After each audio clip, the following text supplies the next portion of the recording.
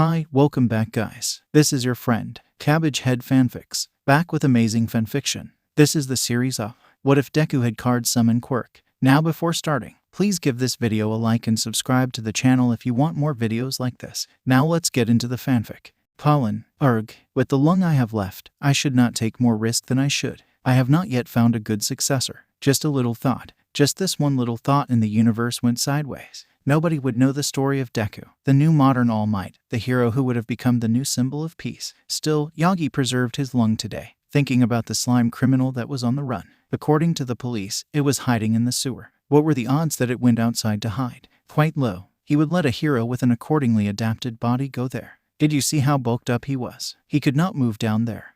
Kaken may have burned up my notebook again today. But at least I got some good cards. As his absent father used to say, before going to America, you should always look at the bright side of the day. After all, his day could be worse. He could look like the blonde skeleton guy who seemed so frail that he could die by tripping over a rock. Coincidentally, his father tripped on a carpet before getting on the plane to America, falling headfirst over the railing. Izuku could swear he saw his mom watching with an icy stare. But she was his mommy and she always protected him. Hell, even Kaken knew better than to annoy Izuku when Auntie and Co was there. So, Izuku was going to forget that awkward fact in the box for inconvenient memories in the back of his mind. So, with the money he had left from his meals, Izuku had just enough to buy a new booster for the popular hero, the official card collecting game. It was one of the various games owned by the Yaoyorozu conglomerate. Hell, as far as Izuku knew, they even owned some old Occidental company and Nintendo as of now. Still, while not as exceptional as the day he and Kaken got the Pooh All Might Argent era, presently the rarest in the world, it was a good haul, Endeavor, the Hauler, and Ingenium, Backdraft, and Nedzu. He always laughed at the idea that a vigilante who became a sidekick was rarer than the hero he worked for. Still, Izuku liked the card, and by association, the man that was printed on it. At least, it put a smile on his face, despite the tears he was still trying to hold in. Not before he could get to his bedroom. Perfect. A medium-sized skin suit. The card still in his hand, Izuku didn't have the time to register what was happening, before the slime was already on him, trying to suffocate him. Could it wear him like a suit? That would be wrong on so many levels. Would it kill him or was he trying to use him as a meat suit? So many disturbing questions that would not stop popping up. The young boy tried to speak, to call for help. Somebody had to come. Maybe a hero with a smile, saying, "Don't worry, because I am here." But nobody came. As always, Izuku was slowly giving up. Why did he think he would get help? He was only Deku, the useless Deku. If people came to help Quirkless, maybe he would have gotten some help. Except for his mother. He knew the world was not merciful to his kind. Even the teachers at school never came to defend him. It was only Kaken when he said he had priority to bully Izuku before readily letting him go. If it makes you feel better, know that you are my hero. So don't worry when I get to your home. Your family will have a painless death. The slime with a smile, as Izuku felt his consciousness fading away. Maybe it will be like Katsuki said. Maybe he would get a better quirk in his next life. But his mom would cry so much. Mom, and then something happened. The second toe joint. The famous extra joint was the proof that the quirkless were less evolved. A study that had ruined Izuku's life. Well, few people in the world knew it was quite wrong. It could mean sometimes that the child was a late bloomer. The problem was that the quirk was often too powerful for the kid, and their brain would collapse, trying to rein in a quirk they could not control. Therefore, late bloomers were not well documented. Either that or the kid had a weak quirk but nothing in between. Still, better than being quirkless. What the slime and Izuku did not know was that the brain of the young man was just relaxed enough from the oxygen deprivation to withstand the strain of manifesting a quirk, and the outlet in his hand glowed. The pressure was just enough for the quirk to manifest, but not enough to collapse his brain. Something disappeared from Izuku's hand. Water strike. Something, or someone, washed away from Izuku the slime before his victim gasped for oxygen. Did someone save him? It was so strange as if something just appeared. When Izuku looked, he saw the hero Backdraft, a second before he decayed into a burnt card. Oh, what the hell? I mean, it was not normal for a hero to disappear just like that. Before Izuku could understand what happened, the slime started a new attempt at attacking the middle schooler. It lunged at him, ready to engulf him with its green slime once again. And you have a good quirk too. Perfect. A good what now? Izuku's eyes widened. It was too late to react now. He would a hand touch the slime from the bridge above them, and the slime disappeared, leaving only a small blue marble in its place. Still coughing, Izuku tried to look at the one who saved him, only to see a strange man, with a costume and a mask, elegantly dropping from above his cane, hitting the ground with a quiet yet audible sound.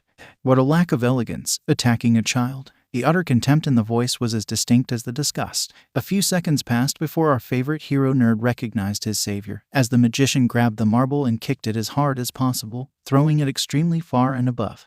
Mr. Compress, one of the most known vigilantes in all of Japan, a villain according to the official news, but most forums put him in the vigilante category. Why? Solely because he was a thief who liked to steal from the rich villains, expose corruption, and on the internet. A few people linked his heist with a mysterious donation for the Quirkless, the villainous Quirk, or the mutant Quirk foundations. It was quite difficult to take the money from the charities, especially All Might often being one donor. And the number one hero had clarified that he would not allow such generosity to go to waste, even if it came from a villain.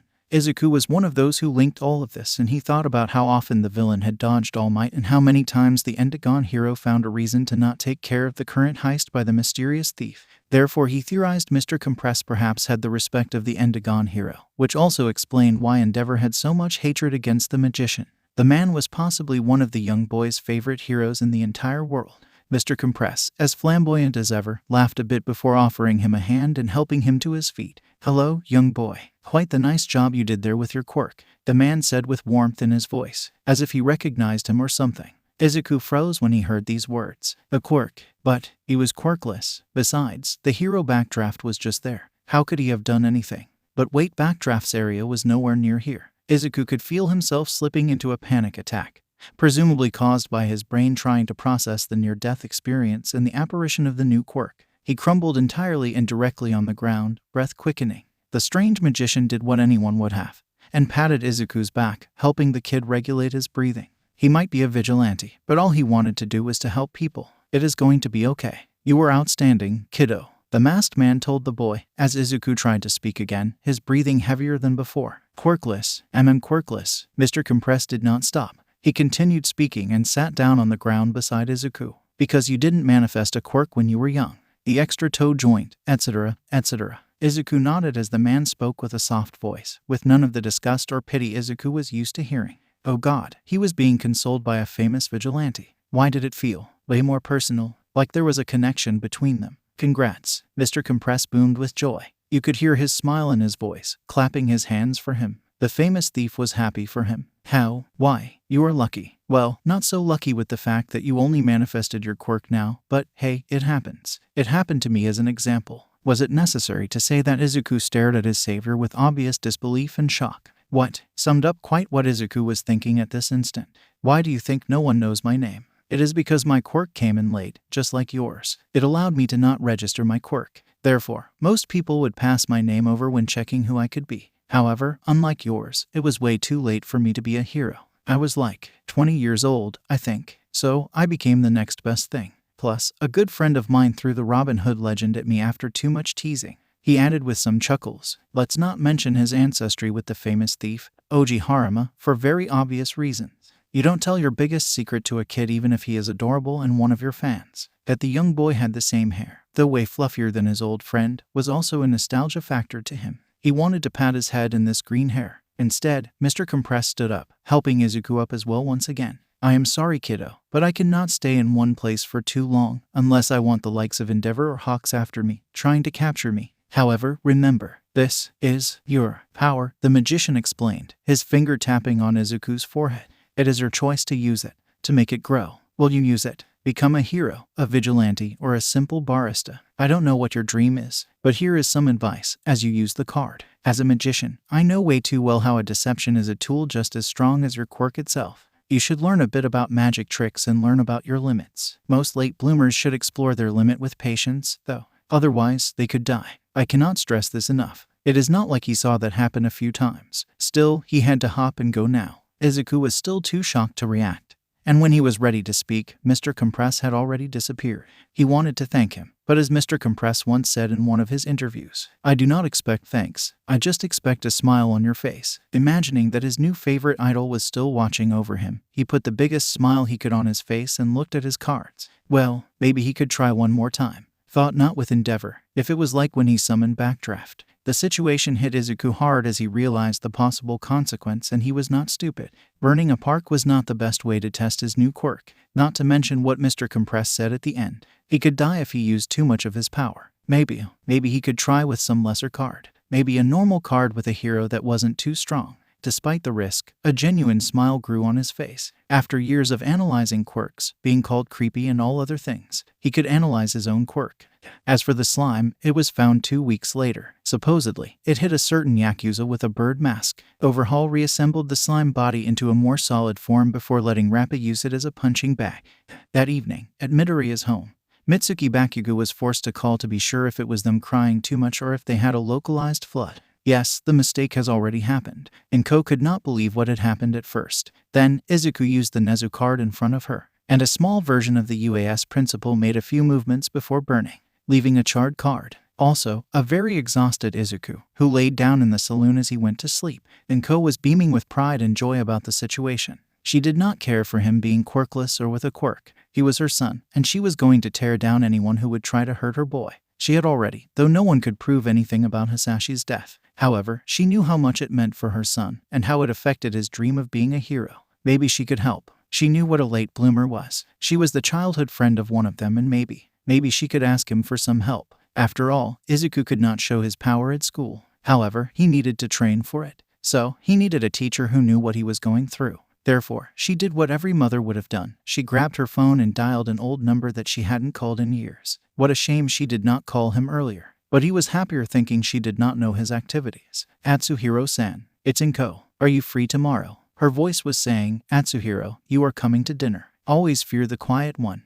The next day at school, Izuku was uncommonly happy. He had a quirk. True, his mother made him promise he would not use it as long as he was not sure of his limit. She said she found a mentor for him. He was coming to dinner. He was also with a deck of cards. Izuku was still thinking about his meeting with the magician and how card tricks could prove useful. Mr. Compress was facing dangerous or powerful people like Maruko or Endeavor daily and won every single encounter, getting away while avoiding capture. Mr. Compress was not strong or had a powerful quirk that could help him fight. Well, Compress had a powerful quirk, but you needed to get close to your opponent to use it. Every fan knew he needed to touch you to activate the quirk. So Izuku was thinking, maybe he should hide his quirk. It was only a tool, after all. Maybe he could learn other tricks, some magic tricks. If he needed to use his cards, magic tricks were useful, hiding cards in his sleeves and other things like that. So, he better start now. Meanwhile, Katsuki Bakugo was looking at Deku with a weird feeling. For once, the nerd was not annoying him and was playing with some cards. No weird notebook, no gushing to him about how his quirk was awesome or All Might's latest fight.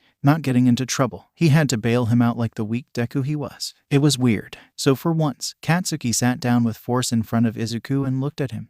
What are you doing, shitty Deku? Saying that Izuku was startled would be like saying that the water was wet. Katsuki was talking to him on his own terms. It was strange, but maybe he could. I asked a question. The angry teen with the explosive temper interrupted his thoughts. Magic tricks. I am trying to learn some magic tricks. I thought it would be nice and less weird to others than taking notes.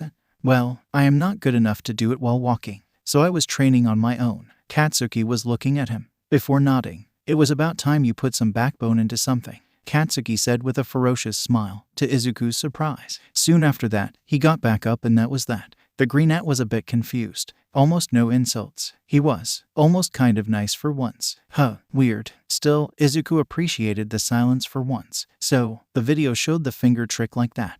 Atsuhiro was smiling. He had not seen Inko in years. The last time was when that dumbass husband of hers was leaving without divorcing. And if Atsuhiro left a marble at his feet to shift his equilibrium and let him fall to his death, no one had to know. There was no proof, after all. Just because he did not like killing, that did not mean he was not capable of murder. So he was happy to see her and eat her delicious cooking again. Being a famous thief was taking up so much of his time. After all, he did not have many connections, except for Jurin and that strange fellow barman, Kirigiri. He made such a wonderful Manhattan. Oh, and let's not forget Magni and Kaisum. However, seeing normal people was nice, just like that green kid yesterday. Atsuhiro hoped that the kid would grow into something nice. Hell, it would have been fun to mentor him, but he was right to leave as soon as he did. He had seen Hawks in the area, most likely because he stole some files from the HPSC. Who would have guessed it would piss the HPSC enough to send their prized hero after him? Oh well, time to give them to that agreeable fellow without a nose. Quite crazy, but a deal was a deal, even if he betted over a round of poker. So it was with a smile that the man went for a stroll in the city, and stole the wallet of Mount Lady, simply because he could, and honestly, it was too much fun to watch her trying to comprehend how someone stole it from her chest.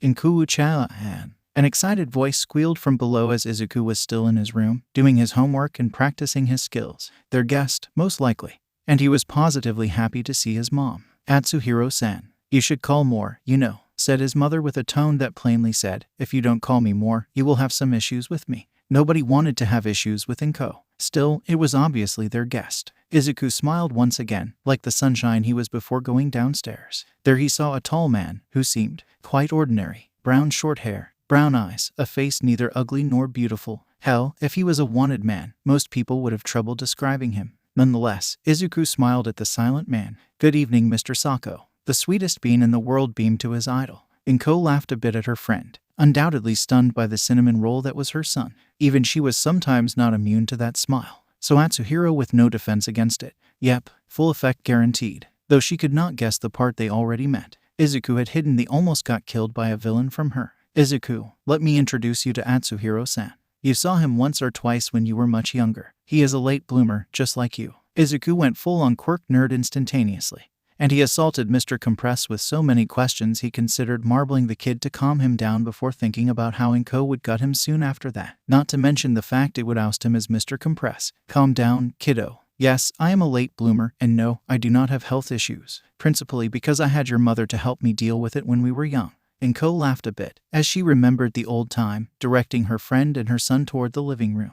Yes, I remember. You could create these tiny blue marbles at school. They were so beautiful. We never knew if it was made of lapis lazuli or a blue marble. Izuku looked at Atsuhiro. Atsuhiro stared back, his smile becoming strained. He could see the gears working in the child's head. The kid had Inko's brain. Oh, and what else did you do? The boy not so naively asked, while Mr. Compress was screaming inwardly. Please, Inko, don't talk about the book. Well, we were in the reading club. I remember I used to throw books at him when he was teasing me too much. He especially loved that old Robin Hood novel.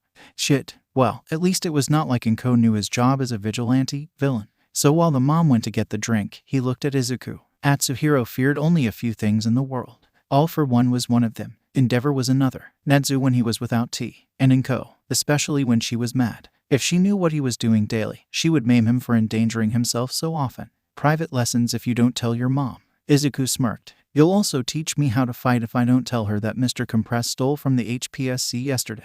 You drive a hard bargain. The vigilante gasped before Izuku inhaled as if he was going to speak aloud. Oh God, you have a deal. Please say nothing to her. Izuku smiled at the magician with a smile, evidently contrasting the fact that he just blackmailed one of the most powerful thieves in the world. If he was not the target of said blackmail, it would impress Compress. When Inko heard her boy threaten her childhood friend, she had mixed feelings. Should she tell him it was bad or be proud of him for standing his ground? In the end, she chose pride, as it was better for Izuku. Who knows, maybe he would finally fight for himself at school. Also, she was almost certain that Atsuhiro would use her former hell training for skinny man on her son. It would do some good for her boy. And she feared that if she trained him herself, she was going to be too soft. This evening, Atsuhiro got a disciple and the best meal he had in years. Also, Inko made him promise he would come one evening per week for dinner and tell her how much Izuku progressed. So, Atsuhiro-sensei. Mr. Compress loved that name. Why are we in this dump? The Dagaba Beach, former dating spot of the year, back when he was a young man. A few years before Inko got married. Everyone makes mistakes, okay. And he absolutely did not miss his chance with Inko because of that damn playboy, Hisashi. If only he could again make him fall. Maybe he had a few unresolved issues. Well, let's not delve into the past. Instead, let's train a hero. Well, first, because nobody comes here. Second, it is very nice to test your power and not hurting anything, and there is a nice hospital for quirkless that owes me a favor or two close to here. Since I wish to stay as a male, I prefer to transport you there immediately to not have your mom coming at me. Atsuhiro explained, while doing some stretching. Also, you will learn how to fight even on uneven ground. Not to mention, of course, some physical training. Izuku had a feeling of dread, as his mentor pulled out from a marble an old diary with written cutely wrote to be the best lesser than 3. Mr. Compress had a terrifying smile. One saying obviously, you can pray to God. But spoiler alert, I won't be listening. Did mom approve this training? The scared teenager asked. She wrote it. For Atsuhiro, but that went unsaid, as he wanted to torture Izuku. The teenager wondered for a second if he did the right thing by blackmailing an S-rank villain. At the end of the week, our Izuku, who could not move any part of his body, thought, yes, it was worth it. At the Alvera Middle School, Izuku's change did not go unnoticed. First, Izuku continued training his magic tricks. Atsuhiro told him it was an excellent idea, as card tricks and misdirections were quite useful in battle. Also, for pickpocketing. Hell, people began to think that making cards disappear and reappear was his quirk. A weak quirk, but a quirk. Well, at least until Izuku explained it was not a quirk. His body, becoming leaner and well-toned, also grabbed the attention of some girls in Bakugo. Noticeably, the blonde boy saw Izuku running in the morning with a strange man he did not know. The angry boy told Inko and Auntie explained to him that Izuku was finally taking the hero thing earnestly and training hard. Bakugo was at first angry, and then became angrier. It was out of the question that Deku was going ahead of him. Therefore, young Bakugo trained even harder after school, having less contact with some boys at school. After all, Deku was training every day. How could Bakugo do less than Deku? A bit more tea, Mitsuki-san? Inko asked, her pot of tea ready for her best friend. Boom. With pleasure, Inko. So, how is Atsuhiro-san as of now? The explosion just outside fazed none of the women. Oh, you know. He tries to be there as much as possible for Izuku, but he is quite busy himself. However, he trains my young boy very hard. Do you want me to ask if he can train Katsuki? This was quite true, as Mr. Compress could not disappear for too long. He had people to leave as destitute and criminals to punish. Big bang attack. The two women could hear the loud noise in the background, as Katsuki trained hard. Oh, Inko, you're too kind. However, I do not think that Katsuki would be compatible with his training. Indeed, as much as Mitsuki loved her boy, he was anything but subtle. It was better to leave that to a more sensible person, such as Izuku. He was so adorable. He made a coin appear from her ear. You have a point. Also, I think you prefer when you dine with only Izuku and Atsuhiro, right? Mitsuki teased a bit. She knew about Atsuhiro's childhood crush. Also, she was against Inko's relationship with Hisashi. When asked, she stated that she did not use her power to make that one passage slippy in the airport. Nothing suspicious there at all. What does that mean? The chubby mother said strongly to her friend, her eyes narrowing. Nothing, Mitsuki answered with a face, not unlike her son when he had a wonderful opportunity to embarrass Izuku. My dear Atsuhiro, don't worry, I am rooting for you, thought the blonde woman. During his day off, Izuku decided to learn more about the different cards, be it hero cards or another game. It would allow him to learn more about his limitations, and he needed as much edge as possible on his sleeve. So, he tried to do the most sensible thing and go to a game shop so he could buy cards and play with them. That was the first time that Izuku faced a neckbeard, a fearsome creature that lived in their mother's basement. They are huge jerks, trolls, goblins, and basement dweller, especially when the newcomer is a living sunshine way too pure for this world.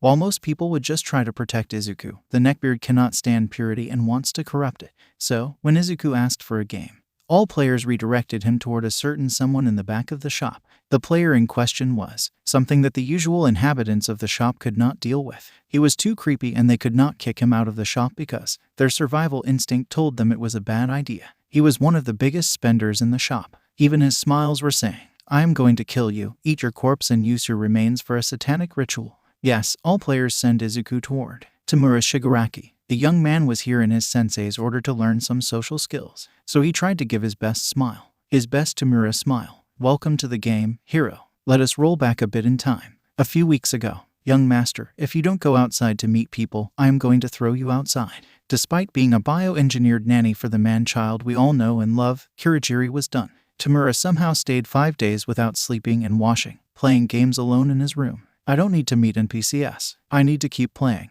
The last edition of the Monster of Frankenstein narrowed his non-existent eyebrows and did the most logical thing to do. He took Shigaraki's console and threw it in a portal. Shigaraki was looking with stupefaction at his caretaker. My video games, said the boy, who didn't quite handle his own rage yet. Then Kurogiri threw Tamura through another portal toward a hot bath. Yes, Tamura still wore his clothes, but the Naomu was quite done with the smell and just wanted it to be done. You will get your video games back only when I get a receipt proving you bought something in a store and at least tried to meet people, said the Black Mist Man, still angry at the boy for being such a living pile of waste. Tamura having a decaying power wasn't an excuse to rot, especially if his smell was propagating in the bar. It was a respectable establishment and the only thing his former personality liked in this life. But Tamura tried to plead weakly to Kurogiri before the cloud looked angrily at his charge. No buts. If you don't wash and do what I just said to do, I will directly report to Sensei. The ultimate threat. The ultimate one. Even Tamura became livid at those words and washed quickly. Then Kurogiri made the decay boy clean himself a second time as he forgot to take off his clothes the first time.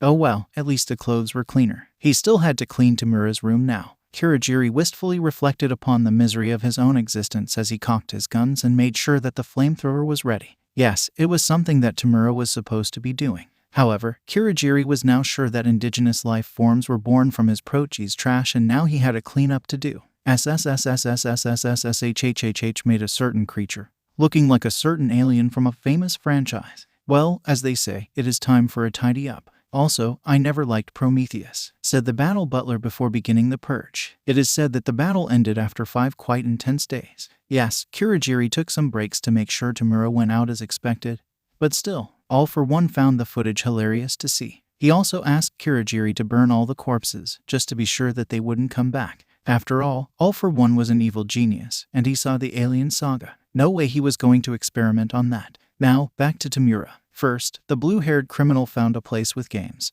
not too sunny and without too many kids running around.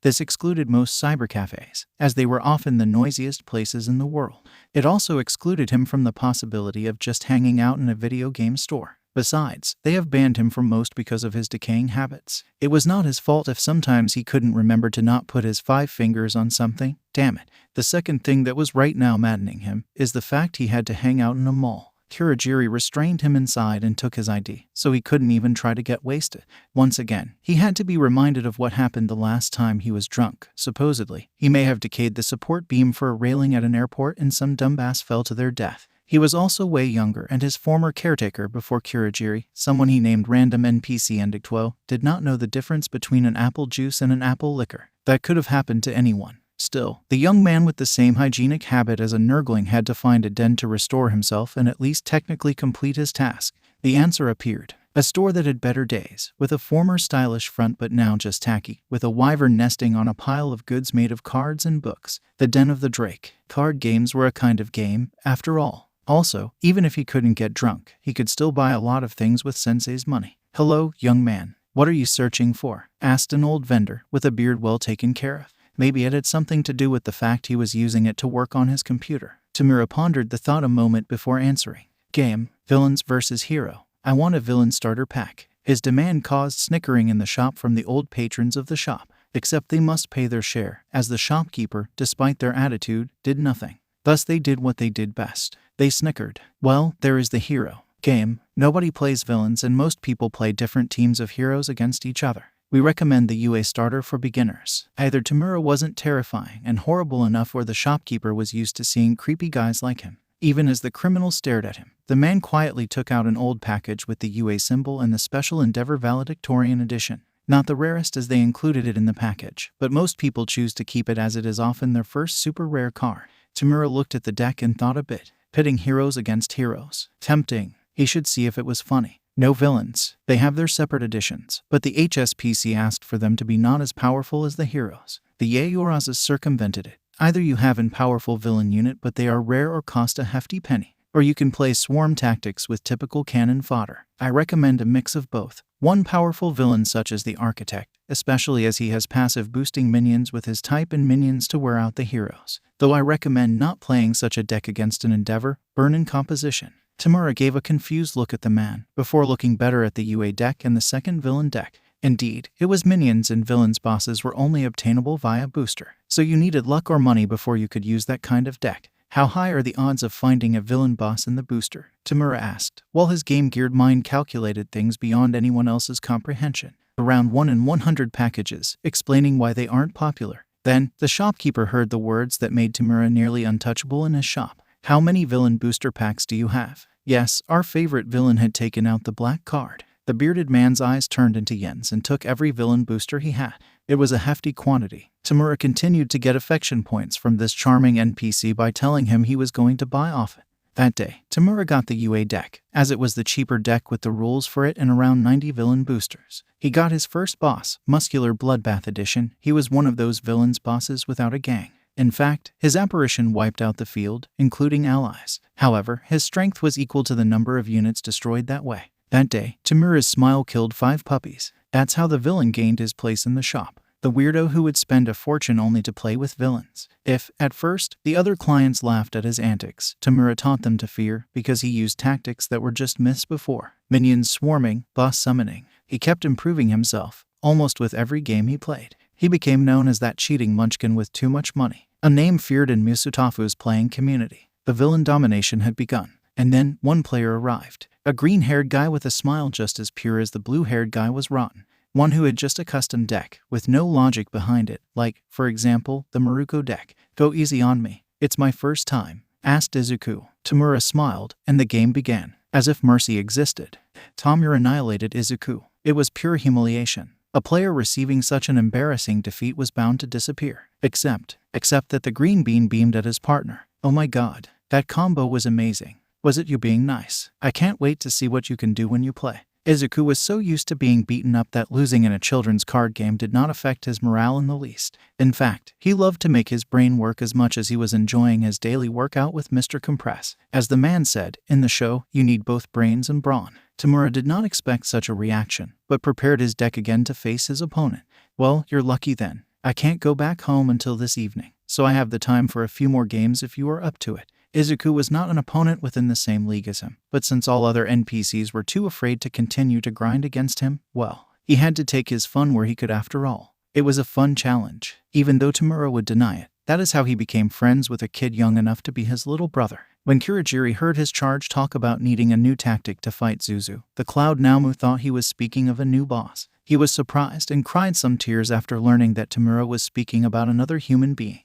They are quite cute, as they couldn't keep burning expensive heroes cards. Mr. Compress had the simple idea to use a tarot card for Izuku, a normal one that you could find in pretty much all markets. So, to start, they used the weakest card on the deck, and now faceless humanoids surrounded both of them. The only thing differentiating them was the number on their face and a mark on their white torso. Izuku could summon around all 3 seconds cards and all 4 seconds before his nose bled, which was a good way to measure his limits. Yes, Atsuhiro made Izuku do a brain scan when the nose bled for the first time. Best way to see if his marvelous brain was affected. According to the test, the bleeding was the signal to not push more than what he had already done. So they did not. Instead, Atsuhiro took a malicious pleasure in making Izuku work his body to his utter limit. He brought him on his back more than once. The fact he was seeing Enko during those moments was a plus, yes. No, he was not expecting her kind smile every time he arrived at her house. He also asked Mitsuki for Enko's favorite flowers only as a reward for her kindness and her delicious cooking. She even made him a few meals in a bento for the week, so he did not have to cook. Mitsuki, for her help, got some rare fabrics that Mr. Compress found for her. It was not a bribe to avoid the constant teasing. It was quite fun to make Izuku more flexible. The boy was so nervous that he was quite rigid. Enko's regimen could do wonders in a situation like that. The magician remembered his old PE teacher telling him he had never seen someone that straight. Atsuhiro smiled while he was reading the various exercises described inside of it, how it had been fun to practice with her, and how she stopped coming because she found someone. Stop. That was a bad spiral. Instead, it was funnier to train Izuku. Also, it was pleasant to just speak with her again when Izuku went to sleep. Kiddo, if you aren't able to touch your toes with your hands, you're gonna lift that dishwasher to the truck. The threat was quite effective as the boy was even more inspired to complete the exercise, touching his feet while being suspended in the air, head upside down. Flexibility and abs with the little addition of endurance. Being a teacher was quite fun. Atsuhiro-sensei, I did it, said a happy Izuku, before seeing his teacher grabbing a paintball gun. The modified kind with a lot of bullets. Good. Now, run. It's time for the paintball. Izuku almost asked for details before seeing the smile of his teacher. The greenette promised himself to ask his mother what the hell was in the notebook, as he ran into the junkyard as fast as he could. Short answer. Enko wanted to create the most dangerous yet safe condition to train while making you fear for your life. Add to that, her minor telekinesis and Mr. Compress learned how to dodge bullets in front of him. Also, yes, she called this specific training the paintball because she removed the T. Meanwhile, Enko was preparing dinner for 3 at home, making special katsudon for her son as she knew what he was going through with his trigger-happy, traumatized teacher who had an outlet. Boys, it was so fun. Now all she had to do was to get Atsuhiro to stay to sleep. Just one night. Then he would belong to her. Izuku wondered a bit why his mom had an evil laugh. It had been 3 months since Atsuhiro began Izuku's training. Katsuki was running in the morning alongside Deku while wearing weight on his ankles. To be fair, he did that after seeing Izuku doing the same and even keeping them at school. While the blonde explosive living boy would never admit it to his friend, he had a begrudging respect for the hellish training Izuku went through. Respect, because the nerd understood that a big brain alone would never make him a hero. Well, it could, but Izuku was analysis smart, not mad science mad. Even then, Katsuki would have not been as hard on him as he had been if the broccoli had said he would become a support analyst hero. Hell, Katsuki would have even encouraged him and asked him to be his sidekick. Izuku was quite crazy in his analysis despite what everyone thought. But no, Midoriya insisted on being a fighting hero, the kind that fight villains, and he would have never forgiven him if villains killed Izuku on the field. So yeah, sometimes he went heavy on Deku, such as that time with the swan dive. Not his proudest moment. As for the notebook, well, it was harsh but necessary. Right, Deku may have found a letter on his windows with an SSR Ryukyu with his apologies. Katsuki would deny it in public. Still, Deku went through an even harder training than what Kaken could imagine himself. Despite what everyone thought of him, Katsuki wasn't just talented, he also put in a lot of effort, trying new moves and failing head-on. This, in retrospect, may have been the second reason he was hard on Deku. Katsuki made a lot of effort to become a hero. Deku seemed to wait for it to come from heaven as if All Might would descend from it, offering Izuku training and a quirk. Who the hell did he think he was, to look down on Katsuki's effort despite not having a quirk? He could have become a quirkless hero. Sure, someone like that didn't exist in Japan, but he was fairly sure that the Endgame hero French team had a quirkless fighter specialized in surprise takedowns like Eraserhead. You could do that quirkless. However, now, well, even Katsuki had to admit that Izuku was training harder than him, hoping to realize their dream. Which was quite necessary, as Izuku had a lot to catch up with. At least he knew he had to work harder to have a chance. At least that was his thought as he saw Deku sprint in front of him, and the usual bullets from his insane coach were coming from behind with insane accuracy. Running and dodging, Katsuki felt almost bad for him. However, he would lie if he did not find it funny as hell, too. Also, he did not miss the part where Izuku was still training his hand with a deck of cards, even while running and dodging. Something was up with that. The explosive boy was sure of it and will ask him about it later that day. Notably, Katsuki paid more attention to what people thought and noticed an important thing. The deck that Deku was using was also incomplete. Deku would never allow that.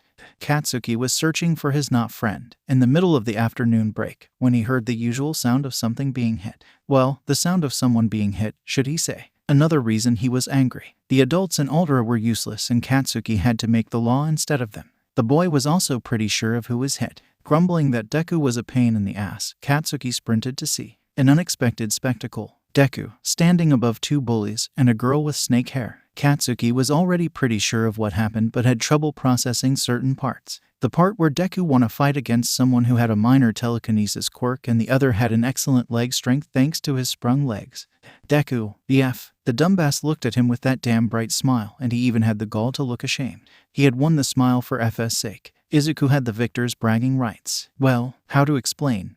A month ago. Today Izuku, no strength training, Sako-san said with happiness in his tone. He was now coming to the Midoriya house at least 3 days per week. Mitsuki was having the time of her life teasing Inko about the fact that her childhood celibate friend was already a stepdad for Izuku. Inko was blushing more and more at the idea, and Atsuhiro wasn't sure if she should tell Mitsuki to stop embarrassing her or thank her for doing that. "Oh, thank God," said an overjoyed kid, with way too many bruises on his body, and the narrator swears it was not only the beating his bullies gave him. Well, depending if you choose or not to call Mr. Compressed training bully. Instead, it will be battle training, said the man, cracking his hands with a certain delight. "Oh fudge," cried our hero, feeling the pain to come, and also a bit of excitement. "We will also work on your vocabulary," because it was an important point to address. If Deku was to become a hero, he had to have sass. "We will learn today how to dislocate, as it is one of the most important parts of the fabulous compressed style," said the magician before putting his hand on his own arm and dislocating with a menacing sound.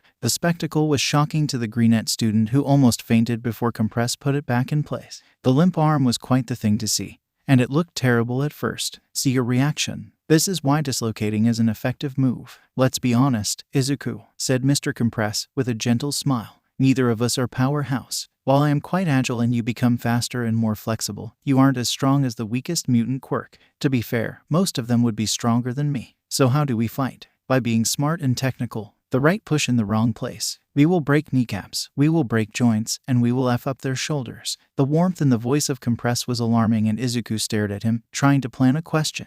"Yes, it is your mother who created it this way for me. However, I spent years honing my skills. I am also going to teach you how to dislocate your own limb." "Why?" "Because it will save your life if you ever get captured, and when we will get into the vanishing act part of your training." "So, it is going to hurt, right?" said Izuku. He was resigned to his fate now, while still thinking he shouldn't have blackmailed his teacher. "Yes, but see it this way. If you had not asked, I wouldn't have to teach you that. Another lesson, karma is a beach. So he was still salty about being blackmailed by a kid young enough to be his son, who he wanted as his son. Well, it was not a reason to hold back, right? A few moments later, the hell is your problem? I never saw someone popping their bones like that without even crying. My school offered with a timid smile our favorite broccoli. I am putting it on my personal shit list. The heir of the king of thieves answered. His ancestor wouldn't have tolerated such a thing, and he wouldn't either. He was the thief of justice, after all. Why did he think that? Izuku just dislocated his own left arm, with way too much ease for it to be pure talent, before putting it back on for his first time. Same thing for his leg. While it hurt the young man, Izuku never cried during the process. It was the pain tolerance Mr. Compress expected to have to build inside him. For Izuku to have it, Atsuhiro felt his teeth grinding. He spent so much time as Mr. Compress that he had almost forgotten how it was to be quirkless. The exhilarating sensation of having the world in his palm. The fact he was feared and admired, his fame. That almost made him forget why he was donating so much. Seeing Izuku be like this, it made him beyond angry. Maybe his next action should be to bring some light on the quirkless issues. Izuku seemed to have felt his pain too, and he gave a sad smile to his teacher. Hey, don't worry. This isn't as bad as it seems. It's bad only when Kaken isn't there to punish me. Kaken, Atsuhiro groaned at his name. He could see why Izuku still thought of him as a friend, but the boy was way too abrasive. And there are better ways to protect people than being an angry ball of spite. It was an Endeavor 2.0 in the making. Still, he was indeed making sure that Izuku wasn't being hurt too much when he could, and giving Izuku protection. Overt protection would just paint against his back for those wanting to hurt Katsuki through him. Izuku, I will give you an assignment. In the next 2 months, I want you to put the fear of you inside at least 2 bullies. Don't worry about the consequences. I can guarantee you the UA won't look at it. Nedzu owed him a few favors for some jobs against the HPSC. Time to cash them. How can you be so sure? Izuku was suspicious before his master reminded him of the first rule of any good magician. A good magician never reveal their secrets. Yes, I know. Rule number 1. There are other rules, but Izuku was a slow learner of some of them. Like Mr. Compress's favorite, sanity is boring. Embrace the truth and free yourself of normality. Izuku still had a problem with this one. It also showed this in his analysis, as he was too straight-laced. Mr. Compress was extremely looking forward to what ideas a mad Izuku could unleash. The magician thought Nedzu would look the other way about the violence Atsuhiro just asked Izuku to commit, and will put Izuku on the Stoats watch list. Yes, he was one of the few knowing what Nedzu was, because he helped him take back his file from the HPSC and left behind a nasty virus. However, if the young man wanted to be a hero, he needed to learn what Katsuki had understood. A hero should put the fear of him into the criminal so they don't act. However, he had a singular feeling about that. Yes, well, Master, Atsuhiro, I know I will have to be violent. However, I don't want to be that kind of hero. Oh, then, please, tell me what kind of hero you want to be. I don't know. I often discuss heroics with a friend. He is, well, it is very interesting because he hates heroes, but he has arguments about that, even if he needs help to say it. The fame, the money. I get a hero will get those, but he is right when he says that too many of them are only in it because they want that. They are violent and they get to be icons. Not to mention all those who are just looking for a badge and the right to be violent. I mean, it isn't like you don't expose some of them each week. His teacher nodded as Izuku spoke. He continued his job like the one exposing corruption. Though it was not enough. The lack of reaction from the HPSC was the reason that this fellow Stain was becoming ruthless, advocating for a more permanent way of disabling fakes. Mr. Compress had cut ties with him, but he could understand the frustration the hero killer got. At least, he was only using the list Atsuhiro found, and he was letting some of them live, meaning it was not killing for killing yet. If it ever came to that, Atsuhiro made it clear to Stain that when they would meet again, only one would walk out of the alley. Izuku then continued, I don't think I can become a new All Might. He is just too much. No one can live up to him. But he said something a while ago, that an authentic hero should find a cause, a reason to fight. So, I don't want it to be as petty as scaring my bullies. This is an actual good point. Still, it was interesting to see that Izuku was, while still a ball of sunshine, asking himself some good question. Kiddo, you have years in front of you to decide what kind of hero you want to be. As long as you don't become a destructive hero or a corrupt one, you know I will be proud of you, said his mentor with a little smile, helping his almost stepson to get back up. But now let's help you focus on the present. It is said that during the month, they could hear a green ghost crying. Well, harder than usual, that is. If the Izuku from the main universe could see what his counterpart had to suffer, maybe he would have found All Might training easy. Because if all Izuku followed the American dream, here it was more the highway to hell. Either you become strong or you abandon all hope and become strong. His teacher actually beat into him our dear Izuku how to fight. Now, let us go back almost to the present. As in, a few minutes before, Katsuki arrives to see Izuku apologetic for the unconscious body of his bullies. See, there were more than a few theories that Aldera is part of the Meta Liberation Army or at least a Destro sympathizer. It was just stupidity and ignorance. Yet, in the social pyramid, if Izuku, as a quirkless, was quite at the bottom of the school, people with villainous quirks were a close second. Ophidia, the girl with the snake hair, was the daughter of a Lamia mutant quirk, and her father could manipulate hair and be making a killing in hairdressing. However, the young girl was still someone who had hair and would hiss at you and try to bite you. As for why her name is not Japanese, it was because she had origins in Europe and not because the author is lazy and liked the name. Despite having a loving family, she was a close second to Izuku on the social ladder. Since Izuku also avoided more and more of his bullies, he was agile enough to just outrun them. On this day, Izuku also learned a lesson Atsuhiro couldn't have taught him: you can run away from your problem.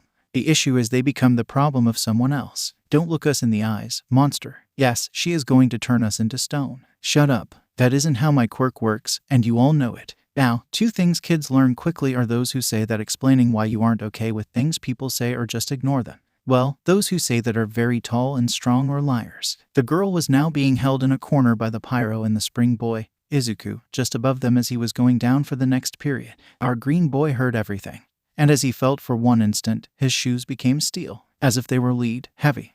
All Might, what do you think makes a great hero? Well, as far as I know, every hero I respect had a similar story. One day, they heard someone asking for help and they bolted. That attitude, the fact of just moving to help others. This is the fabric of a true hero. Izuku was mid-drop kicking the telekinetic boy when he stopped to think about All Might's interview. To the merit of the spring-legged boy, he tried to attack Izuku the moment he knocked out his friend. Unfortunately for him, his attacks were quite previsible for an Izuku who just spent an entire month in a battle against an S-rank villain with a sadistic streak. So, when the first high kick came, Izuku referenced a cult scene from Matrix by dodging the kick by falling almost against the ground. Almost being the keyword. The hit went into the wall as Izuku got back up. Oh shit, that must have hurt. OFU, man. He then got bitten several times by Ophidia on his back because, well, she could, and she was clearly not alone. Also, it was nice to have an outlet and let her snakes bite some dumbass. She did not have any venom, but it was quite nasty. It was when the bitten boy tried to punch her again that Izuku caught his arm, before popping it out of his joint, making the bully cry before Kaken arrived. Izuku then panicked and dislocated his good leg when Spring Boy tried to kick him. Only then did the shock make him pass out, too. Kaken was pinching his nose as Izuku stopped his tails, and Ophidia was nodding beside him. And so that is why I need you to help me hide them, Kaken. Goddamnitizu. No, Deku. You did not level up from Deku. Katsuki screamed in his rage at his idiotic friend. Chapter 3, Boys Talk. Men Play. Katsuki thought he had a Deku and a girl with snake hair and two unconscious dumbasses. If he let them be, Izuku would be in trouble. Teachers wouldn't care that Izuku helped someone. It would be proof that Izuku was attacking normal students. Same for snake hair. She was a younger girl, as she was smaller than him or Izuku. If only you beat them with a quirk.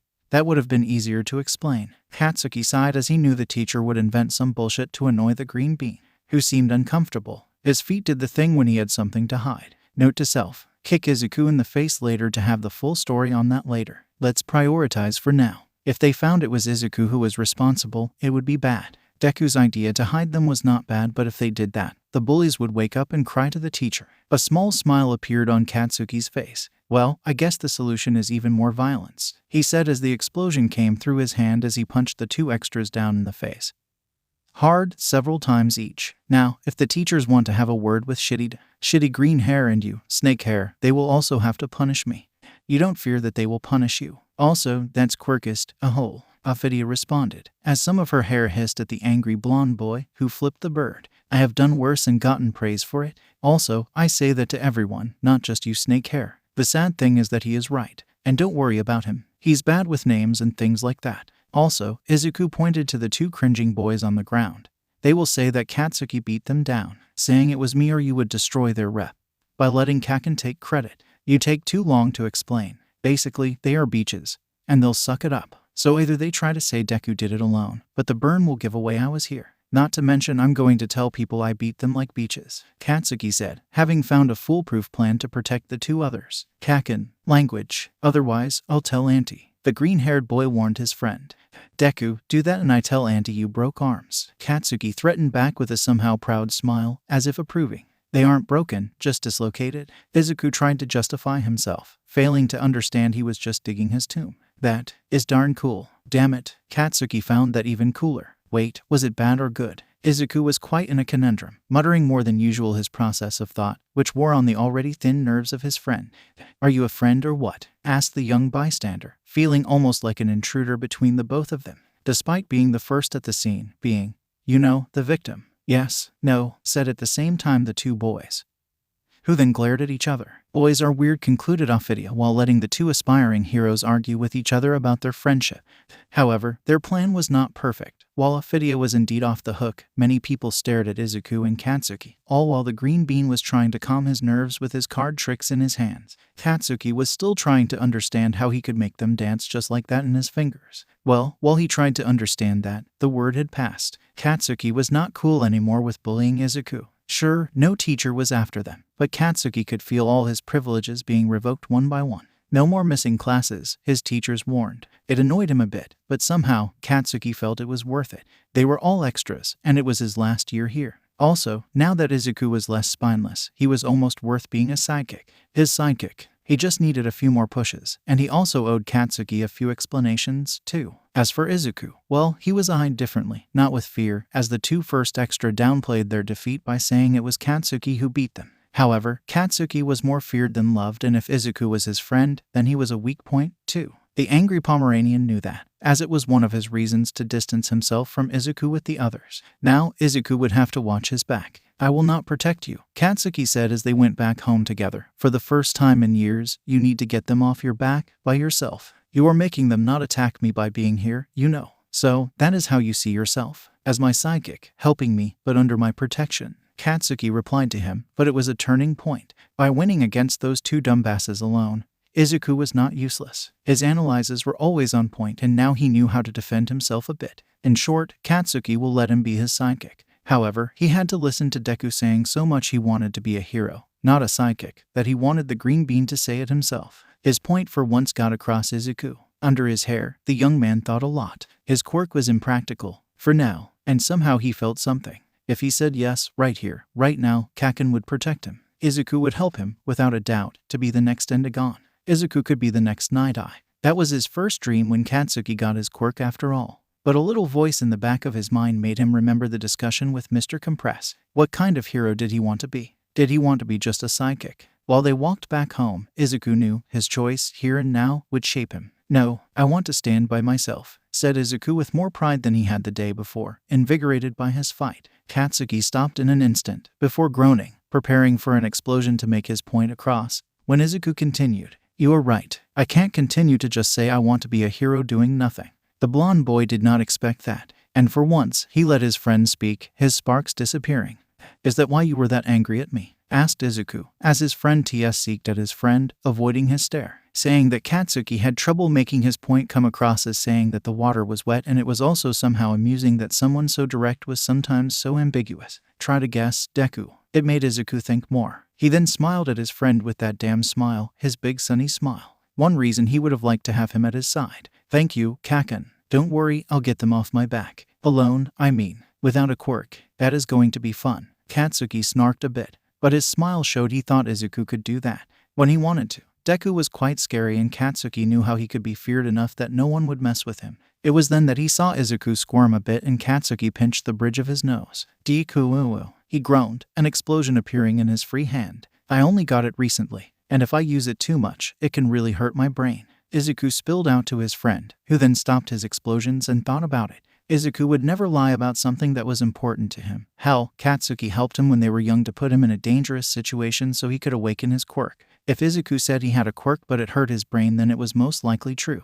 You'll have to use cards to use it, I guess. That is why you keep playing with them. Bakugo speculated a bit, as you could say whatever you wanted about his temper, but Bakugo was at the top of the class with Izuku for a good reason. He was not dumb and could connect dots when he saw them. Especially now he had figured the missing part of a puzzle bothering him for a few months now. I can summon what they print on cards, but it destroys them, and since I developed it very late, it can hurt me if I use it too much. So, you can summon an endeavor with your cards. That would knock me out and I would need medical attention. Izuku did not deny the possibility of Katsuki's frustration. That'd be pretty useful if you kept training it.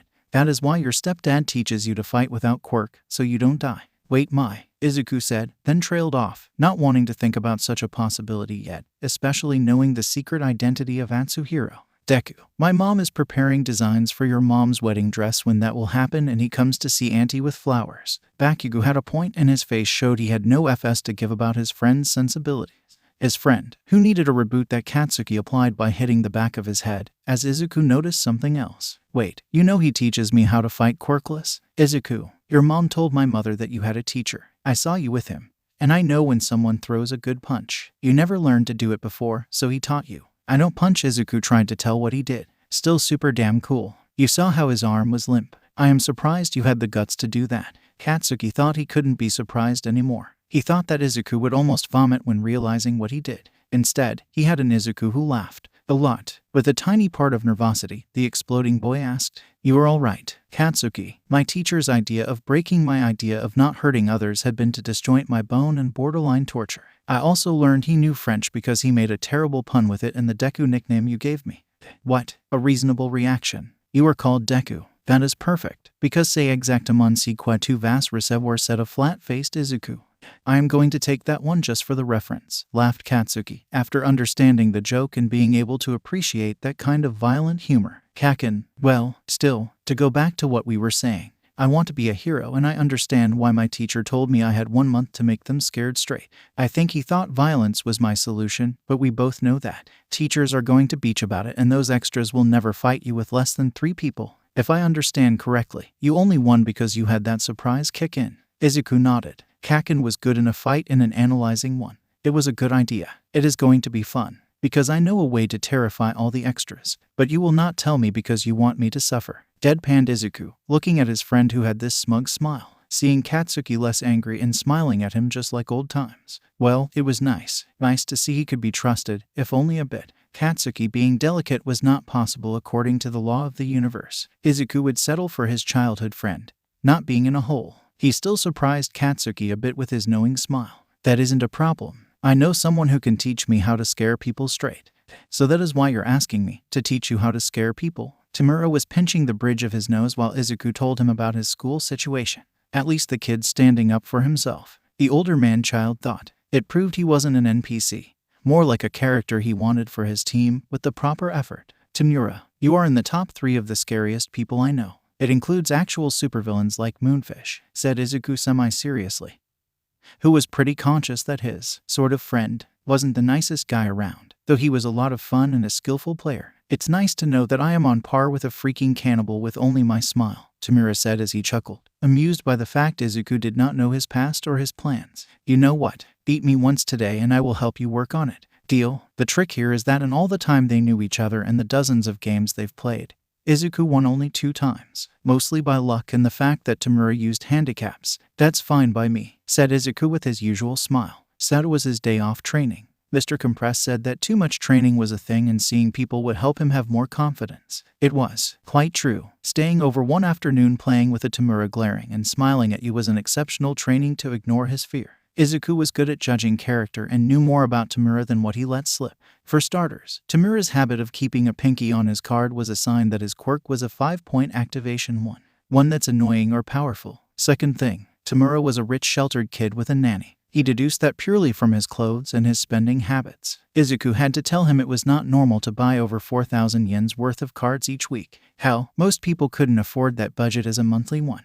Third, his nanny and his parents sheltered him and lived in their own world. Seriously. Otherwise, they would have made him clean his act and his appearance way earlier. Were they blind? Fourth, Tamura thought he had everything he needed and did not go outside shopping. Fifth, while smarter and more intelligent than most people credited him for, Tamura primarily sought fun. Sixth, he was way too prideful. Seventh and last point, I swear, Tamura did not play well when he got emotional. So, at first, Tamura was, well, winning, as usual. He refined his tactics against Izuku, who did not have the same money as him to improve his deck drastically. So, while he knew that theoretically, Izuku could manage a win, Tamura knew it was more of an error on his part than anything else. If a secondary character wanted his help for his side quest, he better had to win his approval and prove that he was useful. As of now, well, Izuku was fun. He was not dumb too, being able to understand Tamura when he spoke video games. He also advised Tamura a few times on old video games. However, despite Izuku putting up a valiant fight with his vigilante deck, one of the few capable of denting his villain deck around Destro, Tamura knew he almost finished his win conditions for his final combo.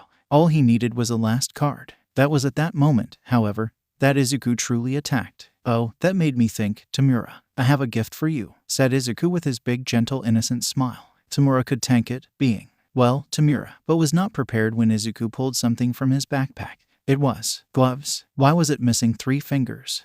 NPC. The F is that. Artist gloves. Just, believe me, okay. Put them on. Half thinking of dusting Izuku if it was as dumb as Tamura thought, he did it. Izuku was too. Well, Izuku, to be a danger. At most, he was an idiot. Now, Tamura had equipped the strange gloves. He looked with blood in his eyes Izuku, who grabbed his hand in his own with his innocent smile. Shit, Tamura was only half serious about dusting the kid. He had to make it stop before. Tamura looked at Izuku's hand, which did not decay. Izuku was fine and smiling. "See, I am fine," told the young hero to the aspiring villain.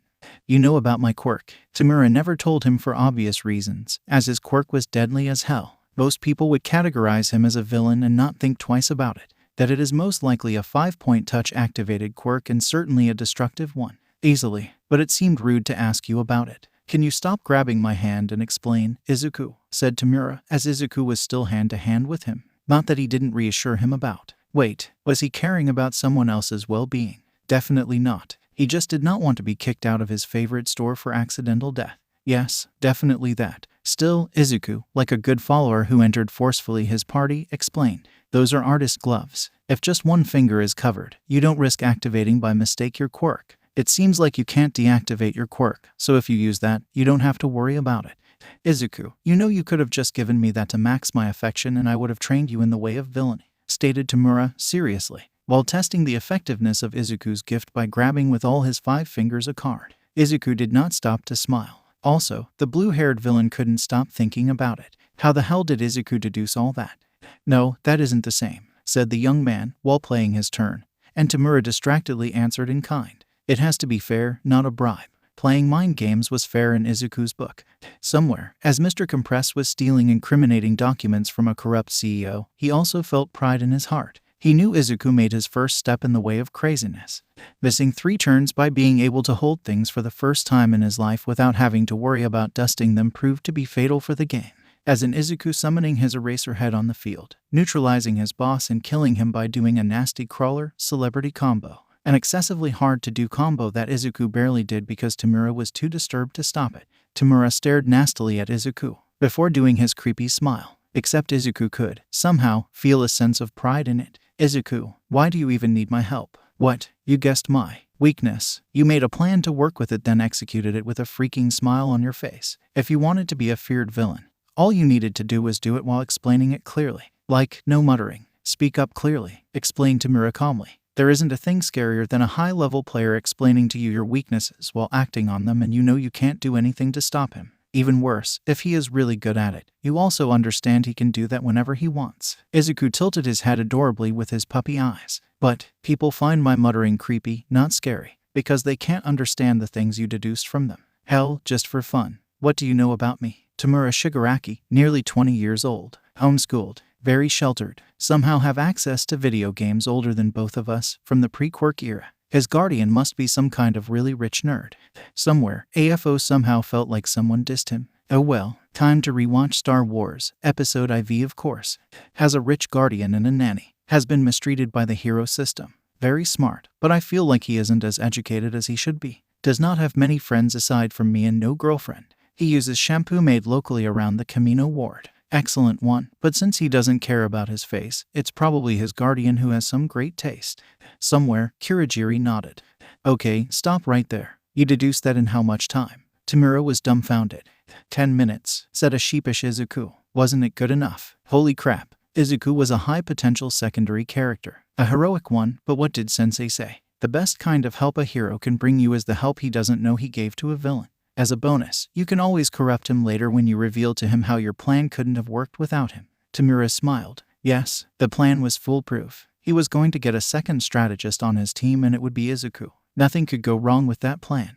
Everything went wrong with that plan, Tamura would think way later as he studied in UA, wondering how the hell that happened. Flowers, check. Suit, check. Having made sure that a clone of Mr. Compress will be seen in Hokkaido. Check 2. Hey, he was a professional. Atsuhiro made a training plan for Izuku and sent him more than one video so the young boy could train while he was away. He also taught that Katsuki boy how to chase Izuku around to make him faster at running and avoiding attacks. The exploding blonde was astonishingly good at the job and Mr. Compress was thinking of doing that permanently. Still, he had to throw some fake trails for all the heroes chasing him around. And more than a few villains too. Now, he had to prepare for something he both looked for and dreaded. The evening at Midoriya's house. Inko said he had to come to their home for dinner twice a week. She said that with that voice that could chill your bones to the core. The voice of the nurse who needed to make the patient listen to her. The voice of an ice queen domineering people. Somehow, Atsuhiro still loved when she spoke to him like that, because it meant she still cared for him. People seemed to see just a chubby woman who was a kind nurse and seemed to be an angel too good for this world.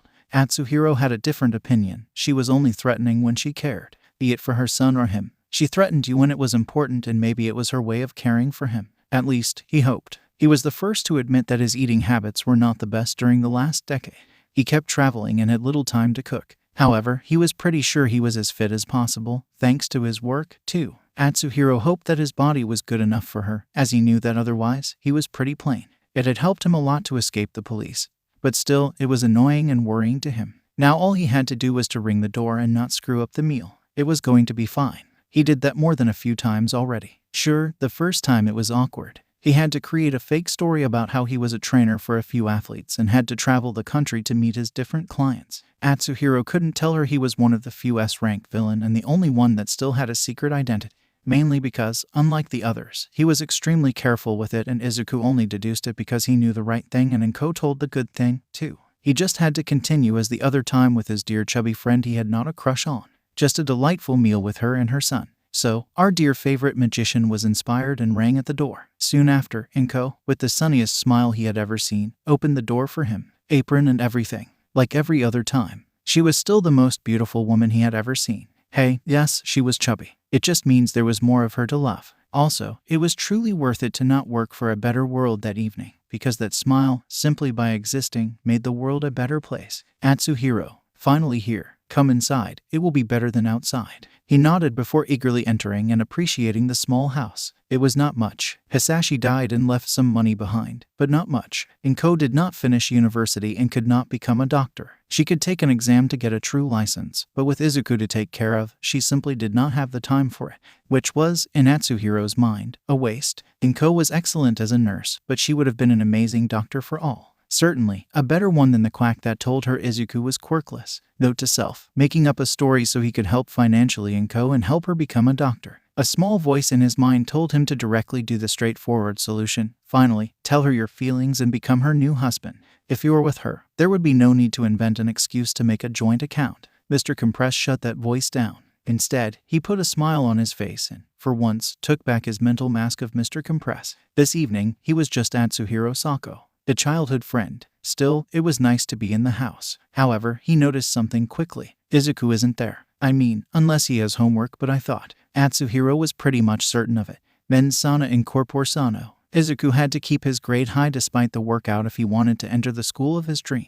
No, he's over at Mitsuki's house. Katsuki and he are now better friends than before. Did you know that he somehow got into trouble yesterday? Said Inko, who giggled a bit when remembering what happened. Atsuhiro was now curious and had to ask. He knew what happened and was curious why Inko was just smiling and not low-key, threatening to pull his eyes out with her quirk. How so? I guess it was not violent, since you were happy. Oh no, there was a violent incident last Friday. He and Bakugo put down some bullies and Izuku dislocated some arms. The staff was angry, but since their star pupil was also implicated and on my son's side, they called Mitsuki and me to take them home, as both of them were suspended for a week. Nothing on their record, though. Atsuhiro smirked. That was a good idea to have someone more popular break the rule. It also meant he was finally making Izuku crazier, in a good way. However, Inko's smile was a bit less happy. So what did they call you for? He had to know exactly what Izuku did. Did he break too many bullies? No, he was not that strong yet. Atsuhiro hoped he had been smart enough to get the drop on them one by one if he beat bullies up. He terrorized all the students of his age. What? Also, why was she smiling with so much pride and joy? He enlisted the help of Bakugo in exchange for some favors. He did not tell me what exactly, and broke into the control room and took control of the intercom. Katsuki, what did that person do to make you want to do that? He insulted my mom. Katsuki, it is Call of Duty. That is, are you saying you're going back on what you promised? Izuku grumbled as he proceeded to use some admin command to identify the IP of a player on a forum before banning him from a community that he and Kaken were part of and renaming him from Toxic Cloud 666 to I Love Anime Girls, with the appropriate picture because Izuku was nothing if thorough. It quite surprised a certain student with a gas quirk when everyone laughed at his pseudo. And why did someone put some wild pussycat as his picture? I can see why he got punished, but not why that terrified people. Then he explained everyone's quirks and weaknesses and a few very personal things. Very personal. He was not supposed to know everything, he said. And now everyone thinks Izuku has a murder plan for everyone at school. They just don't have proof. And that is what Sato did sad instead of studying with a friend like he told his mother, Akira. By the way, it is quite sad as her cookies are delicious. Not to mention that the school Sato wants to go to because he likes Hinasa from the other classroom and she will most likely go there. Well, that school has an emphasis on math and he needs the tutoring. However, since Hinasa is crushing on Katsuki. By the way, I don't know why she would do that. FUDIKU.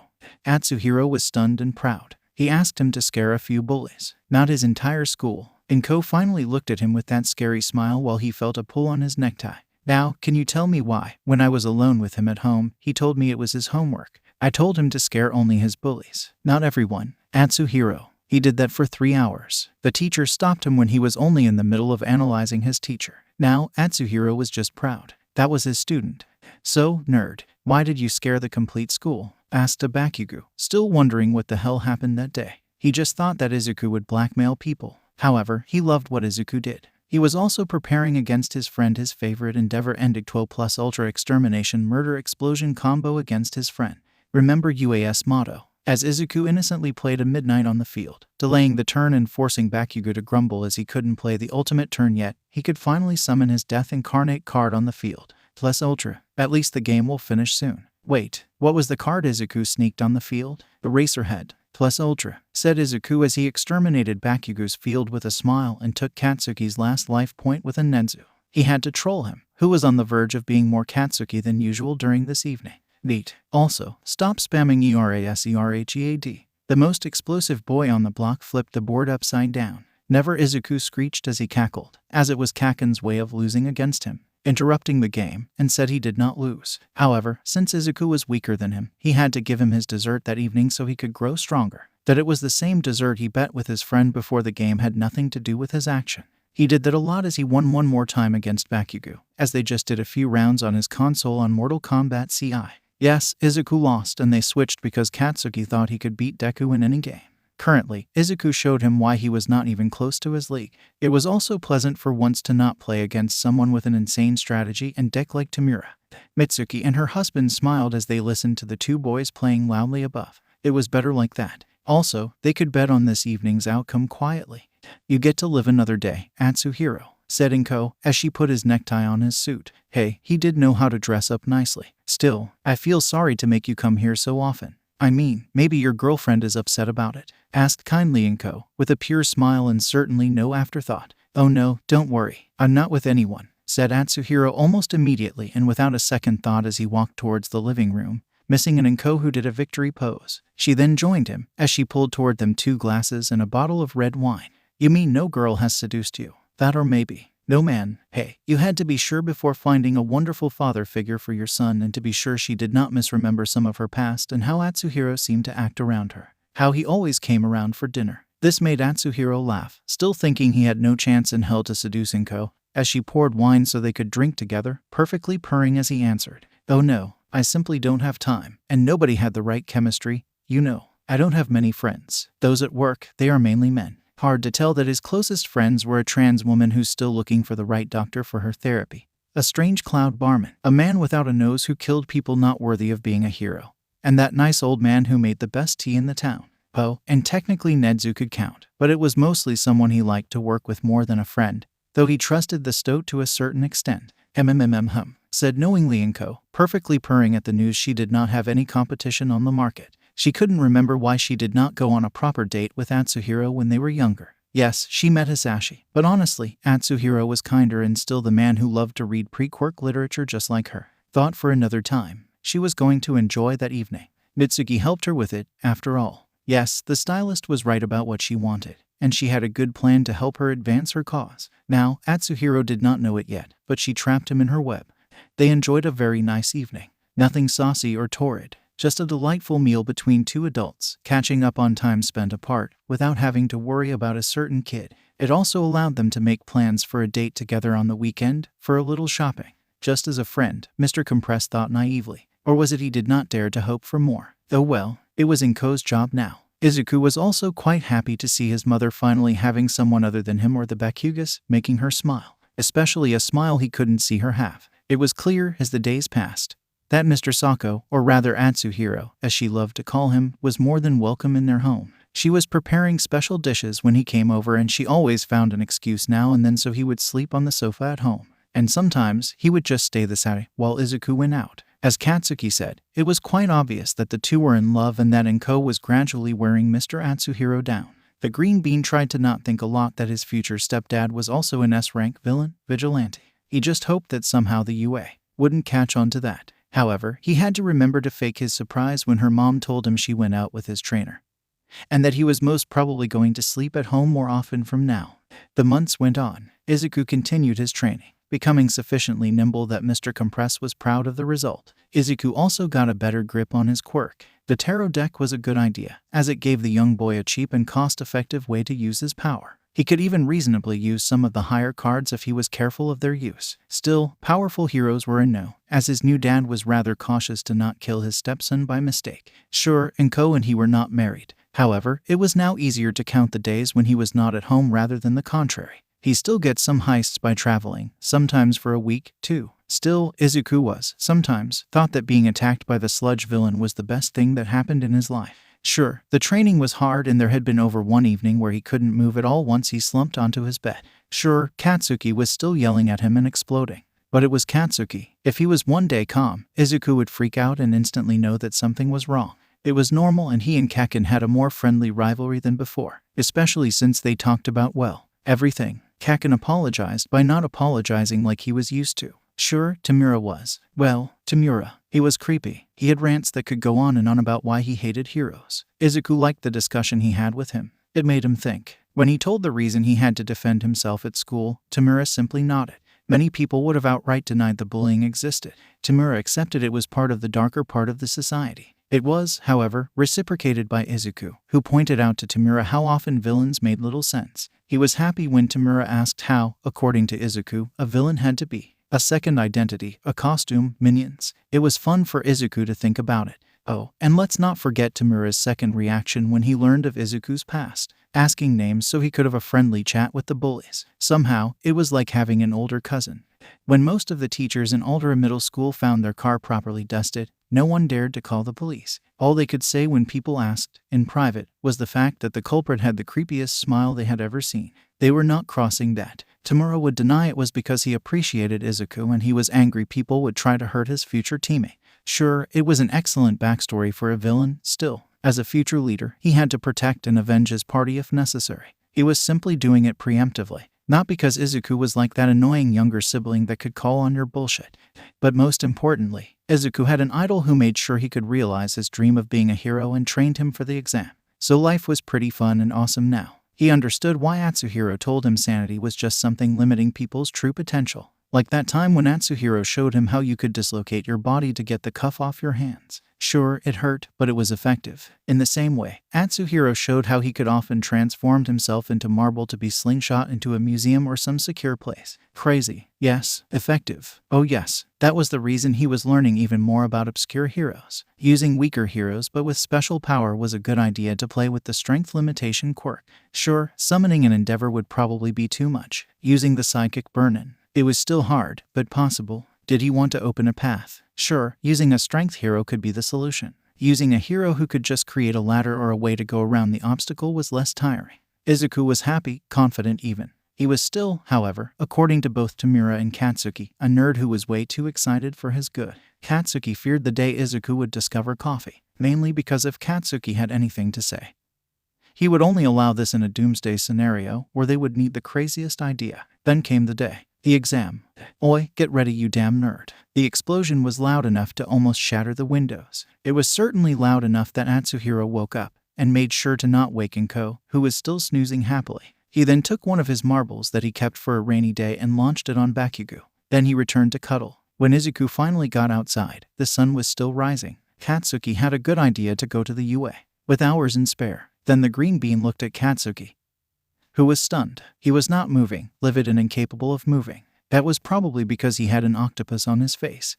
Who would have guessed he would see that this morning? Even if it was the third time, it was still hilarious to see what his stepfather would throw in the morning at Katsuki. Kaken, Atsuhiro told you he disliked being woken up in the morning. I'm still going to make you fatherless again after the exam, Izuku.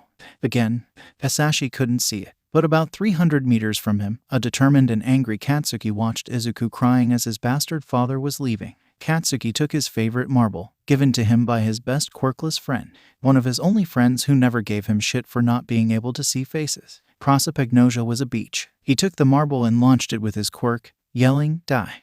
You heard nothing, Katsuki stated seriously. Though he researched a bit about his good deed and knew there wasn't no warrant out for the death of that bastard, so he was safe. Hey, he was angry and impulsive. Not an idiot. I knew you cared, quipped an Izuku, who did not believe his friend had a hand in his father's death. His dominant theory was still his mother or Atsuhiro. Despite yelling a lot, Izuku, get ready to meet your biological father before the exam, Katsuki warned jokingly.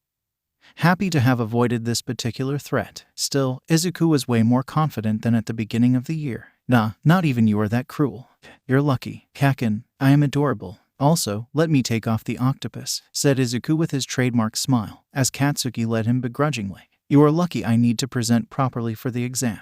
Otherwise, I would have cooked that octopus myself. Also, your stepdad's quirk is bullshit. No, it's random bullshit. Yes, the cover for Atsuhiro's quirk in public with the Bakugas was random bullshit. The ability to throw random things. It was various marbles containing random things, including an octopus, apparently. The blonde thought the power was an idiot when he got a newspaper for the first time. Now, it was less funny, indeed. This school is huge. Izuku was way too hyped, but Kaken could understand. Even he was flipping excitedly as they grabbed their number of entries for the exam.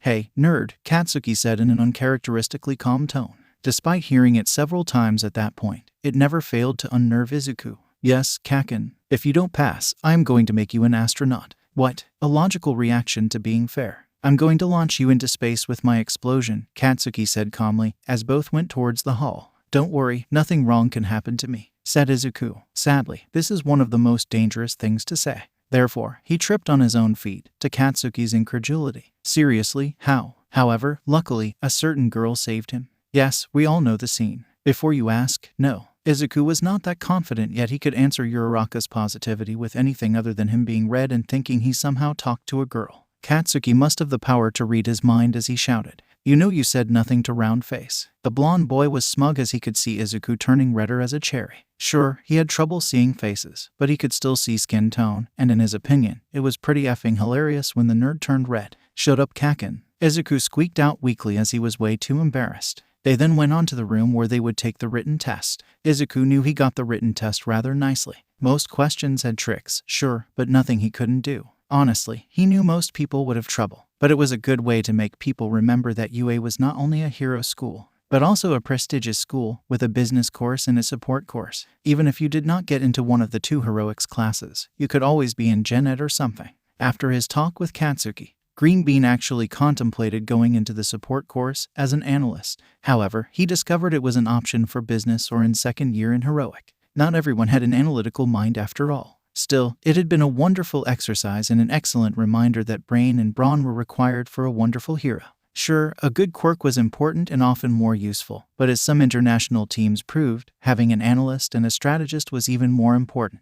Everyone could remember the disaster that happened when the Russian team tried to apprehend the SS rank villain that conquered the North Pole. It had not been pretty. So many candy canes and so many heads. DRRR. Let's think about something else. So, they were all sitting in an immense amphitheater, where President Mike presented the practical exam. Trying to relax himself a bit, Izuku took out his tarot deck and shuffled it. 1 year of daily and intensive practice made him very good at different card tricks. He also discovered that doing them calmed him a lot. playing with coins, too. Truth be told, as long as they were sleight of hand, it calmed him down. Sure, sometimes it looked like he was a show-off. Katsuki told him that a lot. However, it worked well, so why stop? Therefore, cards seemed to fly from one hand to another. There was a reason Tenko made sure someone else shuffled Izuku's deck every game or two. He couldn't prove it, but certain combos Izuku pulled were way too perfect.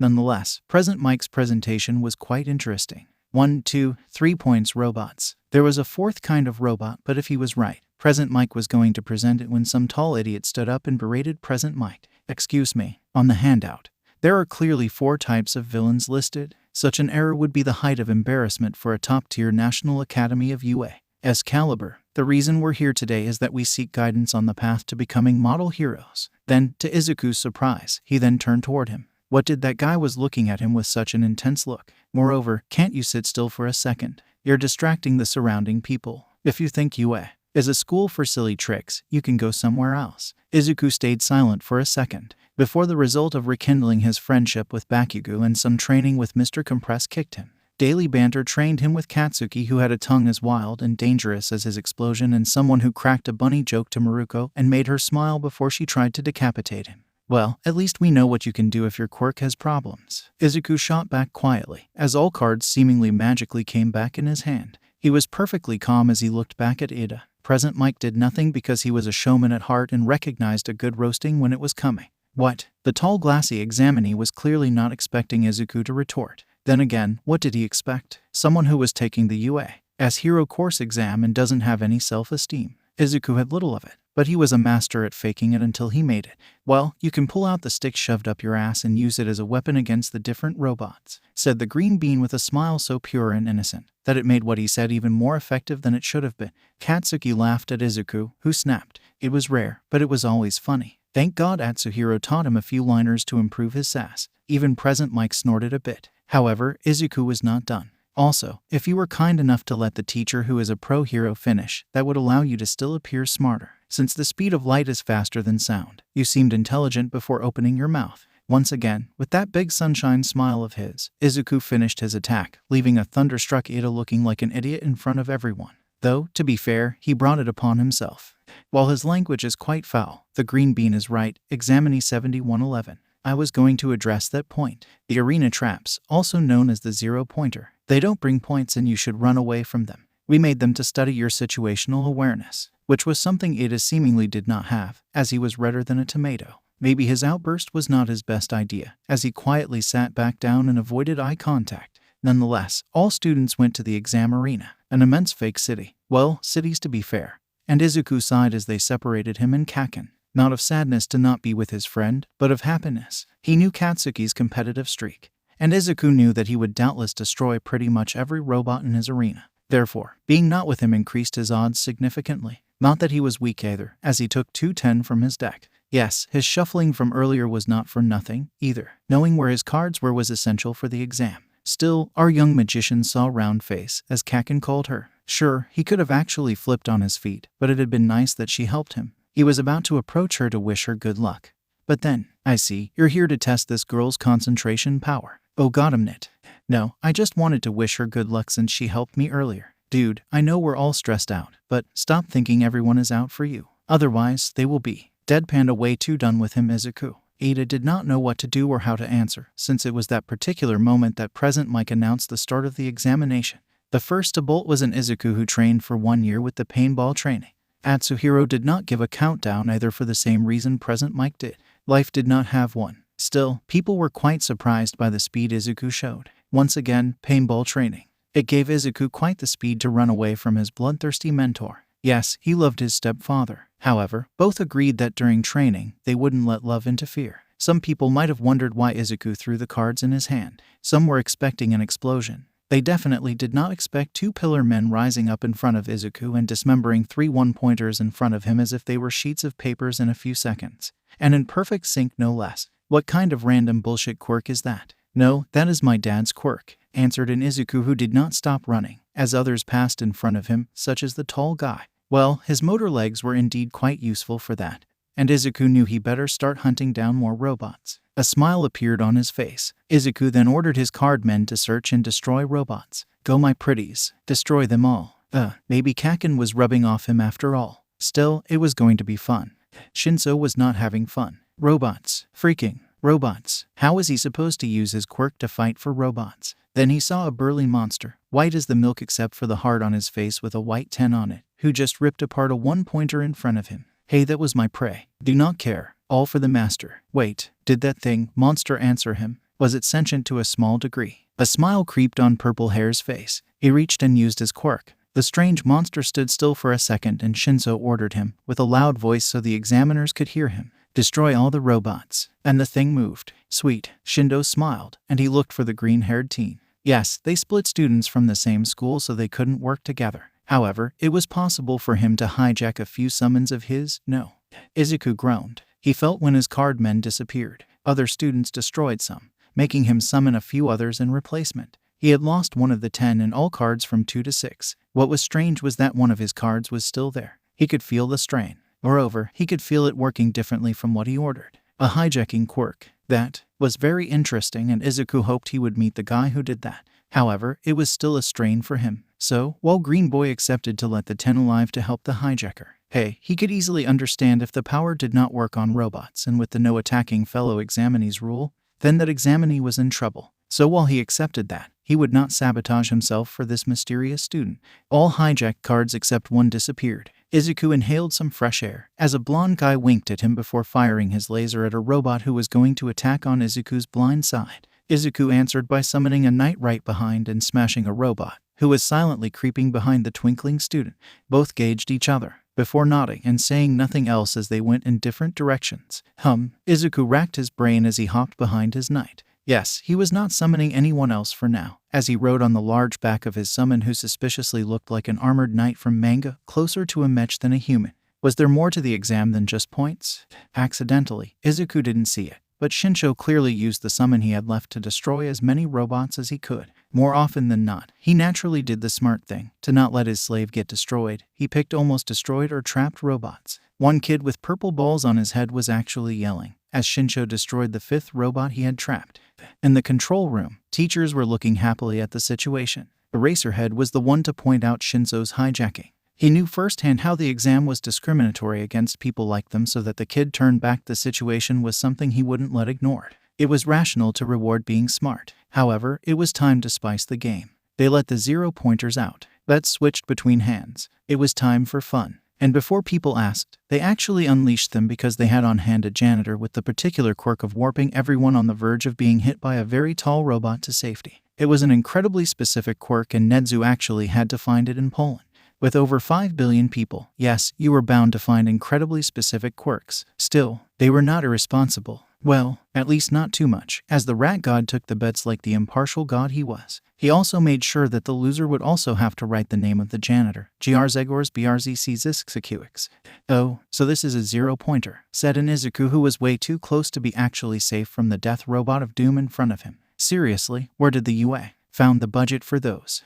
Nedzu was meanwhile looking at his benefits from owning part in different stock companies, including some owned by the sentient animals of the Amazonian fauna. Yep, still rich.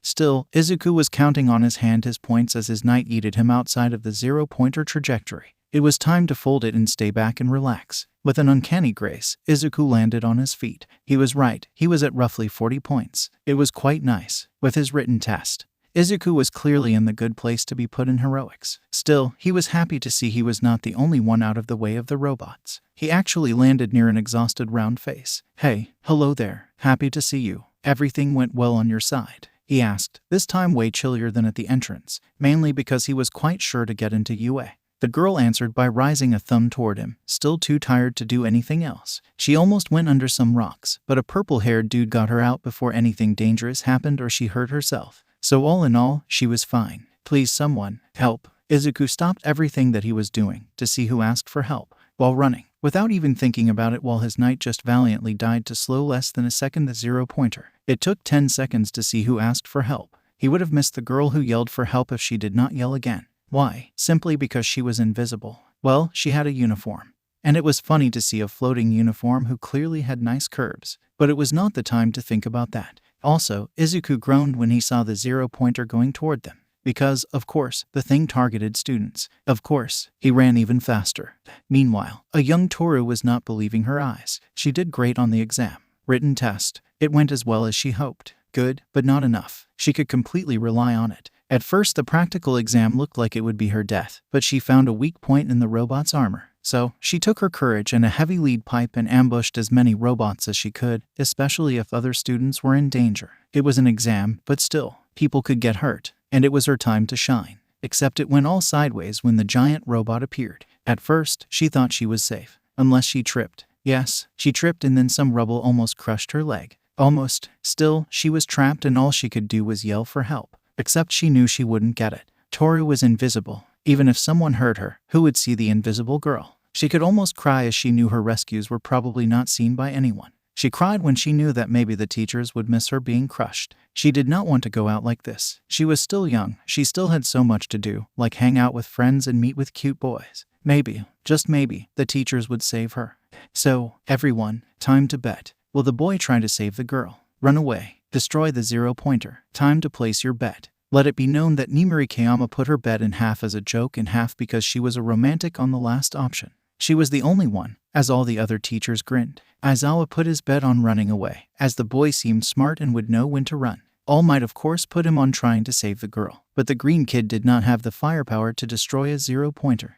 Don't worry, I am here, said an Izuku with his best impersonation of All Might, which was actually really uncanny, and over one teacher looked at All Might with suspicion in their eyes, wondering if that was his love child. All Might quickly denied the possibility, as he never had the time for that. Still, the girl looked at the boy who was quickly surrounded by 3 minions who lifted out all the rubble trapping her, as the zero-pointer was raising its foot about them. And her savior smiled at her. Hey, can you grab me before I fall and take me to safety? Then Toru saw Izuku take a card from a deck and eating it just below the robot before yelling. 16th Arcana. The earth started to rumble. Izuku felt the pressure on his brain, as all the cards he summoned before vanished. He summoned only 1 Arcana before now and it left him pretty sluggish for a few days. He also knew that the exam took a lot of his energy earlier, especially with maintaining the 10 he lent to an unknown student. Still, the green bean was determined. There was someone behind him, someone to protect. So, he did the only thing he could as he mustered every ounce of strength he had, the air sparking madly around him. Toru could even see some blood dripping from his nose. Plus, Ultra. Then, the light went out, and Izuku only sensed something soft catching him instead of the ground. All the teachers were looking at the same screen, not believing their eyes. A zero-pointer, a machine capable of taking down villains and no student before the 2nd year were supposed to take down as a team and individually in the 3rd, was currently impaled in front of them by what looked like a small Babylonian tower. The only one not freaking out was Nedzu, sipping his tea as he held out a sheet. Izuku Midoriya, extremely late bloomer, despite his relationship with Atsuhiro Sako. This one assured him the kid was not his biological son. However, he firmly recommended him to Nedzu, promising the boy was fun, despite what his school might say. The rat was elated. Sure, the boy came recommended, but he wanted to see for himself what he was made of. Smart but heroic, smiling in front of adversity, and powerful enough to prove he could own up to his choice. Therefore, Nedzu thoroughly ignored every piece of slander Aldera wrote about Izuku as a scary student capable of blackmailing everyone, including the teachers. Or rather, he read them. He read the incident report and cackled madly. Oh yes, he was going to have so much fun with this boy. Then suddenly, All Might. She did a double check. The one with her was a boy with bushy green hair who did an uncanny impersonation of All Might, which stopped her cries. 1 moment later, as she also saw the legs falling toward them, the boy seemed confident and asked her to catch him. Before she could ask for details, he acted. If she didn't have a front row seat to this spectacle, she wouldn't have believed it. At first, she had thought her savior could summon beings to help him. Then he just summoned a spike that pierced through and destroyed the robot, saving both of them in the process whilst yelling plus ultra. She had to admit, it was more than impressive, especially as he smiled toward her, just before falling unconscious. At least, her hero of the day was safe in her arms as she began to take him away safety. Hey, he was kind of cute and saved. He deserved a little rest in her arms. Meanwhile, a certain glasses-wearing student who was seriously thinking that Izuku was crazy or someone who had no place in the UA. Then, with everyone else, he saw Izuku rush towards someone crying for help. Cries that were supposedly around the zero-pointer. It was probably a trap. After all, Present Mike said it was to evaluate their situational awareness. Therefore, Izuku was definitely going to get him eliminated. Then he saw a girl with plug-like earphone jacks hanging from each of her earlobes at the end of 2 thin cords running after him. There is actually someone there. Ida took a second and decided to not move. After all, the rules never said they got points for saving people. Wait, the rules. Why did he feel like he missed something important? Then, Present Mike yelled the end of the examination. Oh well, all was going to be well. After all, he did not even need Recovery Girl. Urg, Izuku had the biggest headache he's ever had. It was as if Mr. Compress played the saxophone in his brain. Before you asked how Izuku knew how that sounded, Mr. Compress described himself as a man of many talents, and the saxophone was an excellent way to troll opponents. Also, a very good improvised weapon. So, Sleeping Beauty finally woke up. Nice. Izuku knew exactly who was that sarcastic and only could flip him the finger. Once again, Katsuki's laughter resonated in his head. Seriously, Kaken, my head hurts a lot. Our hero pleaded meekly to his friend. Serve you right, trying to play the hero. Katsuki replied, looking more like a villain than a hero at that moment. And what are we going to be? Snapped an Izuku, who was still in pain and not opening his eyes. Never said you were wrong, approved Kaken, but once again without saying the truth. Though, did you do it because the girl was cute? Don't know. She was invisible but needed help, said an Izuku, who was still collecting everything he could remember. Oh, right, the robot. Did I get the robot? I didn't even try to do something that crazy. And I'm me, said Katsuki proudly, who prepared a glass of water for his friend. I'm still going to beat your score. It was still worth 0 points. Sure, but we will both know I beat the giant robot. This once again managed to make Katsuki chuckle. Sorry, is the green guy awake? Said a girly voice as the door opened to reveal a floating uniform. Katsuki looked at that and made a gesture. Hey, guess what, Izuku? Apparently, the girl you saved is here. Yes, Katsuki said the name of his friend on purpose in front of the girl. Toru studied both boys as she advanced in the room, and both boys continued to banter. You sure? Unless they have another girl as invisible as you're dumb? Yes. It made the girl laugh bitterly. Yes, she was invisible, but saving her was not dumb but incredibly brave. That is why she stuck her tongue at Katsuki. Happy for her quirk. Hey, she was invisible. What was there to lose? It wasn't dangerous after all. And Katsuki seemed like the friendly kind of jerk toward Izuku. Izuku grumbled as he opened his eyes and just smiled at the girl he managed to help. Hi there, I hope everything's alright. Yes, thank you. I just wanted to say, my name is Toru Hagakure. I wanted to thank you and give you, my number, so we could tell each other when we get our admission to UA. Also, to thank you for saving me when it got dangerous. Izuku was at that moment too tired to properly register what happened, and he simply nodded before the girl wrote a number on a sheet of paper and then promptly left. Don't forget to send a message with your name. Katsuki did what every friend should do in such a situation, knowing how Izuku would react if he let him process what happened. He took Izuku's phone and sent the message from it, registering the number under Toru the cutie, all the while cackling madly. Izuku's face was going to be priceless. Hey, Katsuki was excellent at making things explode, and he was proud to include Izuku on the list. Oh god, he never hoped for everyone to get in the UA. Not even himself. Not even Izuku. But this girl, if she was there too, as apparently she hoped, Katsuki would have unlimited material for teasing Izuku. So many possibilities. Now, you know what is going to be fun, said a little troll with blonde hair. You're going to have to explain to your mom how you got sent to the infirmary. Izuku paled significantly as Kaken helped him to his feet. Was it still too late to get killed by the 0-pointer?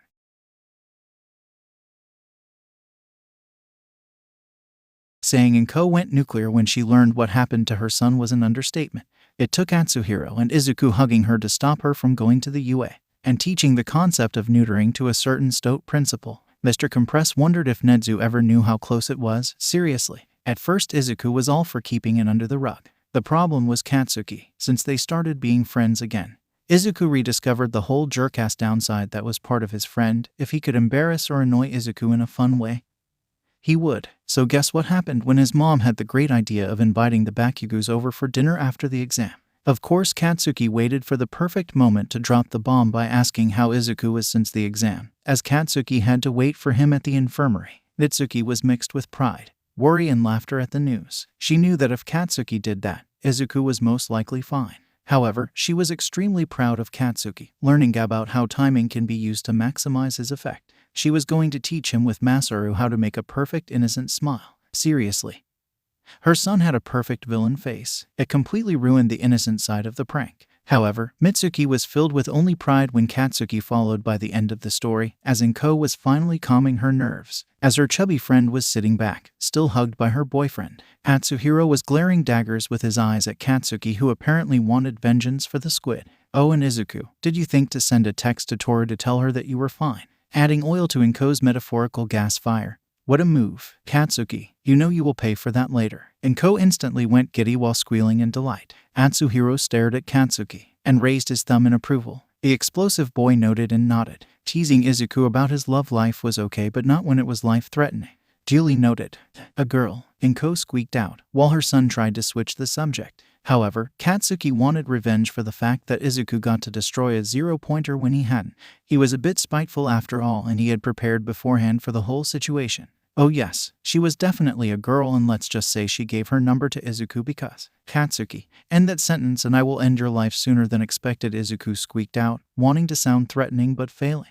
Because our favorite greenie actually got in the infirmary as a result of saving her, and in the process destroying the most dangerous robot in the field. All in one hit. Katsuki actually had trouble saying that, as he was admitting that for one instant, Izuku had more firepower than him. However, practicality won over. He could always perfect a super move later, but Izuku's terrified face was priceless. Everyone looked at Izuku with a knowing smile, as he was wondering if he could use his quirk to disappear into a hole. He somehow became so red that everyone couldn't help but laugh. He was the perfect tomato, as he couldn't stand everyone staring. I swear, Kaken, you will pay. Was she cute though? Asked Atsuhiro, not wanting to let his surrogate son have any peace. Izuku was showing a weak point, and as a mentor, it was his duty to torture him so he would never fall into the enemy's trick. Okay, that was the official reason. Mr. Compress wanted just to tease the hell out of him. Well, let's say you'd have a hard time knowing where to look, said Katsuki, while counting on his finger for his friend's reaction. 3, 2, 1. Katsuki.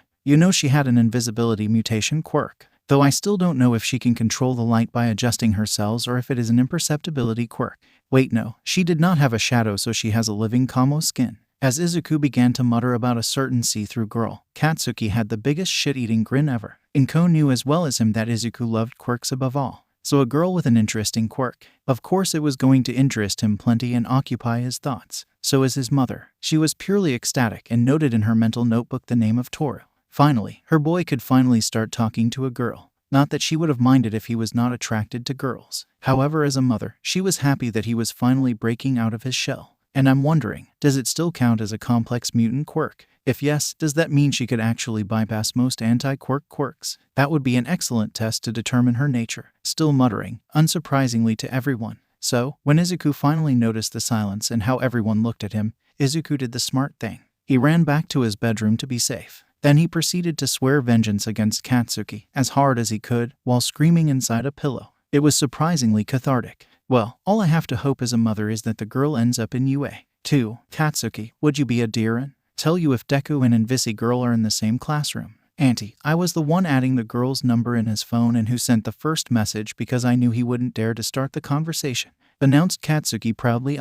He was certainly not a wingman for his friend. He was just doing it to embarrass him so much he would hide under a rock. However, both moms took it as Katsuki forcing Izuku's hand so that he would move forward. What a good friend to help him fight his shyness. Her son was sometimes, well often, a sparkling pile of trash, but it was this kind of sparkling that made her remember he was nice deep inside. After all, he did want to be a hero. No one who wanted to become a hero was a bad person, right? Still, our favorite Pomeranian almost regretted what he did, as he was subject to Inko's infamous bone-crushing hug. One of the few reasons he had a sane fear of her. Well, that and the fact he did remember what she did to the one guy who tried to kidnap Izuku because of his apparent lack of quirk, and the fact she then asked his mother for help to do the usual. He truly did not want to dwell on how both mothers met and what they did in their eclectic youth, or who was this dear old Kendo they sometimes spoke of, and how it was fun to see him terrified of them. Katsuki did ask his father about that when he was 7. The only answer he got from his dad was that there was probably a reason why Hisashi's ambulance was late in arriving at the hospital because of several fights between villains and various vigilantes. He confided to his son that he was not sure of who was there because of a favor and he preferred not to know so that he could still sleep well at night. That day, Katsuki thought his dad was a coward. Now, he knew his dad was a sage, and when he spoke, you better listen. Still, Inko's cooking was as usual and it had been a fun evening. Bakugu's family went home happily and Atsuhiro joined Inko in a nice hug. While he was still thinking about what Nedzu told him, passing on to him what recovery girl found about Izuku. All jokes aside, Izuku's exploit almost went badly for him. If he had not been trained by him, his brain would have exploded exactly like in Scanner. Instead, he just bled a lot. Recovery Girl expected him to be tired for a few days. He was going to talk to Inko about it. Out of question, he left something like that unsaid. Izuku was her son before he was his disciple, and she deserved to know that Izuku's quirk had not yet stabilized. Both of them had theorized that the longer a late-blooming quirk took to be mastered, the stronger. Atsuhiro had to train 1.5 years to use it without any side effects. Still, he was stronger in his use than his favorite green-haired kid. Still, it was worrying. Either his training was not effective enough or Izuku's power was going to be off the chart when fully formed, and it was somewhat bad. Yes, he heard about the legendary fight between All Might and All for One. As one of the heirs of the Big Three of the Dawn of the Quirk, he needed to check on all the others. However, as Oji Haruma said himself, that bastard All for One always has plans in his plans. If you think he's dead, he's probably somewhere else drinking bourbon. Apparently, his ancestor managed to kill AFO more than a few times by teaming up with various people and managing to help some nice fellows to steal one of the few things the immortal ever loved. Oji did not write a lot about it, except it was probably what wiped out North Korea as AFO went full berserk that day. It also served to illustrate how powerful the man was to wipe out single-handedly a country, and then managed to cover it up. So, unless the literal god of death assured him that Satan was back on his throne in hell, Atsuhiro was going to be worried. That kind of quirk was something that FO would love to have. Oh well, Nedzu promised him that the UA would certainly have the facilities to protect his boy. Yes, the magician already had the results. He simply did not want to spoil the surprise to the boys and everyone else. And all the embarrassing questions, he didn't have an answer ready for, such as how the hell you're on a speaking terms with Nedzu if you simply train some sports people. In hindsight, he had to find a better story. Quick. When he almost wondered why he tried so hard, Inko nudged herself a bit more against him. Sure, she did not have the svelte figure she had before. However, she was still the kind, caring, intelligent, and terrifying woman he had always known and loved since, well, quite a long time. Having her in his arms, her heat and love against him. Honestly, he couldn't have asked for more. Therefore, he decided to sleep happily. 1 week later, as Recovery Girl expected, while her quirk did heal whatever little brain damage Izuku had, the boy was heavily exhausted. All his training had been for dexterity and flexibility. The good doctor explicitly prohibited the kid from using his quirk in any circumstance. Atsuhiro had a talk with Bakugo, who did not accept explicitly to make sure Izuku did not use his quirk but rather, and he quoted to Inko, "I don't want my rival to not be accepted because he broke some dumbass's arms." It was the closest they could get from him, he knew. Recovery Girl also told Atsuhiro that Izuku was to move as little as possible during the weekend. Therefore, Izuku missed for the first time in almost a year his weekly meeting with a certain villain. What could go wrong? So, this is the bar with no name, right? Kurogiri sighed, as the delivery men brought everything. A new bar, the replacement for his collection of various priceless alcohol, new furniture, pretty much everything. The reason why? Tamura had been in an extremely murderous mood. So murderous, in fact, that he actually went for a very enthusiastic walk around the neighborhood. Oh well, at least, with his quirk, there would be no need to dispose of the corpse. Also, the murder place did not get its name by being somewhere with people with a big heart and a good chance to go to heaven. Kurogiri was at least happy that Tamura did not kill off some random civils. He chose and attacked only people no one would miss or cry over. Moreover, the name of Decay was slowly creeping his name in the underground as a particularly efficient killer for hire for now. His specialty, killing heroes who corrupted the society. Not for the same reason as Stain, as the killer wanted to clean the system. Tamura wanted to destroy it. However, for now, their methods were aligned, and he had asked his sensei and Kurogiri to prepare a meeting with the man. Talking and playing with Izuku helped him a lot in thinking about his plans. He, however, was still going to try the Namu against All Might One.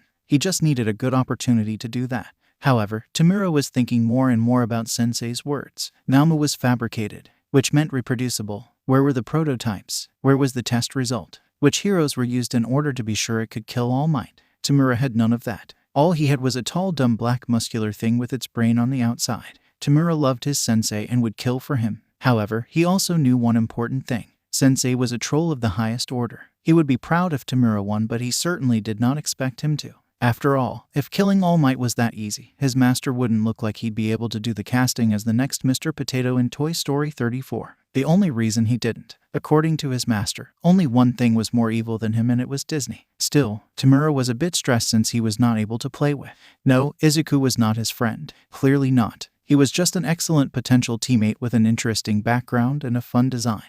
Oh god. He was interested in a character's backstory. Hirajiri was just signing off the delivery when Tamura managed to break the glasses with the sound of his realization. His calm and love for his protege was immense. Immense was not infinite. The following week, all Tamura had to eat was broccoli. Hirajiri's reason: budget restriction. Netsuki was working on the hero suit for Izuku when she heard the scream. The panicked usual scream she learned to not panic from when it was heard. Katsuki, Izuku just received his letter. EOOOM. And there was the answer she expected. Thanks for the pillow, dear, Inko said confidently, as her son was taking his precious envelope with the final result, as if it could break. Why was she so sure? Because she trusted her soon-to-be new fiancé and believed in her son. The son who was promptly hit in the head by a sharp pillow launched by Atsuhiro, thanks to his magnificent random bullshit. Yes, she still did not tell him she knew he was Mr. Compress. She was waiting for him to finally notice that his costume was cleaner and ironed correctly. Always a pleasure, said an ever-smiling Atsuhiro, as Izuku was finally starting to breathe again and was ready to rend their ears useless with his screaming once more. Izuku, if your next scream isn't because of the result, I swear I will throw a pan at you. I'm in the kitchen, and while I miss you both lots when I'm away, I assure you my aim is excellent. He got hit for his joke by the pillow that Inko grabbed before throwing it at him. Nonetheless, it helped Izuku calm down by a lot. Finally, the letter. He couldn't wait to tell his friends, but what if he failed because he passed out in the end? As Izuku was almost screaming, he felt Atsuhiro pat him softly on his back, as he was now used to during their training session. His, well, paternal figure. Sure, Green Bean still loved All Might, but even he noticed the shift in his own fan fiction. Before, it was the story of a quirkless boy meeting All Might and becoming his Robin. Now, well, some of his readers were half-jokingly telling him to change his pseudo to All Might Jishin. He actually was thinking of doing that as now. Mr. Compress was often the hero in some of his stories, saving both him and All Might before disappearing in the night. The difference between All Might and Atsuhiro? Well, aside from his catchphrase, the one who was there was Atsuhiro, his teacher. With renewed confidence, Izuku ripped open the envelope and from it fell a small disc, before a hologram went out of it. Holy, now he understood the first explosion in the morning. All Might, in hologram in front of him. Even if it was a rejection letter, he was going to keep it. If only so he could look on the internet how to make it work as a very big poster. It was bound to be a really rare collector item in the future. Somewhere, in a certain hero agency, Night-Eye raised his head. Someone got a piece of limited All Might merchandise before me. How do you even know that, sir? It's my quirk. Even Mirio did not know what to answer to that, and decided to promptly ignore that. They had bad guys to catch, like those villains who took, when no one was looking, 40 cakes. 40 cakes. That was as many as 4 tens, and Mirio was not letting such a crime go unpunished. I am here, as a projection. But still, now you might be wondering why it is I who is delivering you this message. Well, fear not. It is because, as of next year, I will be teaching at UA Academy. Izuku almost fainted, as now he understood the second explosion in the morning. Still, he was supported by his mother too, and he could do it. First of all, congratulations on getting the 5th best score at the written test this year. Quite excellent, especially the quirk analysis part. But unless you seek to become a support hero such as Power Loader, a big brain isn't enough. Not that Power Loader is weak, of course. So, let's speak about the practical test. The way you fought, conservatively and by dividing your summonings according to their strength, was indeed efficient. You managed to win a solid 37 points. We had to deduce points since one of your summons was hijacked by another student. Izuku nodded impatiently, as he was now happy to know he helped someone for his exam. However, it brings us to another set of points. What? Because when you want to become a hero, do people expect you to simply punch the bad guy? Of course not. Well, at least that isn't the kind of hero we seek to form at UA.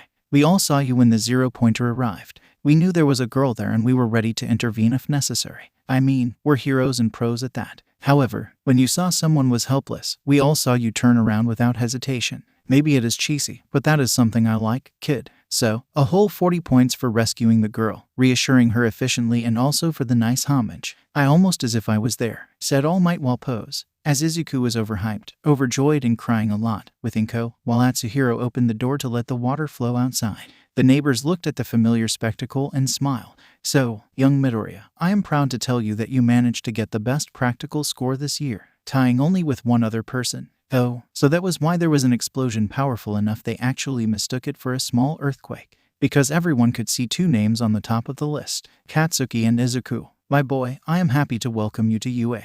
Welcome to your hero academia. That was when the hologram finally cut and Atsuhiro looked at Izuku with a knowing smile. Inko was still crying tears of joy too, when Izuku rushed at Atsuhiro and tackled him into a hug. Mr. Compress almost fell, as the boy almost broke his spine and said, I did it. I did it, Dad. I did it with your training. Atsuhiro and Inko had a moment of silence, as they both realized what Izuku just said. Before he did too, becoming paler than a sheet of paper. I know you aren't married to Mom, but... Before his surrogate son could put his foot in his mouth again, the magician vigilante lifted him into the air and locked him in a powerful hug. I don't care who your father is, but I'm proud to think of you as my disciple and son, Izuku. Even him, Mr. Compress, who did not cry when he took a hit from Fatcom in the face, did cry that night, Izuku against him. Inko looked at the spectacle and smiled. What a shame that Hisashi's father was not alive. While his son was a bad memory, the man had been really nice and had been angry when he learned his son was running away because of Izuku's quirklessness, as in really angry and apologizing to Inko and Izuku. His little Ray, as he used to call Izuku. She remembered him when he explained that his mother was Spanish and nobody expected him to speak Spanish. Even he chuckled that nobody expected him when he was inquisitive. Sadly, the man died of anger and sadness a few days after his son. He had been kind enough to leave them a bit more money. It was the only reason Inko still went each year to the Midoriya's shrine. Katsuki got his earlier, and he already knew his result in the nerd, explaining why the hell he was pouting in his bedroom. 0 pointers that did not bring any points, his ass. Sure, the reason that All Might gave made sense, but seriously? Now he was tied with Izuku. Tied? Well, at least he had been third in the written exam, but still. It means Izuku was really shoulder against shoulder. Mitsuki smiled as her son cackling maniacally as a villain. Finally he stopped mopping. Katsuki had many qualities, and one of the best was truly his capacity to rebound as long as he could get back at whoever he bet. It truly helped him to go above everyone, and she had truly feared for a long time he couldn't have a rival that would make him work even harder. Apparently the problem was now over.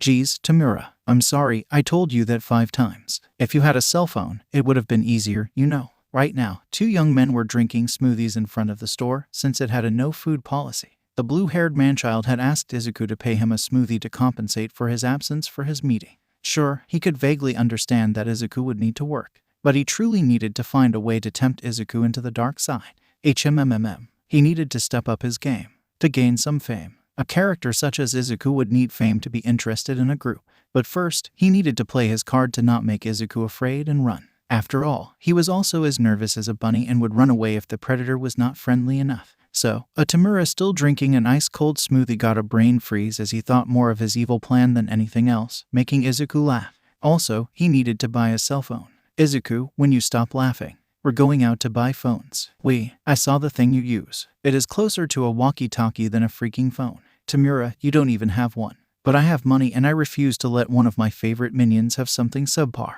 Izuku chose to interpret that as I'm rewarding you for doing well. Let's just say Tamura was not amused by Izuku taking a normal phone but with an All Might skin. As for him, well, he bought a Pearphone 22. According to the vendor, it was the best in town.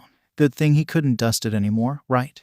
Now, dear readers, let's skip ahead in time a bit. The day the 2 boys were going to their new school, both were totally aware they were in the same class, but well, I'm not going to your home in the morning ever again. Your stepdad threw a squid at me. What's he going to do next time? Mr. Compress had prepared a cream pie with a clown he knew. Izuku approved of Kaken's fear and so decided to go separately. Not to mention that his mom was checking everything before he left. Actually, Kaken did not risk anything, as Atsuhiro was working today. By working, he had explained to his son, he was going to steal some criminals' funds of war and a few pieces of evidence for underground heroes. Therefore, he was going to be absent for a few days. Hey, communication was important in a family, and Atsuhiro had enough problems because he did not say things clearly before. He learned from his mistakes. Also, he did not tell Inko or Izuku he was going to steal a diamond to make a special ring for a special woman of his heart. Still, it was with a smile, cards in one pocket and a coin dancing in his finger that Izuku went to his school.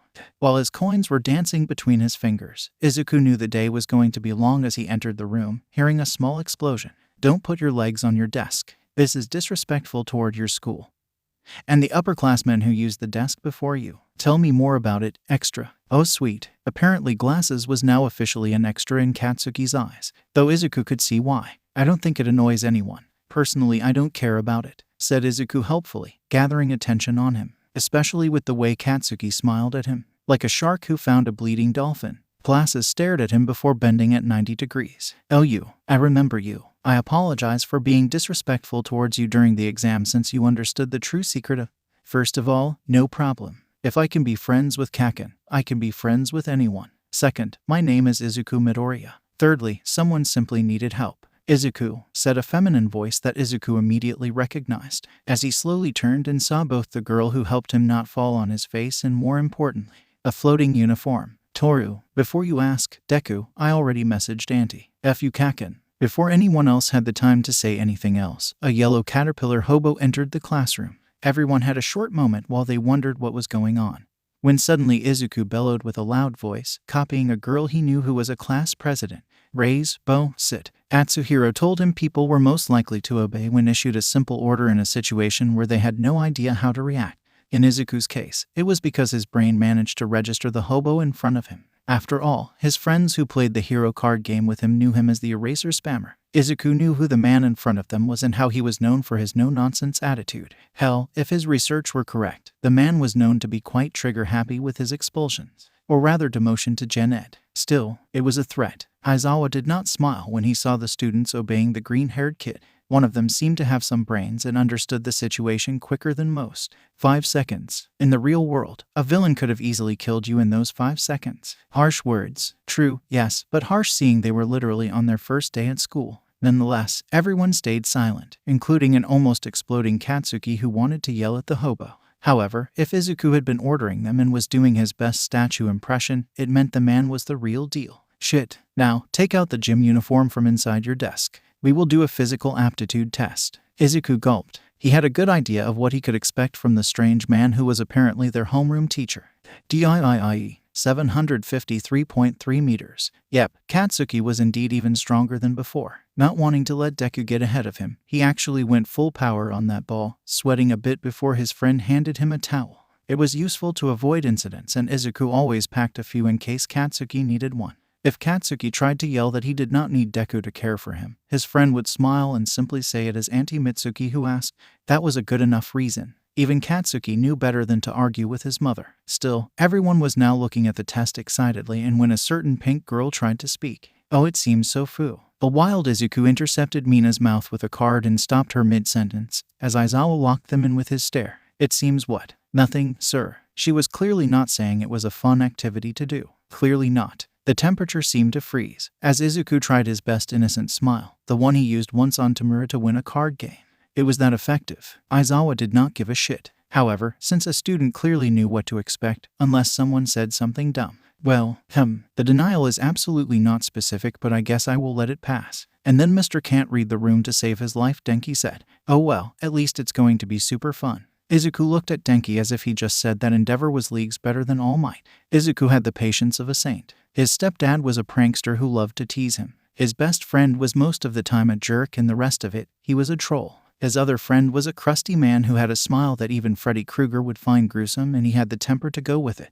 And yet, Denki managed to make him yell at him with a furious shout. UDUMBASS. We almost managed to avoid the threat. Everyone looked, not understanding anything, at Izuku, who took his hand off Mina's face, while Aizawa was grinning like the cat who caught the canary. I see someone did his research. Well, since apparently your class, -1, takes this class as one for funsies. Izuku was clearly making the same sound as a dog who was sad, as the teacher followed. So, the student who made it dead last in the class will get expelled. Everyone began to yell, as they all wanted to stay in the class, and especially as it was the first day at school, of course. Izuku smiled like a sad child. He pointed at the teacher, completely defeated. Shota Aizawa, underground hero, Eraserhead. He isn't in the top 100 heroes because he doesn't want fame. He is also known for having the highest expulsion rate in Japan. Everyone seemed scared, especially as they saw Katsuki, the foul-mouthed guy who clearly knew Izuku well, becoming paler. Apparently, he trusted his friend's info. So before anyone thinks he isn't serious, last year he demoted his entire class down to Gen Ed, and a few of them actually dropped out when he got back at the end of the year, but he's dead serious. Shota Aizawa was grinning with a smile not unlike Tamura's, maybe a distant cousin. Still, Shota appreciated that the problem child of the exam actually did his presentation for him.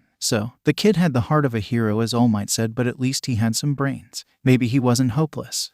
Currently, the two most panicky people in the class were Toru and Hitoshi. Why? Because their quirk was clearly not flashy or capable of helping them in athletics. So, while Toru actually practiced at the gym, Hitoshi was, well, he was a nerd. Sure, it did not show well. However, he did not get the bags under his eyes by not finishing Darker Bloodborne Soul 3 this week. So, yes, the tall purple-haired guy was actually under a minor freakout of his own. Unless he was really lucky and that the summoner he stole from during the exam was there. Then, for the second time in his life, Lady Luck smiled at Hitoshi with her brightest smile. Izuku just threw a King of Hearts card on the ground, before asking Kakin to give him a ball for the throwing exercise. Well, best of luck, guys, said the smiling Sunshine Boy, as he tried to not use too much of his power. He was still recovering after all, and one king was the best he could do right now. However, having the really buff king next to him would clearly allow him to do well enough.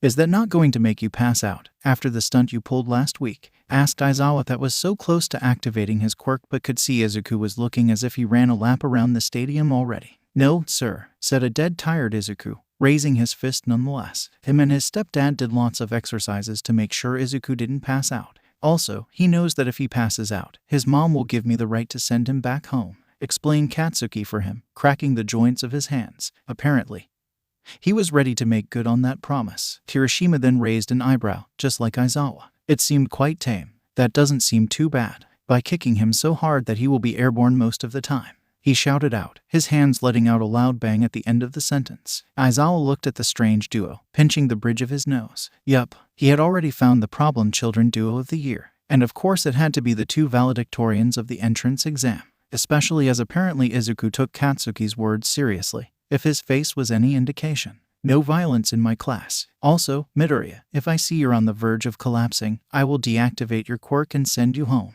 Aizawa would have questioned what kind of person had a friendship like that. Then he remembered his relationship with Hisashi. Izuku nodded, before asking the king to throw the ball the harder it could. The ball flew clearly higher than what a human could have done before landing. 350 meters. A good score, even if it makes Katsuki grin like a dumbass. Hitoshi went next and asked the king, "Hey, Card Man, how does it feel to be a servant?" said Purple Man before smacking the king's back. Apparently, having a foul tongue was a secondary mutation quirk as the card began to curse Hitoshi before he used his brainwashing on him, thus repeating Izuku's score. Everyone seemed a bit surprised. "Ooh, so you were the one who hijacked some of my cards, right?" said a surprisingly excited Izuku, who seemed to have his stamina restored suddenly. Gyro could have sworn she heard Katsuki mutter, "Damn quirk nerd." Huh, strange. Oh right. Villainous quirk, remembered Hitoshi. Time to see everyone get far away from him and the summon disappear. Or to see the bushy-haired boy getting excited, while Katsuki looked at everyone, giving them the PSA about Izuku. Okay, guys, listen up. Izuku is someone who is smart, but honestly, if Sherlock Holmes was real, I would have thought Auntie Inko did the wise thing and left his father for him. His passion, quirks, nothing is villainous or bad to him. You can ask him for tips, but be prepared. He will break down your whole life doing it. His tips are useful. However, he can be scary when he does that. As in whole school avoided him because he broke into the school radio room and began to reveal everyone's secrets. Mina raised her hand, smiling maliciously. For one moment, everyone seemed to have forgotten the threat, as Izuku was speaking excitedly with Hitoshi, enumerating all the ways his power would be useful for rescue or negotiating. Any idea about his type of girl? It can make for some fun teasing. Or guy if he swings that way. Katsuki looked at Mina and gave her the same smile, giving her a thumbs up. Izuku loves quirks. The more interesting like Invisi girl, the better. Panda eyes. Toru wanted to be the center of attention, but right now it was quite embarrassing. And somehow, it was Aizawa who saved her, by coughing and making his students remember they had to prove their worth. At least, Aizawa was reassured about Izuku. Honestly, what kind of kid doesn't test their limits about their quirk? He had been scared about the whole tower-killing robot, but apparently, Izuku had been properly drilled on the importance of being moderated in the use of his power. His previous mentor was a good teacher. Indeed, Aizawa was pretty sure the kid had been mentored by some kind of pro or something indeed. While the Bakugo boy was the talented type and someone who worked hard to increase his capacity despite his burning personality, Izuku was the one who had to work hard to grow. It was nice that the pair found each other. Clearly Izuku served as the brains and words while Katsuki was the guts and the muscle. Not that they were limited in their roles. Honestly speaking, Aizawa had a list of students who could have been expelled today if they did not do well enough. Izuku Midoriya if he had been dumb enough to show off. Katsuki Bakugo if he tried to be violent. He was just a troll with a brash personality but was not a bad guy. Every circle of friends needed a guy like him to tell the hard truths. Hitoshi Shinso if the kid did not find a way to use his quirk for the exam. Yes, he did use the same trick that he used during the entrance exam, but good enough. Hopefully, Midoriya breaking down his power and apparently with the clear intention of making him work on it, would help the boy improve. All the others, if they had the right attitude and were serious about their efforts, they would be safe. However, he simply wanted to mess with the kids a bit. It was good to be a teacher. At that moment, Aizawa's smile would have made a certain spud-faced villain proud. Nonetheless, Aizawa almost did a spit take when the flexibility exam came. Both Toru and Mina got a fairly good score, doing good poses and showcasing very well why it was important to be flexible. Though most of the boys, except the most mature ones such as Izuku or Bakugo, were more interested in the flexibility of the girls. Young people, why did humans have to have hormones? However, he was not prepared to see Izuku smiling while dislocating his own arm. Pretty much everyone had the same reaction when the boy took his limping arm and used it to break the girl's previous record.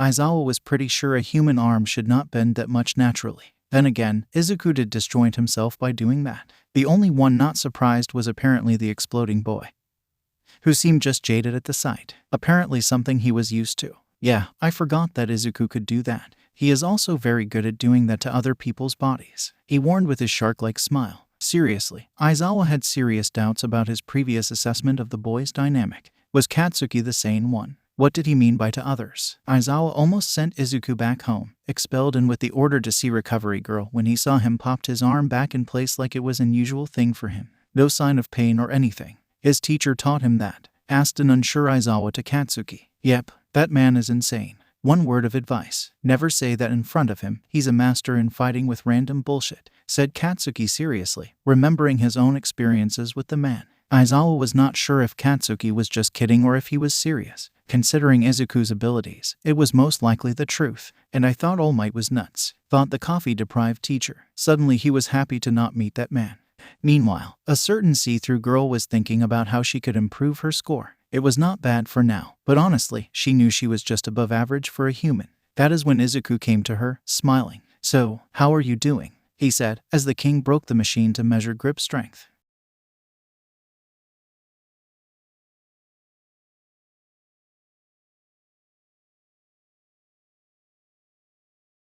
You know, I was thinking about something. You need a high score, right? Toru nodded, while it was not truly visible. Nonetheless, Izuku seemed to see it and smiled at her, while he made a coin appear from his fingers. It was not there before, and he made it dance, the coin appearing and disappearing, as if it was a living and cowardly creature that went in and out. Why don't you make it as if you had a big score? You're invisible after all. Nobody can say that you didn't do it, or at least prove it. It is like when I do magic. Is it magic or is it simply you can't prove my trick? The invisible girl got hit by that thought. Oh, ooh, Toru liked the idea. Izuku couldn't see her smile, but it felt good. Deciding to have some fun and to thank him for his help, she kissed him on the cheek. Hey, thanks Izuku. Now, I still have a few scores I can try to improve. She left a redder than a tomato Izuku behind her as she began to take off her clothes. Time to be truly invisible. Oh well, at least Izuku was thankful Kaken did not have his phone to immortalize the moment.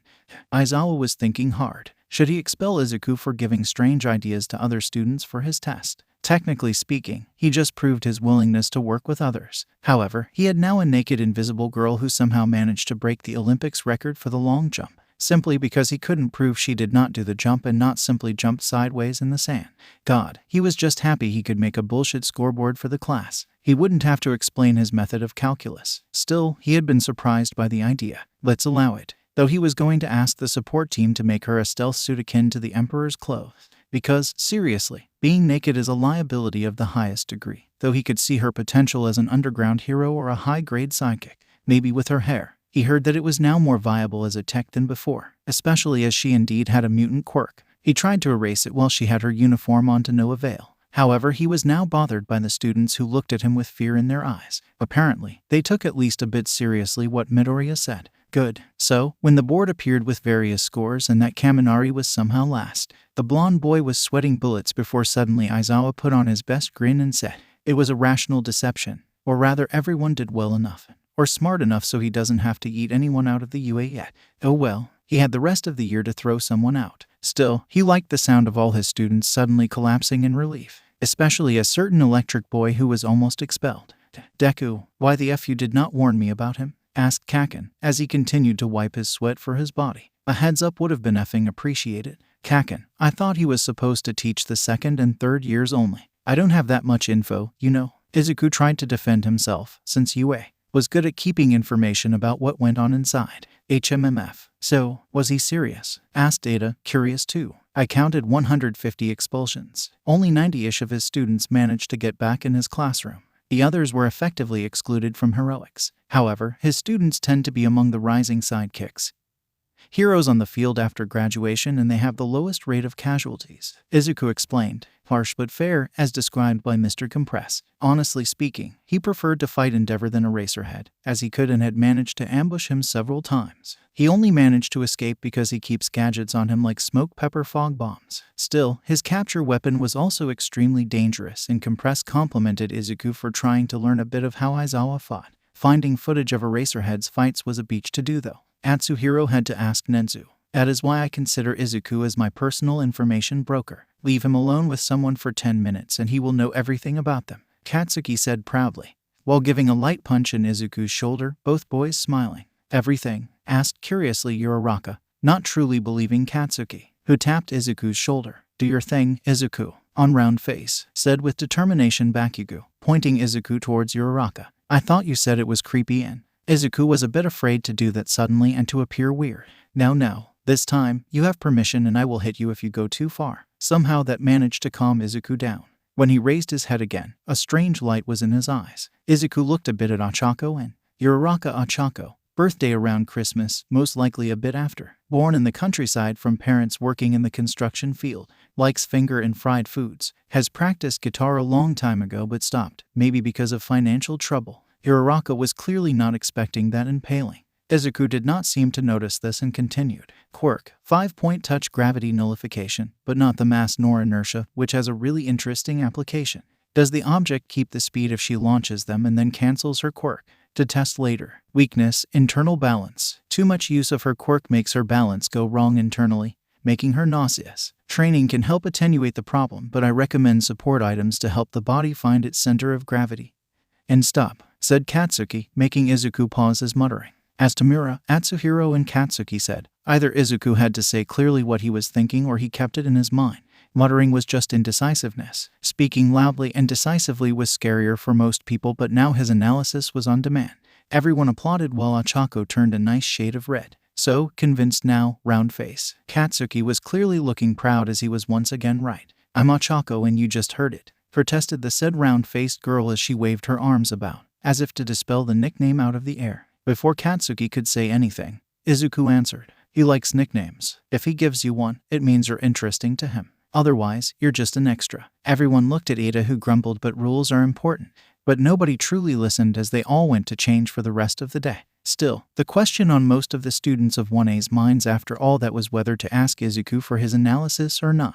So, Katsuki, right. Why did you call Izuku Deku earlier? Asked a certain rock-hard boy, walking by Izuku and Katsuki. When he does something stupid or useless, he's Deku, shitty hair. Prowled Katsuki, who was still gauging everyone in class. Shitty hair laughing to his nickname earned him a few points. And you're both childhood friends who help each other become heroes. Manly, said as enthusiastic as ever Kirishima. TSS. I just make sure he doesn't become brain dead. Katsuki let slip.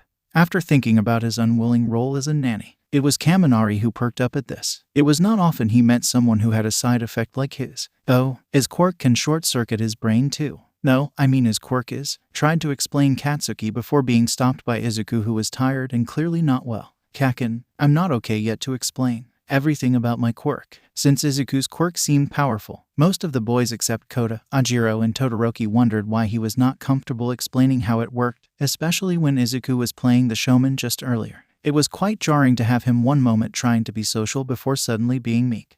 The second period was fun. Ectoplasm was teaching mathematics, and the break allowed the different students to present themselves. Once again, it was Mina who insisted on that. Hoi, everyone. Now that we can finally rest a bit, how about everyone introduce themselves? Most people agreed either loudly or silently, while Izuku was preparing something on his phone. Jisui's Yuga Aoyama, Frank Eyes Par Mamir said with a beautiful French accent, the eccentric blonde.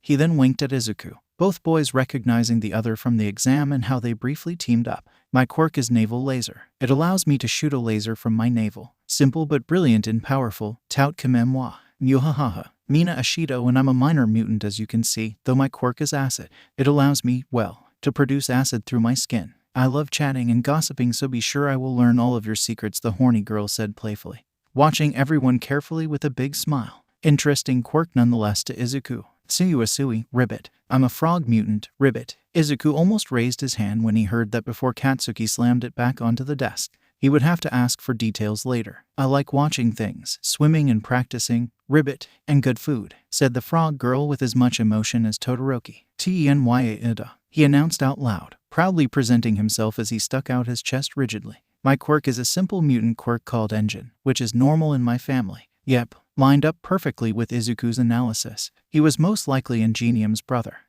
Maybe he could ask him for Ingenium's autograph. I like running, heroes and rules. Achako Uraraka and, well, Izuku pretty much said everything about me, said a girl who wanted to hide in a hole for a bit. Monsieur Awajiro, said the boy with a massive and clearly powerful tail. I like to train. Martial arts and French comics, especially old ones about Marsupilami. Yuga clearly smiled at him. My family has them all. I'll lend some of the oldest ones if you want, which was answered by a thumb raised to the French. Also, Izuku noted his interest in martial arts. Maybe they could train together. Denki Kaminari, and I have the power of thunder, said the loud boy while showing a bit of his quirk to everyone. And I like music, girls and of course fun. Most of the girls looked at him a bit warily, but since he did not insist and sat back quietly, it was just for a few seconds.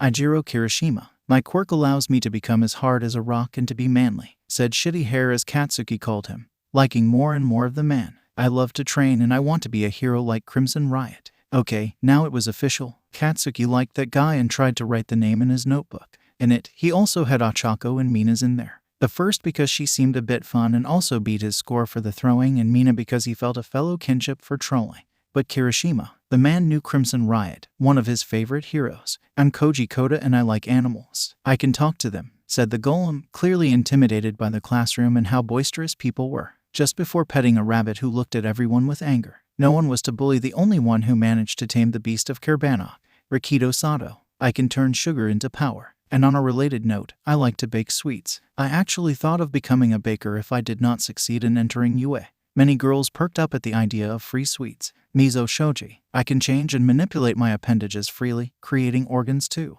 I like ninjutsu, manga and practicing zen, said another of the calm men in the classroom, quietly and simply. Meanwhile, Katsuki had pulled the cuff of Izuku's uniform, locking his hand under the desk. He knew it would only slow his friend. Kyoka Gyro, said the punkette, toying with her ear jack. I'm a simple mutant with excellent hearing and I can amplify my sound. Therefore I can actually hear everything Izuku has been mumbling about everyone's quirks between his teeth. Everything Katsuki said about him seems right, especially the part about what seems to be his type. He muttered a lot more about them. Oh, apparently it was a surprise uppercut from the punkette who went into Katsuki's notebook, cackling madly. He needed to talk with her and Mina for a complete report to Auntie. Meanwhile, Izuku was trying to knock himself out by smashing his head against the desk. Hantashiro, master of the duct tape. My motto is there's nothing I can't put duct tape on. Also, I really like old comics like Spider-Man. Not going to lie, I got inspired from the comics for how I use my quirk, said the man with a carefree smile. Fumikage Takoyami. I'm inhabited by a creature of darkness named Dark Shadow and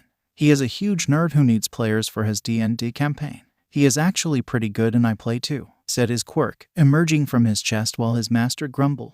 He is alive. Can we have details? Do you have? Suddenly, Izuku was stopped by Katsuki who slapped the back of his head, shutting the quirk fanatic up. And most of the girls wondered if they should count Takoyami in Izuku's radar. I'm Shoto Todoroki. I can use ice, said simply the coldest boy before Izuku added. In fire. Everyone looked at Izuku, especially Todoroki with a bit of venom in his eyes. What? It is pretty obvious. He was literally steaming during the exercise. Todoroki sighed and corrected himself. I can use ice and will only use ice, not my fire. And I'm going to be the best hero. Suddenly, Todoroki managed to be on the shit lists of both Katsuki and Izuku. Was he saying he would bet them with a handicap when they trained with all their hearts? When, in Izuku's case, his quirk could kill him. He had a perfect quirk, even the blind could see that, and he wanted it to go to waste. For Izuku, who lived most of his life quirkless, it did not sit well. He wanted to teach the boy a lesson about life, seriously. Katsuki and him looked at each other and nodded.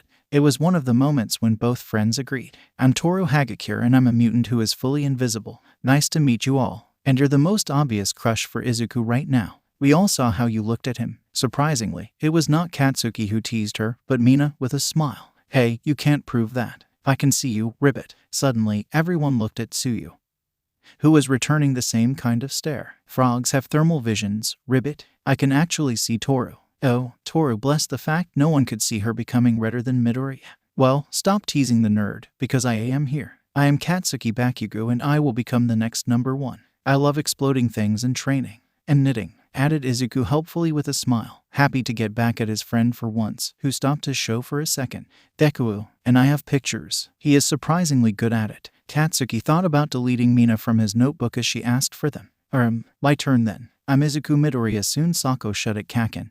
Even if I hope it is true. As you all have seen, I like analysis, card games and magic tricks. My quirk is named Endgame and I can summon what is printed on cards. However, as I'm a very late bloomer, my quirk isn't fully formed yet and using too much of it can be bad for me. Surprisingly, it was Yuga who once again nodded his head, and people looked weirdly at him. He looked away. I had a cousin like Izuku. Oh, Izuku felt bad for the French man and smiled sadly at him. He knew the number thanks to Atsuhiko.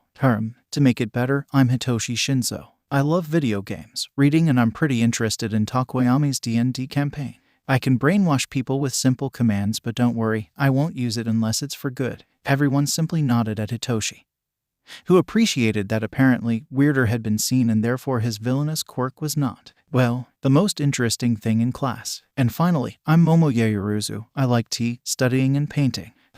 My quirk is called creation and I can use lipids from my body to create anything. I know the blueprint from my skin. This time, Katsuki simply gagged Izuku before he could ask anything. Sorry, but if I didn't do that, we would be here until tomorrow. Before he ended his question. We're still working on that, but I think our class isn't full of extras. Maybe, said Katsuki with a smile. This evening was going to be fun though. Auntie Inko would love the report. Inko was surfing the web for Katsuki's next birthday gift. As she hoped, Izuku's crush was in their class and apparently she was a nice girl. On a side note, Katsuki decided to try to remember the names of more than 3 people. That was thrice the usual number. And for once, not one of those people was Izuku. As far as she knew, Mitsuki was also overjoyed to know that. Now, all she wanted was to have her man at home to let him know about everything and how Izuku might have a girlfriend before the end of his first year. However, Inko was wondering where Atsuhiro was. Oh, she knew him. He was probably doing something funny and not too dangerous. Well, currently, Mr. Compress was in a necklace. More exactly, he managed to replace a pearl with one of his marbles in a necklace worn by the girlfriend of the leader of the largest drug trafficking rings in Japan, Mizunaka Tabai, Gang Orca's arch nemesis, as the man had a similar quirk and often fought him to a standstill. Their main difference was that Gang Orca was, well, an orca while Mizunaka was apparently a mako shark mutant. As tall as Orca was and somehow more muscular, he was one of the most feared mutants and a firm supporter of the Mutant Association of Supreme Hegemony. The name was dumb. The members, well, they wanted to make Mutant Quirk the rulers of the new society. And to make a more Darwinist society. They often indulged in kidnapping and murder, not to mention hate crimes. So, yes, the name was dumb, the men behind it dangerous. To add salt to the injury, the problem was that thanks to Mizunaka, they also had one of the biggest underground smuggling rings in Japan, if not the biggest in the whole world. How did they do it? They actually mapped a lot of the deep seas and swam. They had underwater layers all along the way, and while it took time, they had the reputation of always delivering what they were asked to deliver. Mizunaka always made sure to not get linked back to MASH as it would hurt his image as a powerful trafficker, therefore upgrading his villain ranking from a solid A to a small S. Therefore he would be someone who would be on a serious watch list, with heroes like Selkie helping Gang Orca locating him for sure before they called the Heavy like Endeavor or even All Might. If Mizunaka was strong enough to fight Orca to a standstill, he also knew his limits and was very good in muddying his support to the MASH. So, when the evil had brains and brawn, when he knew how to hide and avoid the spotlight, only he could bring it down. All those who fought Mr. Compress thought you were necessarily unconscious when you were in one of his marbles. It was untrue. He could choose if you were or were not capable of seeing and hearing what was outside. So, if he managed to place himself into one and to land where he needed to infiltrate a place, he had a nice head start. Right now, Atsuhiro was sitting in his marble, watching everything the girl was doing. Mizunaka owned a nightclub in the port. To enter it, you needed to be a mutant and to be invited by someone on the checklist. In other words, a regular in the club for more than 3 months and having willingly consumed some of the drugs inside it, or some of the lesser known but nonetheless illegal products. However, the inner circle, where Mizunaka was once again something else. Only those who had his trust could enter it. 2 shark mutants guarded the door and both of them actually had a minor quirk that allowed them to smell hostility or fear. Both times the police tried to get one of Mizunaka's inner circle to betray him, it was made known to him days, even hours after the betrayal. Then came the second part where Mako was a genius. He did not kill the mole. He took them to a room where he could be alone with his former friend. If the mole was truthful and did it for reasons like protecting his family or avoiding jail, Mizunaka forgave them and helped them escape the police. They often became his contacts in South America or China. If they were traitors, however, for money or to take his place, they were left alive but in a state so pitiful that killing them was a mercy. He had to do that only once. Since then, no more operations were made and no warrant was given to raid his nightclub. But now, Mizunaka had to face something new and devious. Someone who was not afraid to be part of a necklace on the neck of a moray girl for 20 hours in the hope she would decide to make a surprise for her fabulous boyfriend. If Mizunaka was not someone promoting the supremacy of a race above all others, he would have been actually a criminal Mr. Compress would have totally overlooked. Well, that and a certain something he wanted to get. That was why the operation Enter the Subnautica happened. The first step had been to tail Mizunaka and identify his weak point. It turned out to be a girl he apparently saved from people racist against mutants, especially the not beautiful kind like Ryukyu or Maruko. In this case, a moray girl named Utsubai, a sweet librarian who enjoyed coffee in her free time. Apparently, she thought her boyfriend was simply a club owner after he saved her by punching the hell out of her aggressors. It was then quite the love story between them. The second step had been to break into her apartment and switch places with a pearl on her necklace or otherwise to simply hide in her bag. However, it was inconvenient as it did not allow him to see what was going on around him. In a quiet place like a museum, it was okay. Atsuhiro could use what he was hearing to tell what was going on. In a nightclub, not so much. Then, he had to follow, with a book in his marble to pass time, as he waited for the end of Utsubai's day. Seriously, the moray girl was such a sweetie. She even rearranged children's books to allow kids to more easily reach those of their age. It was quite jarring to see her put on makeup in the evening, before she went to the Subnautica. Apparently, it was named after a great game from before the Quirk era, and the giant fish trying to eat some poor schmuck were fake ones called leviathans. That's not going to be his fate, right? The inside was loud. Atsuhiro detested the kind of music that was played. Too loud, the sounds were not coherent, and the light was hurting his eyes. Apparently, it was the same for his means of locomotion, as she rushed deeply inside, clearly knowing her way. So, as Utsubai went in front of the shark guards, Compress tensed himself a bit. Technically speaking, if they could sense him inside the marble, the mission would be highly more difficult but still doable. However, the magician would clearly prefer he could do the job cleanly. No one hurt, a perfect job. So, as he looked in the eyes, inside the marble the guard, he sighed with delight as Utsubai was invited further inside. The vigilante had used this tactic more than once, but he preferred to be careful. No one could say if one day, one of the guards wouldn't be able to smell or sense him. Quirks were weird after all. The second level of the nightclub was the polar opposite. The luminosity was low and you had a hard time seeing anything. It was actually quite logical since most of the people of the inner circle were deep-sea fish mutants. All of them had various senses allowing them to see in the darkness. Also, Mr. Compress was surprised to hear the music. It was a whale song. Contrary to everyone's belief in the pre-Quirk era, they actually managed to survive and now they were protected. They were not a lot, but they were slowly getting back to a good level of population. But this narrator digresses. What you really want is the story. Quickly enough, Mr. Compress meets for the first time the Mako, the trafficker. He was indeed powerfully built, and he wore golden chains and various jewels of wealth, but not any of taste. His teeth were highly sharpened, and he smiled like Bakugo when he saw an opportunity to embarrass Izuku. All in all, he was the stereotypical bad boy, until Utsubai began to hug him, seemingly making him happy. He quickly went from criminal mastermind to smitten boyfriend. Mr. Compress hated that kind of happy bad guy. It always made them harder to destroy when they weren't cackling maniacs. And Utsubai, can you get ready? I have something to ask of you, please, said the shark while softly smiling to the love of his life, who then went to the restroom to freshen up. Oh God. Now, Atsuhiro actually almost felt bad if the man was going to propose. It was time to move.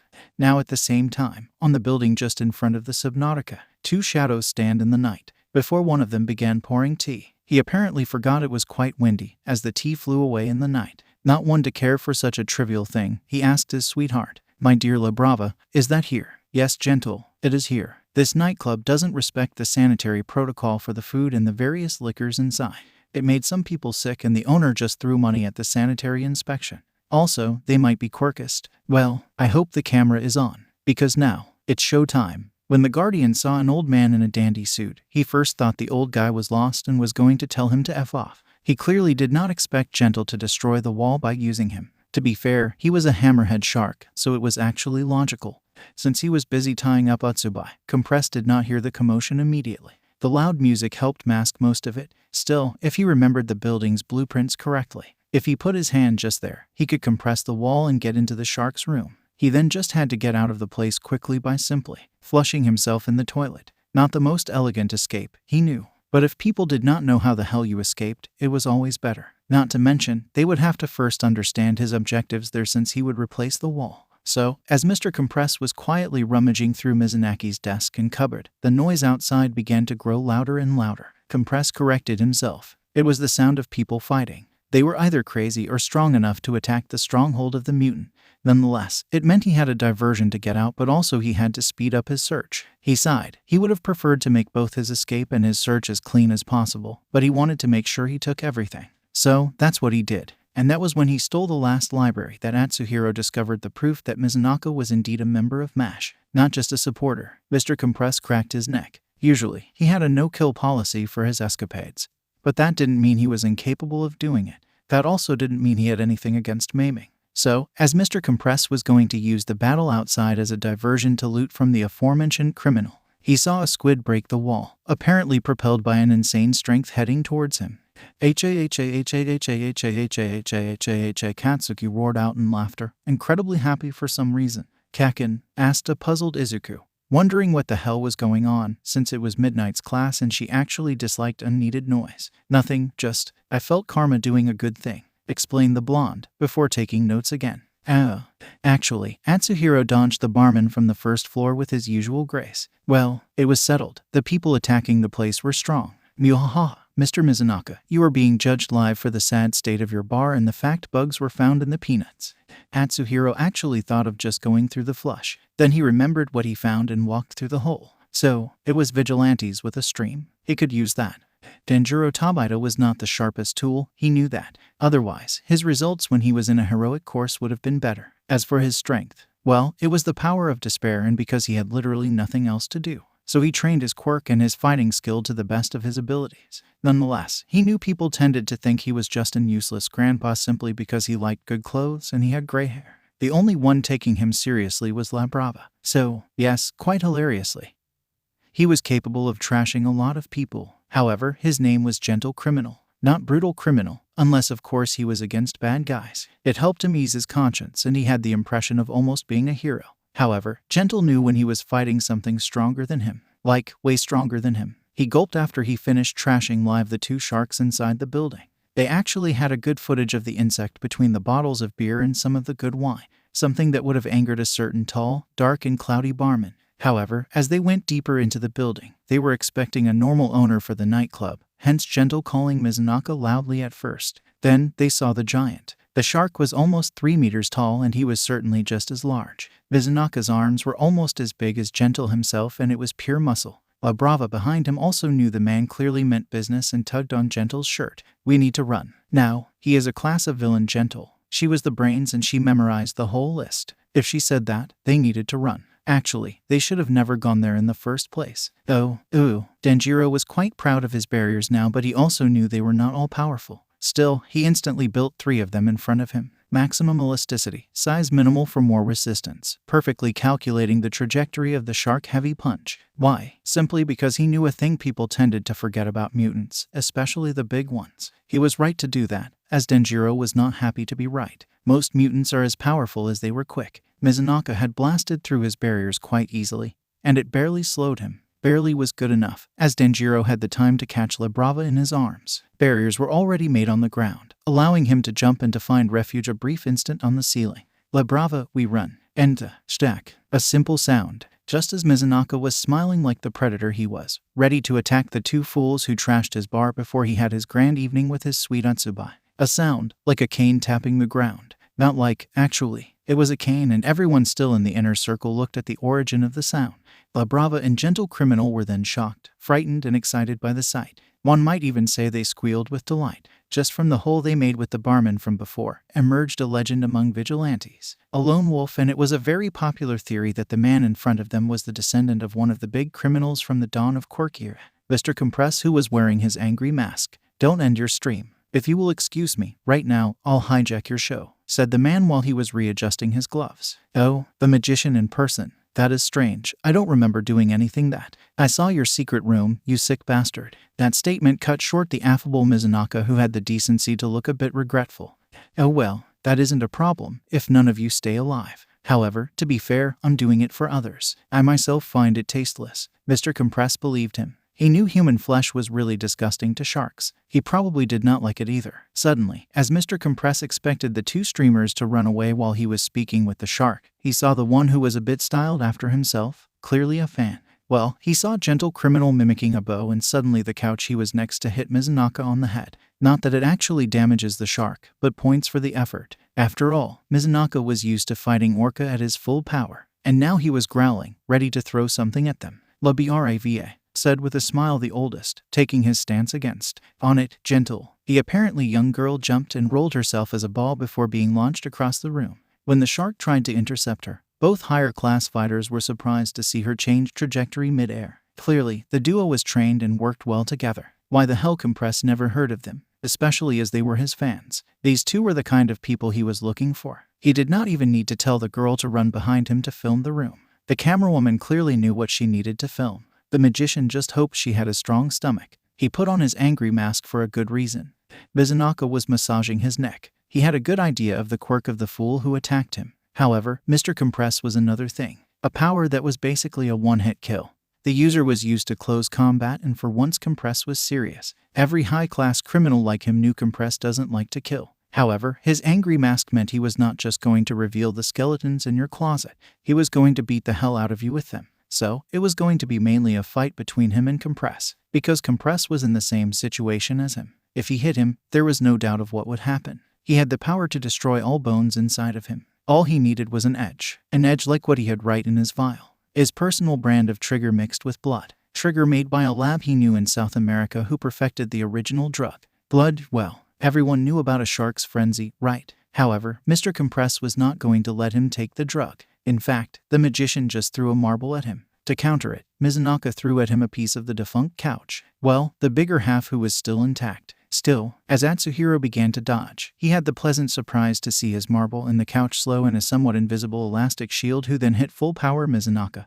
while gentle criminal fell from the ceiling. Muahaha, fear my mighty quirk. I may have failed heroics, but I'm still quite good. Note to self, Atsuhiro thought. Find whoever expelled that man. He had the spirit. He had the power. He had the style. Gentle, if I heard right. When we managed to take Mizunaka down, consider yourself and your assistant hired as my assistants. R bellowed out a drugged-up Mizunaka who took the chance to take his drug.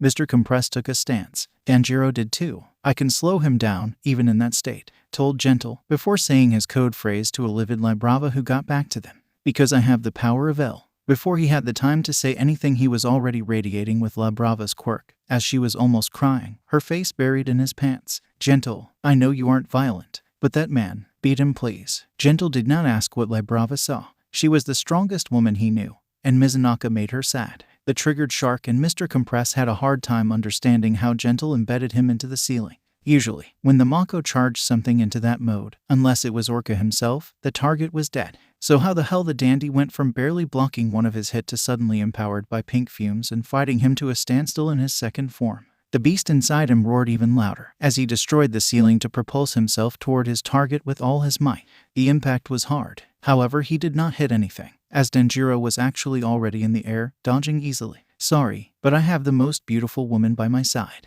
I can't lose, said Gentle, while Mr. Compress took La Brava with him aside and asked the girl.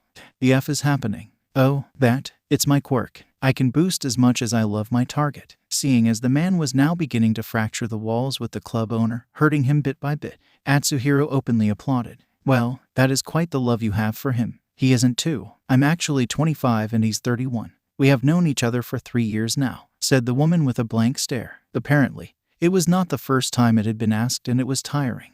Well, you're a cute couple, approved Mr. Compress, letting Danjiro have his big fight. How the hell did I never hear of you before? I mean, you are clearly not your average vigilante. Far from it. La Brava sighed, as Mizunaka had managed to throw Gentle against a wall by using a sound shockwave made by his hand, before the gentleman used the rebound to hit him in the nose, the weakest point for a shark. It could have been dangerous for him if Mr. Compress from earlier did not explode at that moment into an armed flashbang, who promptly exploded. As Mr. Compress told Izuku, in a fight, everything was fair. Glorious and epic move. Sure, nice to have one. But he was pragmatic. While Mizunaka was still a bit knocked out by the grenade, Mr. Compress stole his kneecaps, literally, and his elbows. Less than 2 seconds for all of them. If Atsuhiro had fought immediately with Denjiro, the fight would have indeed been shorter. However, apparently, the duo needed content and, well, with him as a guest star and saving Gentle against a powerful criminal, oh boy, it should get them some views. Urgh, I knew I should have refused that job, said Mizunaka, who then fell face first on the floor. Seriously, last time he got a job like that.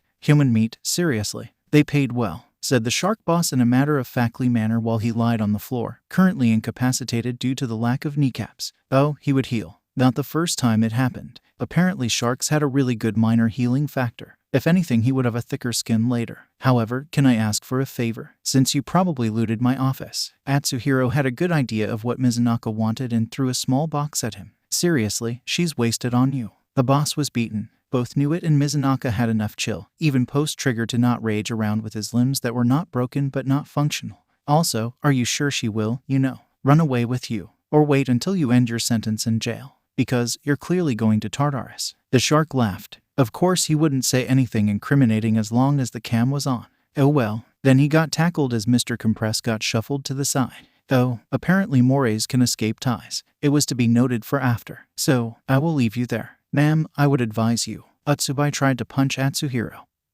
who blocked it easily as Denjiro suddenly fell next to him, completely exhausted. Apparently, Librava's boost was indeed a powerful weapon, and apparently the man knew when to unleash it. He would have probably used it to run away if Mr. Compress had not been here. Atsuhiro smiled behind his mask as he marbled both his new sidekicks. Both had access to sound as he put them in his pocket. Best of luck for both of you. Oh, and by the way, dear Utsubai, it was Maki who stole your sandwich. Tonto, police were going to come and check the bar soon enough. They were going to be corrupt cops in the pocket of the shark.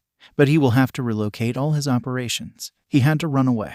And he had to do it the easiest way he had. Thankfully, Librava wouldn't capture it for the stream. The hard part would be to take a shower before going home. After all, he had everything he wanted. Proof of Mizunaka's crimes, who would force him to stop everything, and more importantly, a green diamond a criminal sold on the black market. It had a particular shade of green, exactly like in Ko's eyes. Hey, she deserved the most beautiful ring. And that is how I got the ring. Atsuhiro finished explaining after taking a shower at Magna's apartment, while Gentle and Librava were sleeping on the couch. So basically, you kicked the biggest smuggling business in Japan in the nuts and crippled a rank of villain just to steal a diamond because you thought it would look good on your girlfriend's engagement ring. Deadpan Chizome Akaguro, who was also laying around. You are what the kids these days call a simp. While Mr. Compress excluded him from his poker night, Chizome was still on good terms with Magni, who was currently busy making the ring for her friend. Hey, every girl needs a hobby. Hers was crafting jewelry. She could have been a professional at it, However, you almost kill someone who was trying to kill you for being different, that someone being a hero, and then you get branded as a villain. It happened only thrice. The fourth time, Stain was there. It is self-explanatory. Hey, she deserved it. Never had a woman who could make me feel like that except her. Had you met the night nurses, you would, said matter-of-factly Magni as she continued her work. She wanted it to be a masterpiece, and the fact Atsuhiro was also paying was nice. Being friends did not mean not paying them. Yes, you talked about them already and how they disappeared years ago. Still, I maintain my opinion that my wife is better, said Atsuhiro as he got out of the shower before drying himself. Thank God he did not smell like an open sewer anymore. Now, he just had to drop the evidence at Night Eye's office. Surely he could make some use of it. Compress. When the night nurse looked at me when I went to her because I cut my nose, I shat myself. Literally. Then, she threatened me that if I even went to them once more for a dumb wound, the coroner would have trouble determining if my death was due to exsanguination by the amputation of my junior or suffocation due to said amputated member obstrucating my throat, explained Stain, cleaning one of his knives. He was clearly still remembering it vividly. What? Both vigilantes looked at the hero killer, while Brava was editing from her computer the stream and making a nicer video answer. She told him she would castrate him and make him choke on it. She seemed nice. Denjiro nodded, knowing better than having a different opinion than his woman on the subject. Okay, she seemed like a fun woman, but I prefer the one I have, laughed Atsuhiro. And Ko sneezed a bit. Someone was probably talking about her crazy past with Mitsuki. Fun times. However, they had to stop when Katsuki got his quirk and Hisashi died. Yeah, I still remember the day they retired. I made a guy that I mistook for the heart thief fall off the boarding staircase of his plane, said Magni, quite sad at the fact. The information thief. Damn girl, You know how to pick your targets. Yeah, turned out it was just some a-hole leaving his wife and kid because the son was quirkless. Atsuhiro stopped for a moment before laughing. No, it had nothing to do with Hisashi, right? Stain stopped for a second and thought back. They were not talking about Hisashi Midoriya, right? Because while the man survived his fall, Atsuhiro did help F up the first aid by stopping his heart during defibrillation. That man had insulted All Might. La Brava thought for a bit about that time she wanted to try her hacking skill for a bit and caused a car crash with an ambulance with an automated car. Gentle Criminal halted for a time and tried to think if they still had leaves of tea. He was the only man in the room who was actually clueless about the discussion. OMAKE time. Suddenly a yellow caterpillar hobo entered the room. Before anyone could do anything, Katsuki packed back his bag. Nope, F it, I'm out of this. Aizawa was used to provoke this reaction in some criminals and alumnis. Not a kid he never saw. I'm not taking classes with Godam Eraserhead, yelled a way too done Katsuki, a kid who apparently knew him and his identity. That was a new one. He was going to start asking questions before he got interrupted by the green kid laughing. The blonde boy looked at his friend. If looks could kill, the class would be the crime scene for mass murder on Izuku. Of course you knew FNERASERSPAMMER. Eraser, spammer. Momo was actually the first to understand what was about and was overjoyed. Oh, you both play heroes. I play an island deck. So the rich kid plays a pay-to-win deck of effin' course. This guy right here is someone who only knows to play Eraserhead. But not only does he play him every time, but he created the whole deck centered on him getting back up every time. He also had every team-up power-up with him, including the special fake wedding cards with him and Miss Joke. You are just mad I just beat you 200 times. Bad choice of words. Katsuki promptly yeeted Izuku out of the window. Luckily they were on the ground floor, but still. All Aizawa could suddenly realize was, wait, people made cards of me. They know about my marriage. Why the F don't I have royalties? You, Yaoyorozu, call your father. Now, Momo was at that moment terrified enough that she actually called. After a few rings, the phone clicked and her dad's voice rang out on speaker. Hi sweetheart, it's odd that you'd call me today of all days. How's school going? He gets cut off as Aizawa snatches her cell phone and shouts into the microphone. I know you're there, Yaoyorozu, you big effin' nerd. Where's my goddamn money? The rest of the week was fun but frustrating for Izuku. Fun because UA was everything he dreamed it was in his childhood dream. First off, Eraserhead as a teacher. Their homeroom teacher was quite the troll. He often did some logical ruse of his own, like pulling a surprise test for something they just saw 10 minutes earlier in another class and canceling at the last minute a planned one. However, it helped them to learn to guess more when he was serious and when he was not. However, no one expected him to be angered by the heroes. Game they did. A small tournament with Momo, Katsuki, Ida, Takoyami with a Quetzalcoatl the Mexican hero of blood and terror, and Denki who had a Crimson Riot and the Old Guard deck. However, Aizawa went ballistic when he saw Izuku's deck when he entered the classroom, especially the fake wedding combo with him and Joke. Aizawa seemed to die inside. When Izuku asked him if he should have used the bromance combo with him and Present Mike, Beach Edition, it was true that tactically speaking it would have been better. Secondly, Cementos class. Learning about Murakami's greatest writings had been a pleasure, and Izuku had been happy they could talk about one of his favorite authors. He also liked that they took the time to speak about a few others and not necessarily the Japanese one, such as Terry Pratchett and his Discworld, quite a fascinating series. Third, he had a good chance to roast Katsuki during Midnight's lesson, as he did listen during Auntie Mitsuki's lesson. Being able to participate a lot during modern hero art. Learning how to design efficiently a costume had been marvelous, and once again, Izuku had been thankful for his all but blood aunt to have helped his mother with his costume. Fourth, they had freaking All Might in the last day of the week to teach them heroic. Let's just say that Izuku's hype could have powered a small nuclear reactor. He was that excited and he almost exploded when he learned the fifth point. Atsuhiro had proposed to his mother. Why yes, old hag, you can prepare Auntie and Ko's wedding dress. I can see them drowning their apartment of happiness from my room. About damn time. Though, the sound Izuku made was a dead giveaway.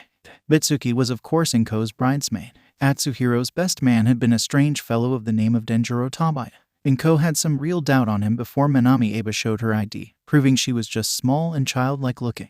It did indeed reassure her a lot during the early preparations. Nedzu, because of course the rat knew everything, sent Atsuhiro a reservation for a small church, discreetly, with the rat's promise that no hero would be there if he wanted to invite a few vigilantes and lesser moral characters. Hey, he couldn't understand marriage very well, but he knew it was a thing to do, to treat humans well, so they were happier to help. Still, it had been a really nice event, happier to Izuku than All Might's classroom. Even his friends noticed that the hyped boy was more hyper that day, notably because he made a few magic tricks for everyone, even pulling out some plastic flowers for the girls. The fact he pulled a red rose for Toru was purely random, but nobody believed him. However, as said before, not everything had been sunshine, rainbows, and flowers for cute girls. Shouto Todoroki. The teen often brought Izuku's inner Katsuki to light. When our favorite magician was out of school, he actually went on a rant that Katsuki thought was a bit mild but a good try. Where to begin? While the heterochromatic teen was indeed a top student, seemingly acing every class, he was just so unemotional about everything it was seriously jarring for everyone. Even Kota, who was not the most expressive kid as he was shyer than Izuku a year before, showed much more enthusiasm in the classroom. However, Todoroki seemed at best bored. At worst, he seemed to wonder what he was doing there, like in Cementos' class in Midnights, which was something that seriously irked Izuku and Bakugo's enthusiasm. They worked hard to get there, and Mr. Isaiha did not put any effort into classes. Even Aizawa was often grumbling as Todoroki was doing good enough but not the best he could, especially as everyone knew now he had fire but did not use it. In other words, he was a brilliant student who was not putting everything he could and did not seem to notice he was actually angering most of the class. As a contrast, Momo, the other recommendation student, was often trying to help her fellow students by making stuff for the class and making them discover tea and a few other things. She was the top of the class, but everyone understood why. She worked hard. Even Katsuki was impressed by her notebook and actually had to concede the point, before saying he would be the top of the class soon enough, working even harder, to Momo's embarrassment. As for the class, well, soon enough, except for Todoroki, who seemingly excluded himself from the group, everyone began to speak and form various groups. However, the permeability was high, and while Toru, Mina, Gyro, and Kamina were often plotting various weird things, sometimes they would enlist Izuku's help.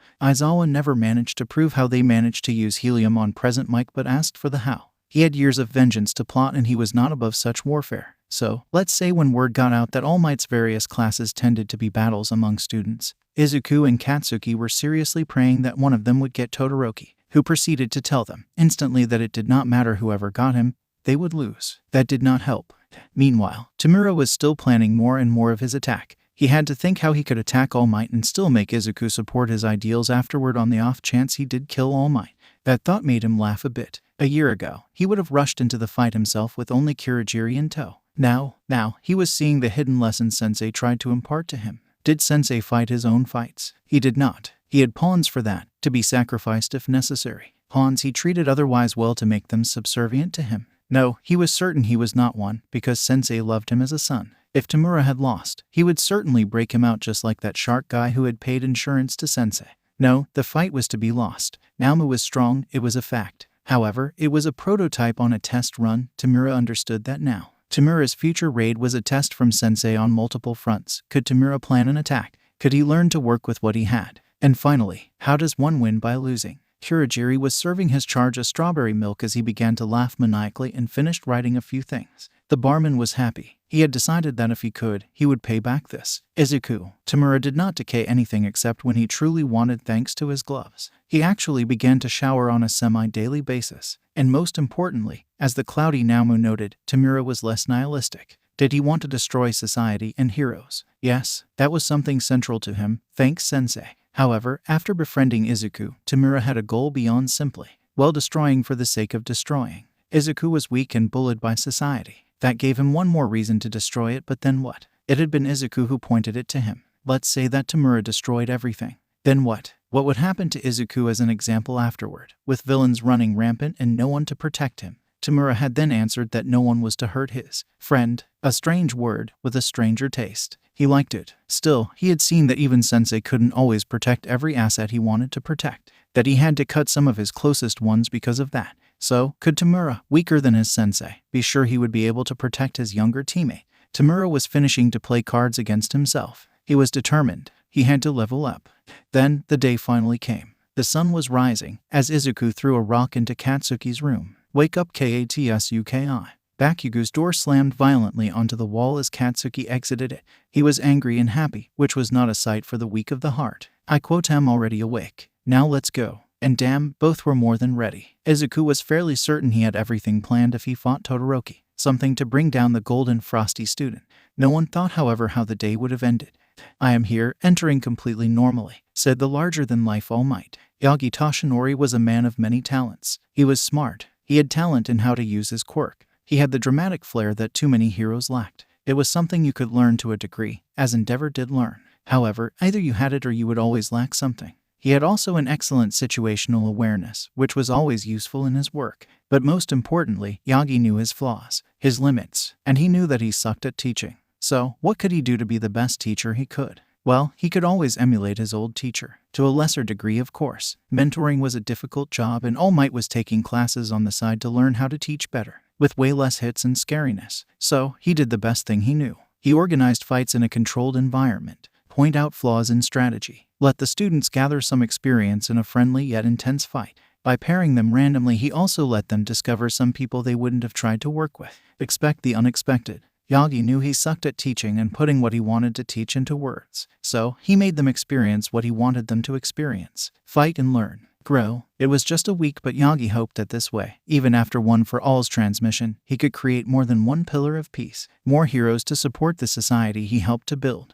and make it better. He was just a man after all. How does one man make a whole society? He doesn't. It crumbles after him, except if he notices it and tries to make it last after him by acknowledging he was mortal. It also put a smile on his face when students wore their hero uniforms for the first time. The kids had them simplistic, yet you could see their intent to be iconic. What kind of hero they would become. Young Uraraka. She was all in simplicity and agility. Not very offensive, for now. Rescue hero. The same for young Tsuyu. The Yaoyorozu heir. The girl probably did not know it yet, but she destined herself as a strategist, not a frontline hero. Bakugo, clearly the most ambitious and driven. He clearly understood that both his quirk and personality wouldn't make him someone that would reassure the public by his smile. However, just like Maruko, his confidence, his pride exuded from his skin. He was there and his enemies should watch out. Yagi could also see what kind of hero the kids were inspired by. Kirishima clearly loved Crimson Riot. Yagi loved that man too, especially after he died taking down the Ashen King. If people called Endeavor the strongest fire hero, people preferred to forget Attila, the one of two people who managed to awaken too much and who became more quirk than human. Good thing the other one is a hero. Then came Izuku Midoriya. If the boy was not a fan of Mr. Compress, Yagi was willing to destroy his left lung. A hat who was classy and a suit that was clearly made for him. On measure, with talent. Probably by Bakugo's mother, if Yagi was right. White gloves, and All Might could see how he could make the cards go into his hands. The right was the tarot deck. The number at least. If he was right, the kid had already prepared what he needed. The left was most likely Izuku's nuclear solution. The arcana. And finally, in his pouch, the last deck. The hero deck. But his most important edge. It was this smile. His shining smile. When Izuku finally put on his suit, gone was the shy boy who was too excited for his own good. Gone was the kid who would be flustered by the girls talking to him. The one who said the suit did not make the man was wrong. All Might wondered if he should send Atsuhiro a congratulation card. Oh, yes, he did know who the vigilante was in reality, because he could think outside of the box, and also because he could relate to him. To Izuku too, to a great extent. The boy was splendid. If only Yagi did not meet Mirio, he would have clearly tried to make Izuku his own apprentice. The boy knew what it meant to be meek, to be weak. Still, he had the smile. He had the heart of a hero too. Yagi knew that when Izuku would finish his growth, he was going to be an awesome hero. Maybe he could propose an internship. Still, for now, Yagi had to do another thing as a teacher. It was helping the students. With no kid to take care of above another and not having to pick an heir allowed him to pay more attention to his class. Contrary to what Aizawa thought, Yagi did not think of Midoriya and Bakugo as problem children, far from it. There was another, bigger time bomb in the classroom. Someone, somehow, all teachers failed to spot. As a hero and teacher, All Might couldn't allow himself to fail a student. But he also knew, as he remembered himself when he was a quirkless boy, what it means to have an adult coming to try to help you when you were not ready for it. No, Yagi looked at the not-so-random battles upcoming. He had a big smile on his face and he knew he did something that was probably crazy but likely to produce results. Worst case scenario, he would have confirmation or denial of the feeling in his guts. Best case, his problem would be solved. So, let me explain the exercise. One team will play the villains who have to protect a bomb. Another team is going to be the heroes who have to locate the bomb and touch it to win. If the bomb explodes because of the time limit, villains win. If a team is fully neutralized, the other wins. Damage has to be kept at the minimum for both sides. Indeed, the context is the villains have gotten a nuclear device that has been retrofitted as an EMP device. Damage it too much before it is done, however, and boom. Nuclear explosion, explained All Might as he presented the terrain. Old and decrepit buildings. So, if a student decided to go plus ultra, everything would still be fine. Yagi, in his Buffy form, was clearly certain it was going to be the case. However, kids had to learn to restrict their fight. So, here are the different teams. Midoriya and Zero, Team A, villains. The two kids nodded to each other, Zero deciding that leaving Midoriya in charge of a plan was the best idea. Bakugo and Koda, Team B, heroes. Koda almost fainted, seeing Bakugo's smile at the idea of beating the crap of Izuku, who was clearly whining. Yaoyorozu and Shinso, Team C, villains. Of course, I'm a villain, sighed a certain tired teen, as he began to adjust his apparatus to mimic Ida's voice. Ida and Shoji, Team D, heroes. Both looked happy to be heroes. Well, Ida looked happy. Hard to say with Shoji's mask. Mina and Takoyami, Team E, villains. A mad banquet of darkness, said the bird boy, while the pink girl tried to do an evil laugh. Todoroki and Kaminari, Team F, heroes. Kaminari tried to high-five Todoroki, happy to have an easy mark, while Todoroki gave him the cold shoulder, quite literally. Gyro and Hagakure, Team G, villains. The duo of villains high-fived clearly together, happy to be with a friend. Sato and Uraraka, Team H, heroes. Clearly a powerhouse duo, with Uraraka who was going to act as the support and control of the mission. Aoyama and Kirishima, Team I, villains. Kirishima whined a bit that the villains were not manly, until Aoyama took him by the shoulders, explaining to him that they were not villains. They were freedom fighters, seeking to overthrow their despotic king and decapitate him.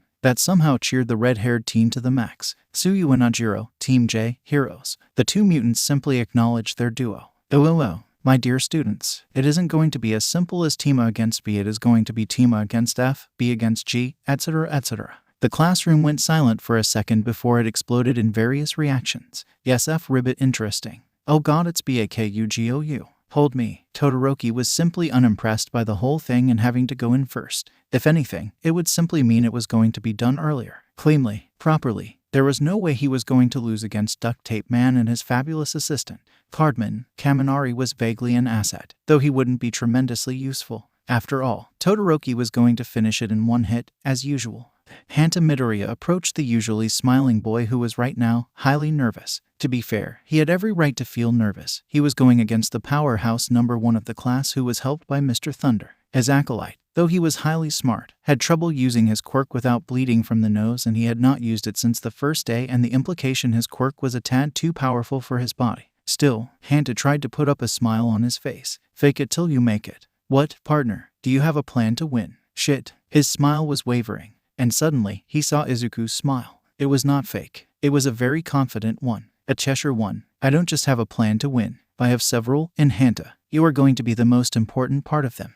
Why do I hear boss music when I look at this building? Kaminari remarked, as it loomed over them spookily, looking creepier than it should since it was still sunny. Mainly because I saw Midoriya pull a radio from his hat, said Todoroki coldly. Most of his comrades did not inspire him. At most indifference, and some did anger him a little. One of them was Midoriya. Why? Simply because the greenie seemed to treat the school as simply a place to study quirks and combine them to make them stronger. Just like his father, he was also constantly doing tricks and sleight of hand during the breaks, gathering attention on him. A glory seeker according to him, and his meek act, when his quirk could apparently be powerful, was something that irked him. What? The boy was clearly wondering how the hell Midoriya did that and how he did link his radio to whatever made sound in this building. Basically, the music was Soul of Cinder from Dark Souls. This kind of showmanship irked Todoroki to his core. They were here to be heroes, not to play games and tricks. So the heterochromatic boy inspired a lot, and from his icy side began to accumulate power. And a few seconds later, the whole building was encased beautifully in ice, like an eternal flower. The whole temperature dropped around them. In the control room, everyone was baffled, including All Might, though excluding a certain someone. Oh my, the first match and it has already ended. I guess there is something such as a too powerful quirk. How about y'all shut the shithole that serves as your mouth? Katsuki violently interrupted, making everyone who were nervously muttering look at him. He was calm and serene except for his outburst. I could have tanked that attack, Katsuki explained calmly, as if it was enough of an explanation. That made Shinso laugh. Yeah, sure, Mr. Exploding Man. But what about? Izuku is my rival, you purple asshat, Katsuki said calmly, with a hint of fire in his eyes. Do you think that someone I consider my rival would be done in that easily? We are talking about Izuku there. He's smart, he's a showman at heart, but there is something that makes him one of the most dangerous people here. Everyone looked at Katsuki, who was doing his signature shark smile, having smelled the future fight. Given the right circumstances, he can pull off some insane shit. Why did the music not stop? Kaminari wondered aloud as he carefully entered the building behind Todoroki. The golden student was too busy power walking to answer to his teammate. At least until he opened a door toward the stair and a bucket full of water fell onto his face. A wet Todoroki was groaning as he took the bucket off his head. Just before Kaminari took him down to the ground, a previously duct-taped desk almost fell on him after that. The hell was that? I would say that they booby-trapped the building with Hanta's quirk. After all, cold makes duct tape weaker. So between the two villains, they had a working brain. And wahahaha, welcome into our evil lair, heroes. Now, I hope you can reach us in time to save the city. Scratch that, they were idiots, both of them, treating this as a game. Todoroki was pissed, and when he got up, he instantly made a pillar of ice under him, propelling him towards the top floor as quickly as possible. He just forgot to bring his teammate with him, who was looking at the stairs and whining. What were the odds it was booby-trapped too?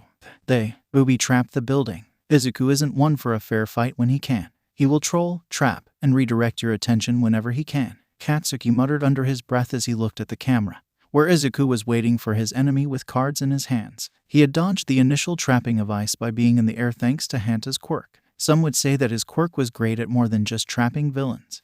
For Izuku, it meant he had a teammate that could give the best material for traps and bridges almost in endless supply. Of course he was going to use what he had. To be honest, he actually had a plan for everyone in class to destroy Todoroki. The best ones were of course with Bakugo, as they already knew how to work together, and with Toru.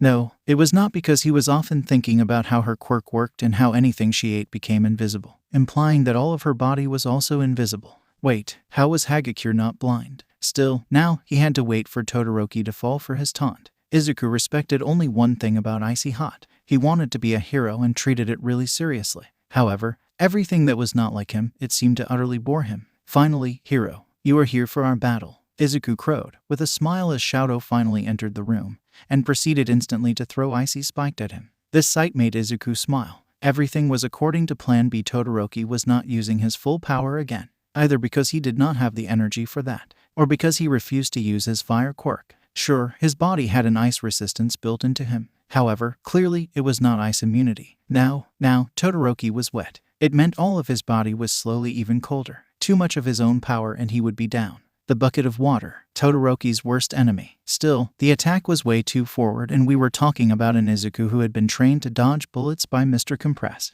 Wow, I did not know you could dodge by dancing like that, admired Mina. Toru vigorously nodded with her. Yes, he's a bit of a show-off. Is that all, Todoroki? Because I have one more thing to say to you, Izuku said with a smile as he stood still between a heavily duct-taped door and Todoroki. What? Another dumb quip. Shadow snapped back, before noticing a small light erupting from below his foot. Landmine, Izuku stated as Shadow dodged a force-summon from under the ice. And another landmine. Oh, be careful, I think it may be a jack there. Everywhere Todoroki tried to find a footing, Izuku's summons appeared as their master stood in the background, quietly resting. Meanwhile, Todoroki had to dodge the 6 creatures that came from under his own ice. I think you should give up honestly. This fight is hardly fair, said Izuku matter-of-factly. He was still sportly after all, and tried to let Todoroki have a chance to save some face. His answer was not something Izuku expected. Suddenly not caring anymore, Todoroki simply unleashed his ice again. Izuku barely had the time to hide between a 10 he kept in his hand, avoiding being frozen only by a hairbreadth. Todoroki, in all his frozen, rage-filled glory, was now standing above the disappearing cardman and glaring at him. Finally, some emotion, Izuku remarked while adjusting his hat, as Todoroki shook a bit of the ice off his body. Though if you continue to not use your fire, you're going to lose. Such a powerful and balanced quirk. Shame it's wasted on you. How about you shut up, Midoriya? You're just another teen playing hero, happy with his quirk. I have been bred for this. Todoroki, as he kneeled, seemingly out of energy, before looking furiously at his opponent. And I refuse to use my father's quirk. You do not know hardship or what it means to have a cursed power, to be hurt because of it. So now, get out. The ice-covered floor exploded once more. Oh God. For the first time, Katsuki was not calm anymore. If until now he had seemed sure of the outcome, he was now clearly panicking. Yes, I think it should be a good moment to tell Todoroki to chill. I mean, he's dangerous. I hope Midoriya is okay, said Ida, as the camera went back again, until Katsuki interrupted him. No, you misunderstand. The one who is in danger right now is Todoroki. Wait, what? Todoroki was exhausted. But now, Midoriya was going to be a nice ice statue and he would be able to touch the bomb while Kaminari tried to take down Hanta. Even if he failed, as long as he could stop him from bothering and stop Todoroki, Kaminari would have done enough. Suddenly, once again, Midoriya's voice echoed in the room. You know, it is fun. Against anyone else in the class, you would have a effing valid point. Suddenly the room became hotter, way hotter, as an ice melting hotter. 19th Arcana. The sun. Suddenly, the ceiling seemingly became the sun, fiery like an inferno. The ice became a hot mist, the air burning Todoroki's lungs, before he got hit by a right hook in his jaw. In front of him a pissed-off Izuku without either a hat nor a smile. In fact, he seemed angry. Blood was dripping from his nose in a certain quantity, but he did not seem to care. But unlike the rest of you, I'm a late bloomer. If I overuse my quirk, I can effing die. Aoyama nodded, while everyone looked at him. I talked of my cousin in past tense for a reason. He died with a smile 10 seconds after his quirk activated at 18 years old. The usually smiling Frenchman was not smiling anymore. It also meant I lived all my life quirkless. Do you even have an idea how hard it is to grow up like that? Why do you think I can pop in and out my bones with a effing smile, Todoroki? There was not a effing day where I was not beaten, insulted, or worse. I was a target for most kids with a powerful quirk. Katsuki was the only decent human being of my age with me, which was sad enough in itself, even Todoroki had to admit, before he threw himself a punch in Izuku's nose, bloodying it even further. Oh, so you had a difficult childhood. Well, at least you still have loving parents. Mine is a effing a hole who did a effing quirk marriage to produce me, my brothers, and my sister. Did Todoroki lose his cool? Shinso asked, before getting hit in the back of the head. All Might, however, was purely inexpressive, and did not stop the fight because he had to learn more. What had Endeavor done? And mine effing ran away because I was quirkless. You are not the only kid with a shit father that wanted a strong child, retorted Izuku, who then grabbed his right arm and dislocated it with expertise. In fact, he hit it thrice in a brief instant, taking Todoroki's left hook in the face. So why are you angry? You finally got a quirk now. Why are you treating like a show? Because I want to be a hero that bring a effing smile to everyone's face. Izuku screamed, as a bit of blood came out of his mouth. Todoroki's punch were really good. Good thing he had dislocated his right arm and his shoulder, elbow, and hand. Good luck moving it. Todoroki seemed to stop, for a second. I know, Todoroki, what it means to be alone, to be beaten. I want to protect the weak. I want, when a quirkless kid or an abused kid looks at me, he knows he's going to be alright. Because I'm here. I want to tell them. I know what it means to be weak, but that they're still protected. That if they need help, I will be there. And it effing pisses the hell out of me when someone with a quirk with basically no drawback decide to spite out people who do not have his strength by not using half of it. Todoroki had the decency to be taken aback as Izuku got up and the sun was quietly disappearing. You are saying I am treating it like a game. I need my tricks, Todoroki. I am not as strong as you or Bakugo. I need them to level the playing field. And you know what? If it means saving an idiot like you, I will still be ready to put my life in line. Because that is how much I am determined. Don't you effing dare, you are going to surpass me. Who is betting my life every time I go all out by using half your power? Todoroki was at a loss of what to say for an instant before he got tackled by Midori, who was clearly deadly tired by all the summon in the sun. God, he was going to be out all this weekend, wasn't he? Also, you're an idiot. When you're in danger, you have to call heroes for help. Oh, and please tell, who would help me against the effin' number 2? Todoroki replied sarcastically, before he got slammed in the ground once again. Effin' All Might, who is our teacher. Baruko, who notoriously hates your father. Sir Night-Eye, who can see the effin' future and could have checked your story and warned All Might. Izuku screamed, while his throat hurt him. He couldn't even try to dodge the punch he took in the face. From Kaminari, beaten, bruised, but still standing, to Todoroki's surprise. Kami, Nari, you, Shouto. You can call me Denki, you know. We are teammates, said the electric man, before he grabbed Todoroki's working arm, helping him to walk. When Izuku still stood in front of them, clearly helped only by determination, but now once again with a smile on his face. Seriously, even beaten up, you still think you have what it takes to stop us? Yep, Izuku smiled, before hitting the ground. It was not the cement, but apparently an hole covered by duct tape by which he escaped, laughing. Suddenly, Todoroki had a horrible doubt. A horrible and terrible doubt.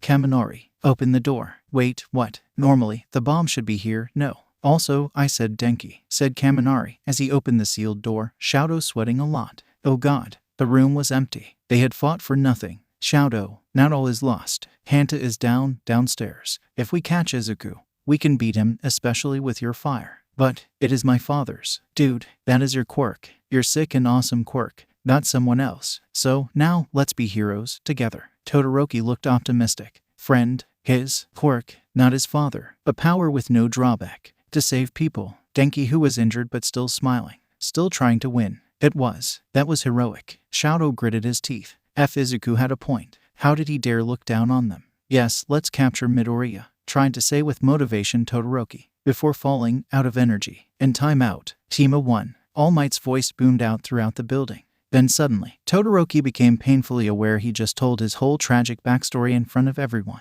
Oh, the debrief was going to be something. Izuku face planted on the ground. To be fair, he was panting since he used one arcana he was not sure he had been unsure he could use for real, and he had also used a lot of energy by doing his remote summoning technique, which was indeed very useful. Still, he couldn't feel his body, and he knew that if he wanted to keep what happened a secret from his mom and dad, he would have to pay a hefty bribe to Katsuki. Oh, he just hoped Katsuki had another toxic troll to punish.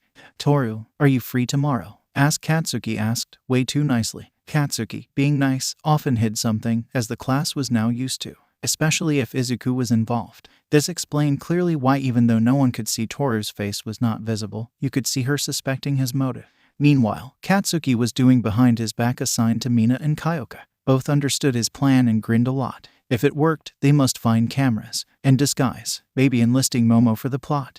Afterward, it was a battered Izuku and Hanta who entered the control room first. They were followed by a Todoroki who was leaning a bit on Kaminari, who was the one in the best state of all the four boys. It had been an extenuating fight, and Izuku would have a hard time pointing out where he was the most hurt. Momo had the kindness of making him a tissue, so he could get the blood out of his face. Thank God, the warm liquid was not a pleasurable sensation. Still, Izuku had a strange sensation of dread, as Katsuki hit in a brotherly fashion over Izuku's shoulder. I'm going to reward you for beating Icy Hot, Izuku. You did well, Katsuki told him, while he looked at the girls, nodding to them. He had promised them to be kind for a definition of kind. According to Katsuki, if Toru agreed to go on a date on Saturday, the date was going to be with Izuku. Katsuki did not even try to hide the fact, and girls quickly learned he respected women. Well, as much as anyone. If you truly wanted his respect, you offered a good fight. None of the girls wanted to try a true fight against someone that could produce an explosion, wanted to specialize himself as a fighter hero, and, according to Izuku, had already caught flies who were flying with an uncanny accuracy before exploding it.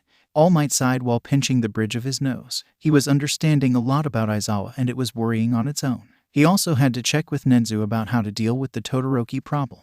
Nonetheless, he was happy that his shock therapy brought a lot to light. And somehow, Todoroki had a friend. Kaminari. The extrovert had adopted the introvert and was trying to make him react now. All in all, a wonderful thing. However, he also knew Recovery Girl would probably try to kill him soon after the kids went to see her. Nonetheless, he ignored his soon-to-be doom and looked at the class. So, which one of you can tell me who was the MVP in this? Izuku Ribbit Green Bean Deku. That insane guy. Is that a trick question? And the answer is the friends we made along with the fight. Pretty much everyone in the classroom chooses Midoriya, who pointed out Kaminari and Hanta. Hey, both of them were the most important, you know. Had Hanta failed to stop enough Kaminari and deplete him, I would have lost. In the same way, if Todoroki had brought Kaminari, he would have used Plan E and made him electrocute Todoroki after making the ice melt, said Momo, while trying to think more about Izuku's actions, who had the decency to look away. Also, you used Todoroki's thought of you to make him rush ahead, checking nothing. No, you had the fight planned before it had even begun. It required a lot of strategic thinking. Katsuki whistled a bit when Momo noticed that and was thankful they did not know his own plans. Most people thought he resumed his plans and make everything explode. They were not wrong. Well, I was mad at Todoroki for saying he would beat us at half strength when my quirk, well, Izuku pointed to his nose. I won't be able to use it for the entire weekend to be on the safe side. To be fair, you turned the ceiling into a small sun, Ida pointed out, impressed and still trying to make sense of Izuku's quirk. He thought he just manifested a card. The first time I used my power, I created a fake hero from a card, Ida. If it exists as a card, I can use it. However, the more powerful it is, well, let's say there is a reason I use a tarot deck rather than my collection of hero cards. My family is going to sponsor you, Momo then explained as her friends were staring, curious. A hero who needs our products to use his quirk, who is smart, presents well, and has a flair for drama. Yes, if Izuku does well for the next tournaments, I'm certain we will sponsor him. People forget she was the heir of a conglomerate. She was not a business student, but she could have very well been one. She certainly did not forge a document from her parents' signature to switch her recommendation exam from business course to heroic course. No one could prove it. All Might nodded and approved everything with his trademark smile. New rules, since apparently your class is the first one who apparently forgot to restrain himself. I mean, if Midoriya did not put the bomb behind a door with the written "No Bomb Here" posted on the second floor, I would have failed Todoroki and Kaminari. If you make an attack that can blow more than 2 walls, you're out. On a side note, Kaminari, why did you not check the door? There was a post-it saying there was no bomb. Then I got attacked by duct tape. It seemed oddly logical, and Gyro looked with sympathy All Might and quickly earjacked Kaminari out of it. After that, the fight was something. To start, Gyro and Hagakure made a big mistake. While Bakugo upheld his promise and went nicely at them, everyone else forgot about Koda. Later that day, in Nedzu's office. Nedzu, why the hell there is a town of rats in the exercise zone? Well, you know how it is with family. You can't leave them homeless. Nedzu, you are neither a mouse nor a rat. I know when you're effing with me. They are my dealers in cheese. This time, Yagi was not sure Nedzu was trolling since he looked away in shame. So, what can we conclude from this fight? Never anger Koda. Respect the rat. Bakugo is someone sensible when you think about it. Yeah, he even tried to help the girl when the rats began to. Meanwhile, Izuku and Kaminari were trying to comfort respectively Toru and Kyoka, who did not deserve the suffering. Hugs were required. Koda was smiling while petting a rat with his rabbit. Everyone was worried about their staring contest, who ended when both decided the other was a worthy opponent. I just want a normal match. All Might sighed, as he didn't sign for this madness. He signed to form the new generation, not having to storm an army of rat that were hunting for blood. The next match was, well, vanilla. No mass destruction. No people with a tragic backstory. Shinso had tried to hint at one, but Kyoka, between two sobs, told him, "Cut your crap. Remember, I know your parents." The mind controller grumbled while everyone wondered how his family was. Maybe his family is with cheerful people who like to hug and sing Kumbaya, Todoroki theorized. During the match, and cooler than earlier, fighting that way and yelling all he had on his heart allowed him to let off a lot of steam. Unlike before, it was not emotionlessness on his face, but just peace. Peace of mind because he had finally lashed out. Something he did not do often since it could summon his fire. People wondered if Todoroki did not touch a nerve, since Hitoshi shuddered at the thought. Kyoka too. Somehow, Katsuki made a notebook appear from nowhere and noted something. Izuku was not the only one with this skill. Nonetheless, Momo and Hitoshi lost for a very simple reason. Uraraka launched Sato at them, full force. Turned out that none of them were good enough in close combat against someone with a strength-enhancing quirk. As for Ada and Shoji against Kirishima and Aoyama, no one could have seen the result coming. Ada and Shoji seemed like an excellent hero team, with a scout and a fighter, while Kirishima and Aoyama seemed to have only one brain cell for two. Except Aoyama planned the whole fight and made Ada go straight in a certain corridor while Kirishima dropped from above Shoji to knock him down. As for the last fight, everyone nicknamed Ojiro and Tsuyu the ninja duo. They even avoided the camera on the field and disarmed the bomb without everyone seeing them. Except for the first two fights, All Might had appreciated the whole exercise. However, deep down, he had to wonder how much of the calm was because he ordered them to not destroy too many walls. Yagi decided wisely that the answer was not worth his sanity and his sleep. By the way, Izuku, how was it to hug Toru? Ojiro asked for once, not Bakugo, though he was listening. Nice. I mean, she just needed a hug, nothing else. Izuku, exhaling tranquility of mind and body while taking off his mask and revealing a little smile on his lips, clearly remembering fondly the moment. Yes, she had been terrified, but knowing she had trusted him enough to let him close had been nice enough for the magician. Because I have heard it takes at least 3 weeks to make a costume with people's hair. Ojiro explained afterward, with no special perverted thought. Well, not much more than any boy their age. Every boy did a double take. So, what you're saying is, oh god, Izuku was so dead, thought Katsuki. Mr. Pure Cinnamon went full second base before even the first date. Damn it, Izuku. I knew you wanted the whole gentleman magician persona, but this is a whole other level. Izuku sighed. Katsuki, we both know how that ends. What is your price for not telling my mom? Especially as I did not think of that. Well, I have an idea. Izuku winced when Katsuki explained his idea. Well, congratulations, Toru. You found a perfect boy in the first week of class. Gyro shared, with a little jealousy in her voice but wanting to tease the invisible girl. Yeah, I was listening to the boys in the other room. He did not notice or did not care that you were technically costumeless for the exercise. He only cared for you. Earjack explained, smiling to the other girls, who were all ready to tease. And, since Izuku's mom and stepdad would never stop teasing him about you, Katsuki had enough blackmail to force him to go to the mall tomorrow. Wait, so, is Katsuki trolling or helping Izuku? Uraraka asked, a bit curious and wondering a lot about the angry boy who was often seen helping people in a roundabout way. Because I get the whole embarrass your friend, but we all know and saw how Izuku was keeping notes on everyone, and especially Toru. He isn't. Girl, I have seen him making theories on how you can see and why we can't see what you eat and how someone could practice surgery if necessary to save you. That is some level of dedication. While nobody could see her, everyone knew Toru was blushing redder than an invisible tomato. And what does he do now? confirm he's way too nice, and it is his first date. Still, Toru is going to have a good time from what I'm hearing, and no, I'm not spoiling it, Gyro answered, while doing a little sign to Mina, who confirmed she would get the camera ready. The two girls, Kaminari and Kirishima, had become quick friends around their favorite activity, teasing the hell out of people to hide the fact they were quite vulnerable to it themselves. Then again, someone trying to tease Katsuki would be Balsi or Izuku. We will give around 10,000 yen tomorrow to Izuku, Atsuhiro, Inko said, as she was picking up the groceries as if she was saying a fact such as sky is blue. Oh, wondered our favorite vigilante. I have a delightful feeling. Somehow, a mother always knew. Izuku was waiting at the mall, just under the clock. He was actually wearing good clothes and not something dumb like a t-shirt with written on it pants. No, Katsuki did not force him to take some of his clothes and make him do an entire show to make him wear the best clothes possible for his first day.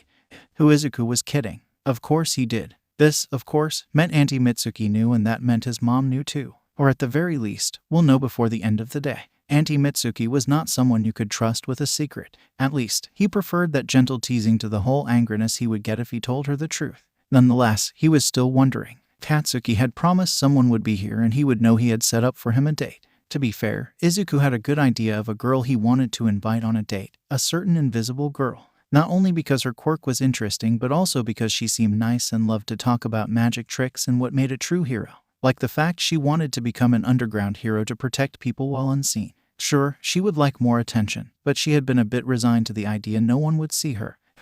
He did not wait too much. The voice of a certain girl echoed to Gyro's ears while in the background. Katsuki did a pose that looked a lot like Gendo. All according to his plan to set up Izuku with a girl nice enough for him so he could tease him to the end of the world. Not at all. He was there 1 hour early to make sure he had the right places for the whole date. Nonetheless, Toru loved the fact that Izuku seemed purely stunned when seeing her. Well, at least her clothes. A nice skirt and a casual top went a long way to please the eyes. Still, he had a way of somehow looking into her eyes, and it was nice, especially as everyone would look first somewhere else. So, I heard you had planned for a few things, told Toru. Yeah, I know an excellent crepe shop around there if you want to eat a bite. I thought we could too.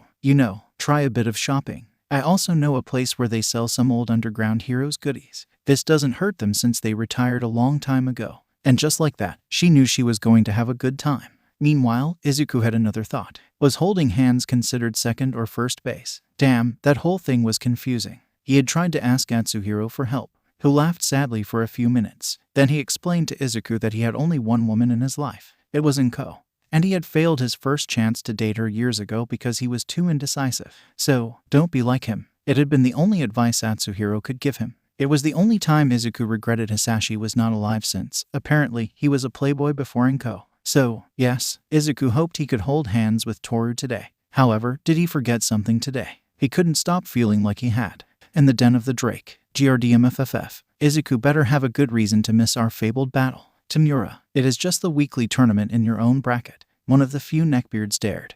Not that afraid of the blue-haired man who was grumpy. Before sighing, well, I guess I better call him. Tamura was taking his phone out when suddenly, Hey, Tamura, do you know Izuku's quirk? One of the biggest and smelliest guys in the store interrupted. I don't know his quirk. We have this unspoken rule between us. Tamura, who had tried to ask Izuku a lot about it, didn't know anything about it. All he knew was that Izuku got it late and suffered the quirkless discrimination before that, because either he's lonely and has strong telekinesis power or he's on a date with an invisible girl, or cross-dressing guy. Not judging if. Tamura inhaled before getting up and looking through the window. Izuku had a girlfriend.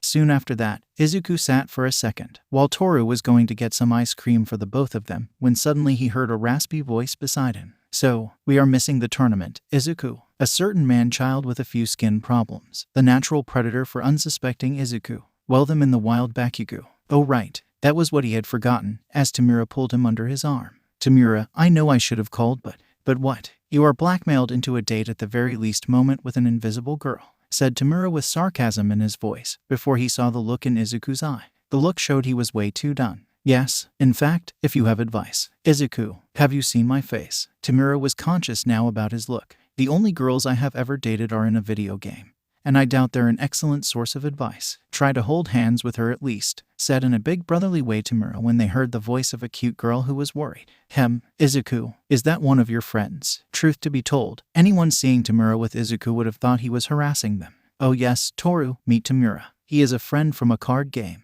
Tamura, Toru, a classmate that is, very nice and cute. In another universe, Izuku needed to switch pants. In this one, he was just red and wondering how it would go. Oh, I was wondering since I thought Bakugo seemed like your only friend. Don't worry, Tamura. I don't judge on the face. I mean, imagine if I did.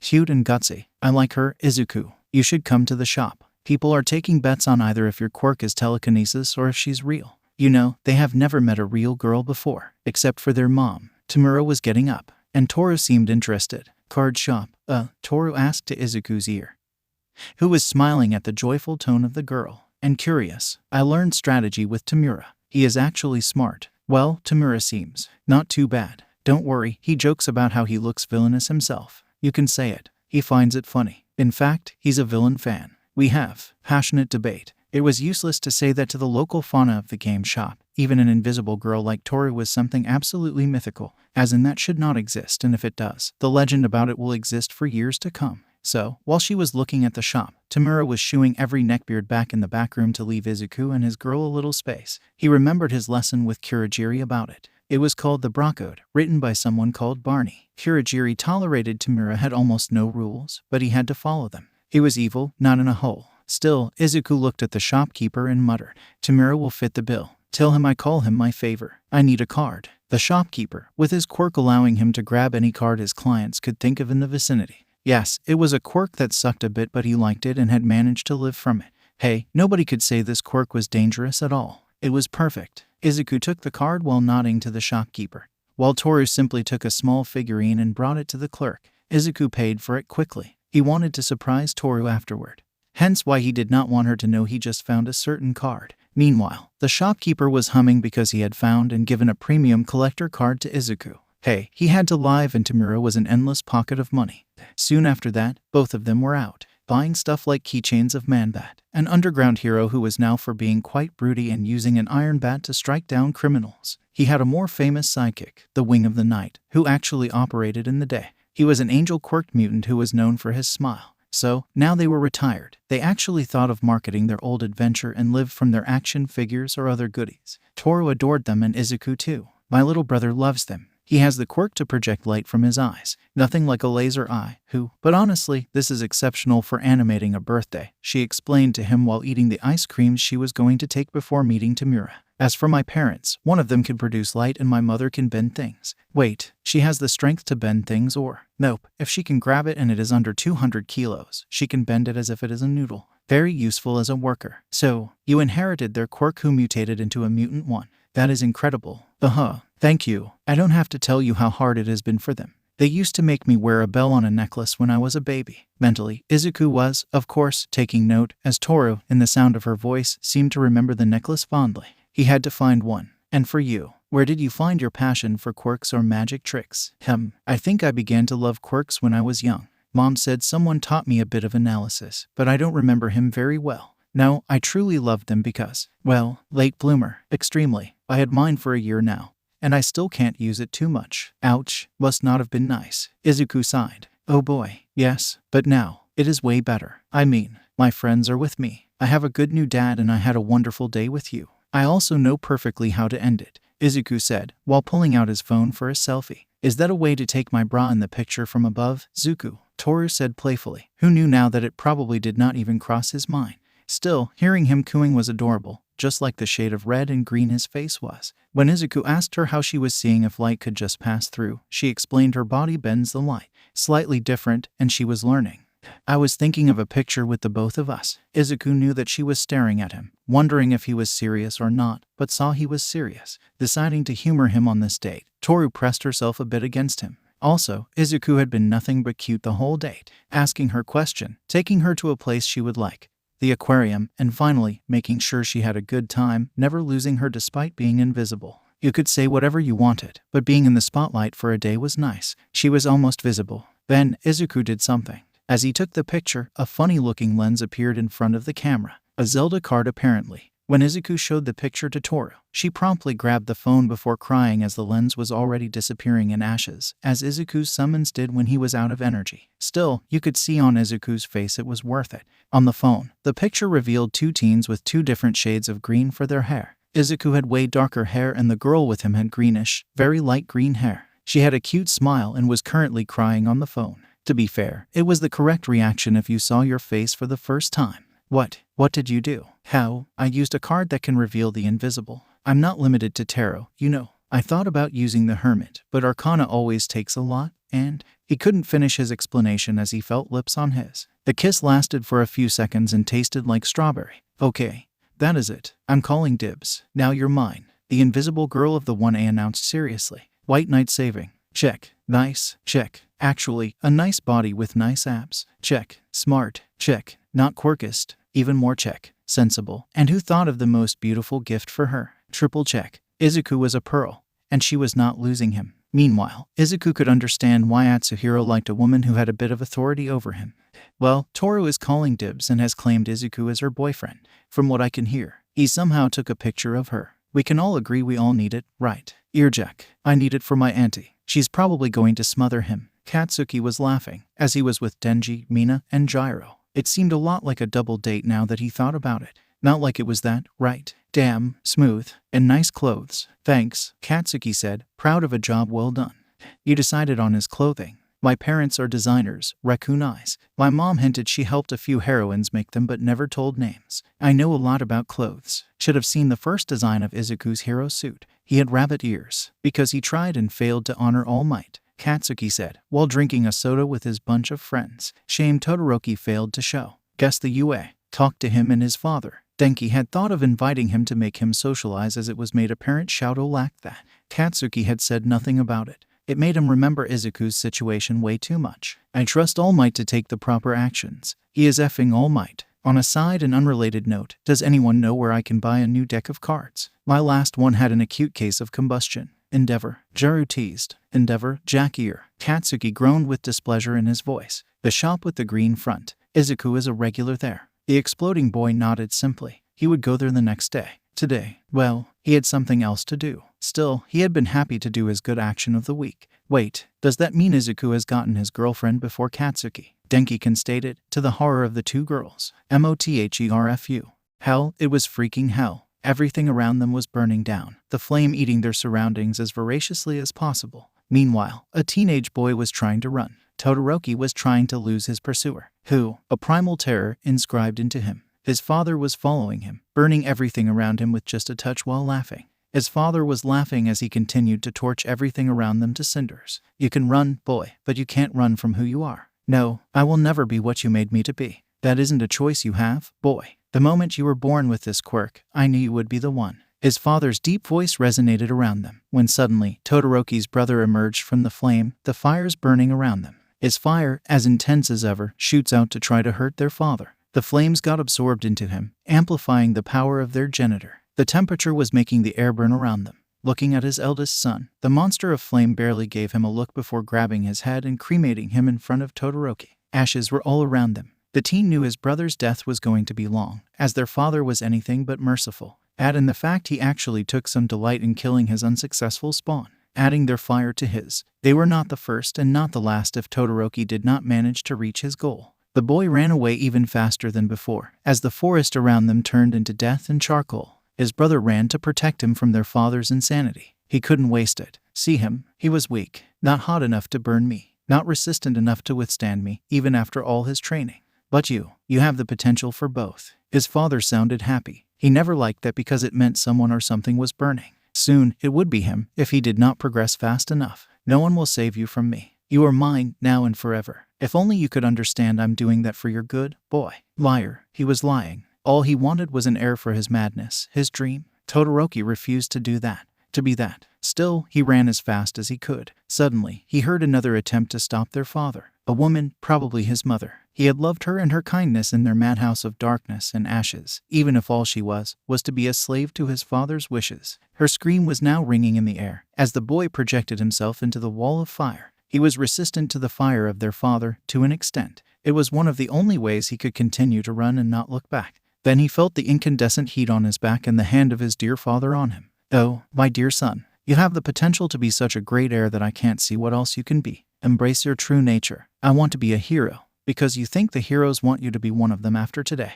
They are probably speaking about culling our line as we speak. No, boy, You will follow and obey me, as you should have always. Todoroki braced himself before his father once again put his mark on him, on his back. The fire fingers slowly penetrated his skin, and his father began to tattoo him with his fire. What kind of king would I be if I did not have a prince? Said the Ashen King to his son's ear. Behind them, the Harajuku Temple and most of Tokyo were burning, and Todoroki promised himself to never be his father, to be the greatest hero just to spite him. Then Enji woke up in his bed, gasping for air. His bedsheets were burning, and the bottle of whiskey he had drunk did not manage to be enough to let him sleep dreamlessly. Absorbing the heat into him, Enji looked at himself in the mirror. He had bags under his eyes. He looked miserable and villainous. Why, or rather when did he become so close to being his father? How did he fail his children so much? Finally waking up, boss. Oh right, he had been sleeping at his office for the past few days. Right now, Vernon was not smiling at him with her witty one. Instead, she looked at him with pity. You have been trying to kill yourself with these bottles since you came back from the UA. What did the mouse say to make you want to try to do that? Enji looked at the window, wondering if running through it would be a viable alternative. I have to remind you that you asked for a reinforced glass to avoid an assassination attempt. Nonetheless, Vernon sat by her boss. Boss, you know what you have done for me. I know what you have done for me. You know I'm there to help you. Endeavor looked at the mirror and took another bottle. Vernon was going to say something, but Endeavor managed to stop her with his depressed look. The man I respect the most in this world told me with proof that I was becoming someone my father would be proud of. And that is a problem because, let me put it that way, if Purity, Beast and my father were in a room with a quirk-suppressing cuff and I had 2 bullets, I would shoot him twice and piss on the remains. I would get a F in metal. Endeavor said seriously this, while pouring a drink for his sidekick. He trusted her. Maybe he could tell her that. Is it a joke? Right. When Enji told her who his father was, Vernon was horrified and drunk with her boss. The other sidekicks took it as protocol number 5 if neither Endeavor nor Vernon is in a state to patrol, take their shift. The day before, Endeavor was not happy. Not only did he hear that his son lost in his first battle, but adding to that, he was still not using the quirk Ray bestowed on him. Could he not see the potential he had? To not rely only on one quirk when some people did not even have one. When would people sell their souls to get even half close to Shadow's power? Adding to that, he was now missing his meeting with the assigned HSPC psychologist. Why? Because of the one person he respected more than anything in this goddamn world and who was still alive. That was the reason Endeavor stood, though a bit nostalgic, in the front of the UA. His old home. Nostalgically, Endeavor passed his hand on the gate before opening it. He inspired the air he was smelling before letting out some of his flame of contentment. Yes, truly, it felt like home. Most of the academy was empty as they were on the weekend. Had it been anyone else, Endeavor would have told them to get lost because he had a job to do. However, a son could never refuse something his dad asked of him. When he stood in front of Nedzu's door, Endeavor allowed himself one of his biggest smiles before opening the door, as passionate as ever. Hello Nedzu, how are you? Sit down, boy. Something that was maybe a bear, maybe a mouse, but most certainly the principal of the UA, spoke coldly to the number 2. Nedzu had a look, and Enji knew it. That means he was frankly pissed and that the someone who would get his life ruined in the next few minutes. When the steel door closed behind him, Enji knew it was going to be him. Many people forgot, but Nedzu's quirk did not give him only high intelligence. It also gave him a life expectancy higher than most animals, and Endeavor suspected the stoat did something to extend even more his life. When he called Endeavor boy, he had every right. However, he often refrained from doing it because he knew how traumatic it was for him. Therefore, Endeavor found himself on the chair quicker than he thought he could, as the principal served both of them a cup of tea. It was chrysanthemum tea. Nedzu was more pissed than the time when Enji stole his cheese. I have found proof of your educational style, boy. Why did you become someone your father would approve of? Endeavor was trying to drink his tea when Nedzu spoke these words. The cup went crashing down and Enji looked furiously at Nedzu's. His flames were roaring all around them and the mouse was not afraid. Nedzu, you are the closest thing I have to a dad, and that is the only reason you aren't getting punched in the face. If I'm a dad, then I clearly failed to make a good man of you. I wonder what Crimson Riot would say. Before Endeavor could indeed try to punch Nedzu, his flames went down and a hand, firm and unbelievably strong, was put on his shoulder. Oh, right. Situational awareness. Did they manage to hide All Might behind the couch and erase her head on the ceiling? Apparently, he did. Enji was put down in his seat and the look Nedzu gave him. It reminded him why he had been terrified of being called their all. Then, once the rage subsided, Endeavor looked at All Might. No sign of a smile or of courtesy he had before. He was pissed off. The man who was the most powerful in the world was pissed off at him. While Endeavor wanted to be Endagon, he also understood sharply and painfully the difference between him and All Might. His sigh actually helped him understand, and that the only way his dream could ever be achieved would be by his children. Then Nedzu took several pictures from a file. He showed them to Endeavor. All of them, he knew them. He had worked on them. The fire hero looked at them and said immediately, "Abused children, yes. Aku, Sakura, Araki." A pinch of pain clenched in his heart. Children police ignored at first because they were villains' kids. So he took the matter in his hand and protected them. It was not well known, as it was not something the media was noteworthy, but Nedzu, when he could detect such a case, would always send Endeavor. Then, Nedzu nodded and took another set of files. And Enji's blood became colder than what Ray could freeze. The teen he was looking at had his body battered. Scars of burning, bruise, clearly some old broken bones.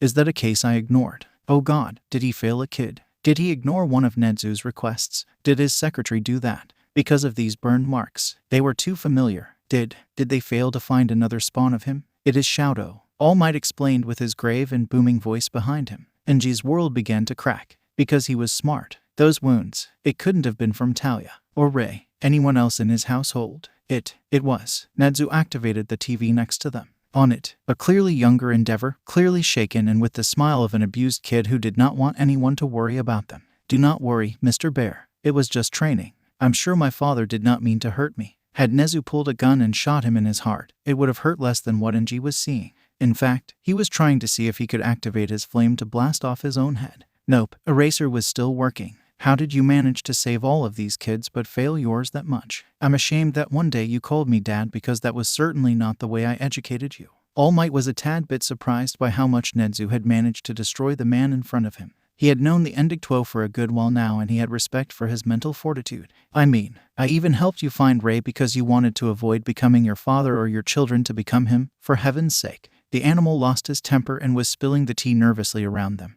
When this time, it was both Aizawa and Yagi who looked at Nedzu. Wait, what? Nedzu was suddenly conscious of their stare and sighed. All of what I'm going to disclose will stay in these walls. But it is important to understand everything. The 9 people listening nodded. Ray and Enji Todoroki were indeed a form of Quirk marriage, through a lot of omiai. It was also love at first sight for both of them. That was new for most of them. To avoid making any child, Enji had to have a fire quirk and a heat resistance above him. Because, otherwise, the risk the child would have reached the singularity would have been above 90%. Nedzu explained, suddenly tired. Even though he was prepared. I thought, the singularity was a theory. It is a secret, not many people know about it. We hid it with nice words, but we have already seen 2 cases of people managing to awaken more than once, and as a result of favorable awakenings, become something that could only be described as living quirks, functionally immortal. And the point with Endeavor being, Shouta asked, descending from the ceiling, while Endeavor was sobbing. Actually sobbing. What the hell was going on? Endeavor is the son of one of them. For a moment, Shouta refused to see the connection. The living quirks, people who underwent freak accidents and evolved. So, he is French. That is a good reason for sobbing. Aizawa joked because the alternative was far, far worse. He seriously hoped that Nedzu would confirm this. No, my father is the other one. Endeavor, who was breaking down emotionally in front of them, chose to explain the situation. My father is the Ashen King, burner of Tokyo and the imperial family, the genocider of China, the living cataclysm. Suddenly, for many people, it became clear why the hell Endeavor of all people hid his family tree.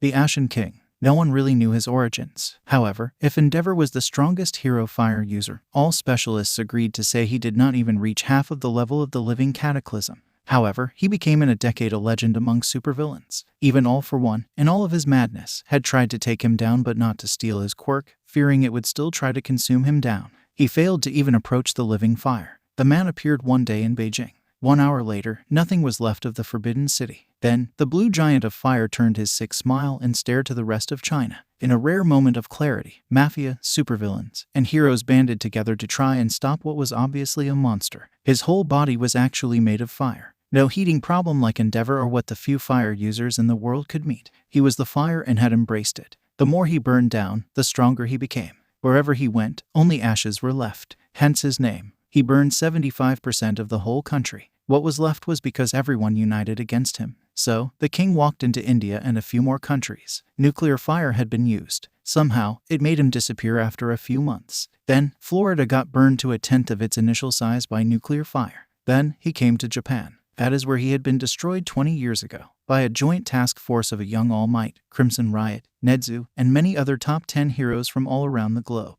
including the other living Quirk.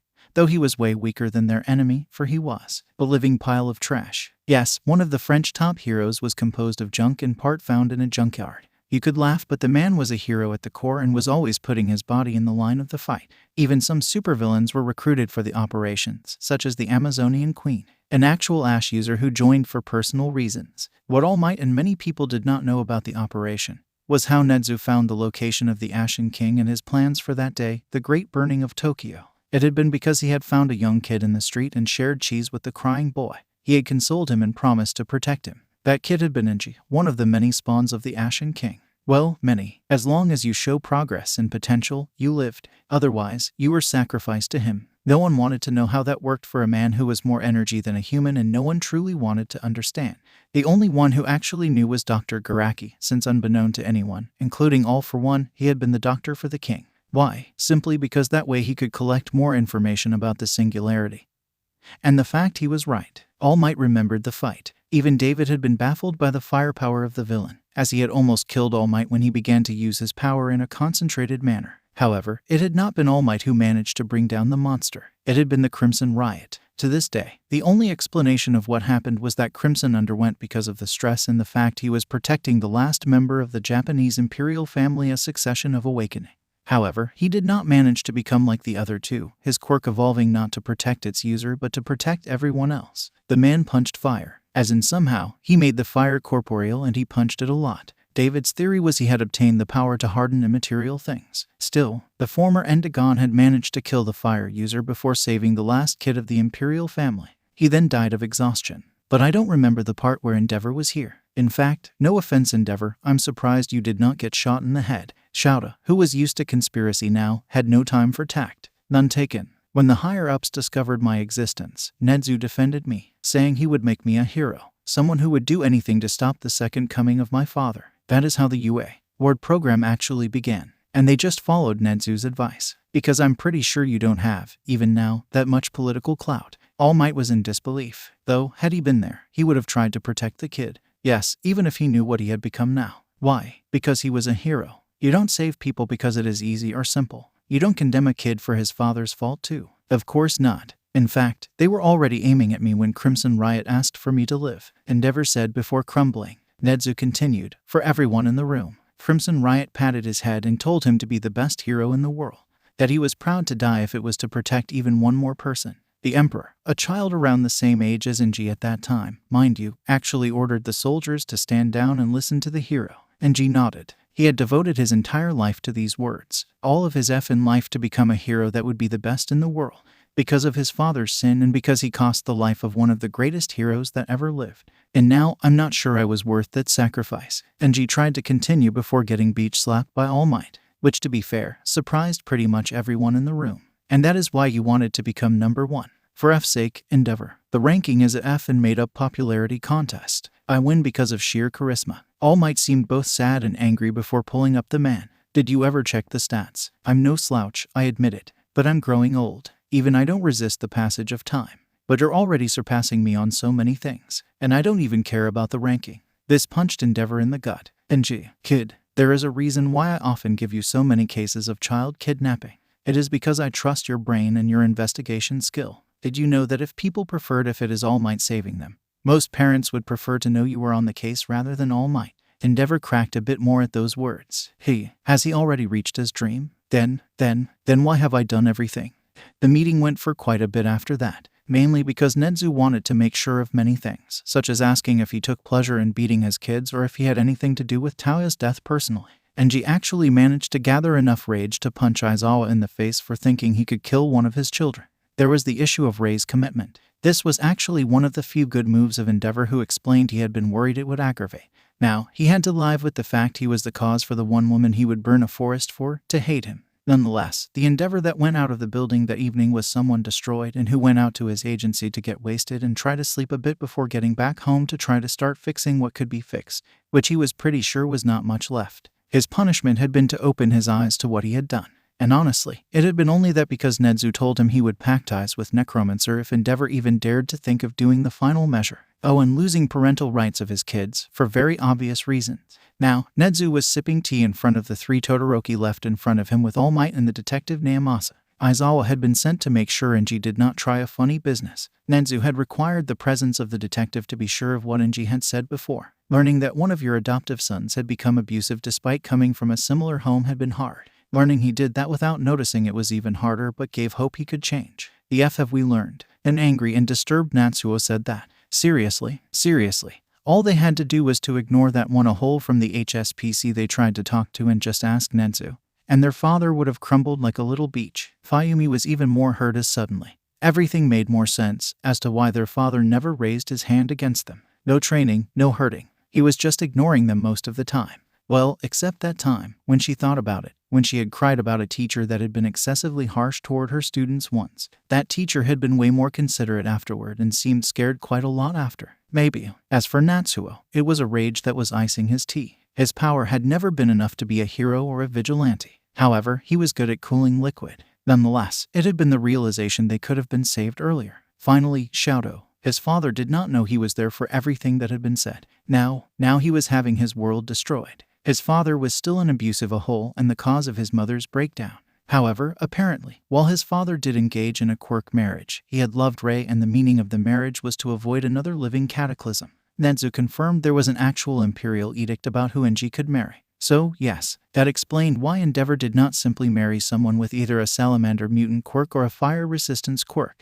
or someone with a dragon quirk like Ryukyu. So, to say he had various feelings was a euphemism. So, let's talk about your lodging. Natsuo, Fayumi, I will provide for your lodging. Just tell me if you prefer a home together or separately. As for Shadow, I'm bringing him as a UA ward. He will be under my personal care. Question. I just asked what the F we learned. That your father was an idiot and that sometimes asking the right person for help was essential. But we did ask for help. Like the HPSC. Natsuo protested, who was remembering his father spiraling from a loving father to now, during and after Taoya's death. The fact Taoya apparently took Trigger before his death, something that made Endeavor take a personal vendetta against any Trigger case after that. I said, right, people, let's add that to his grievances against the HPSC.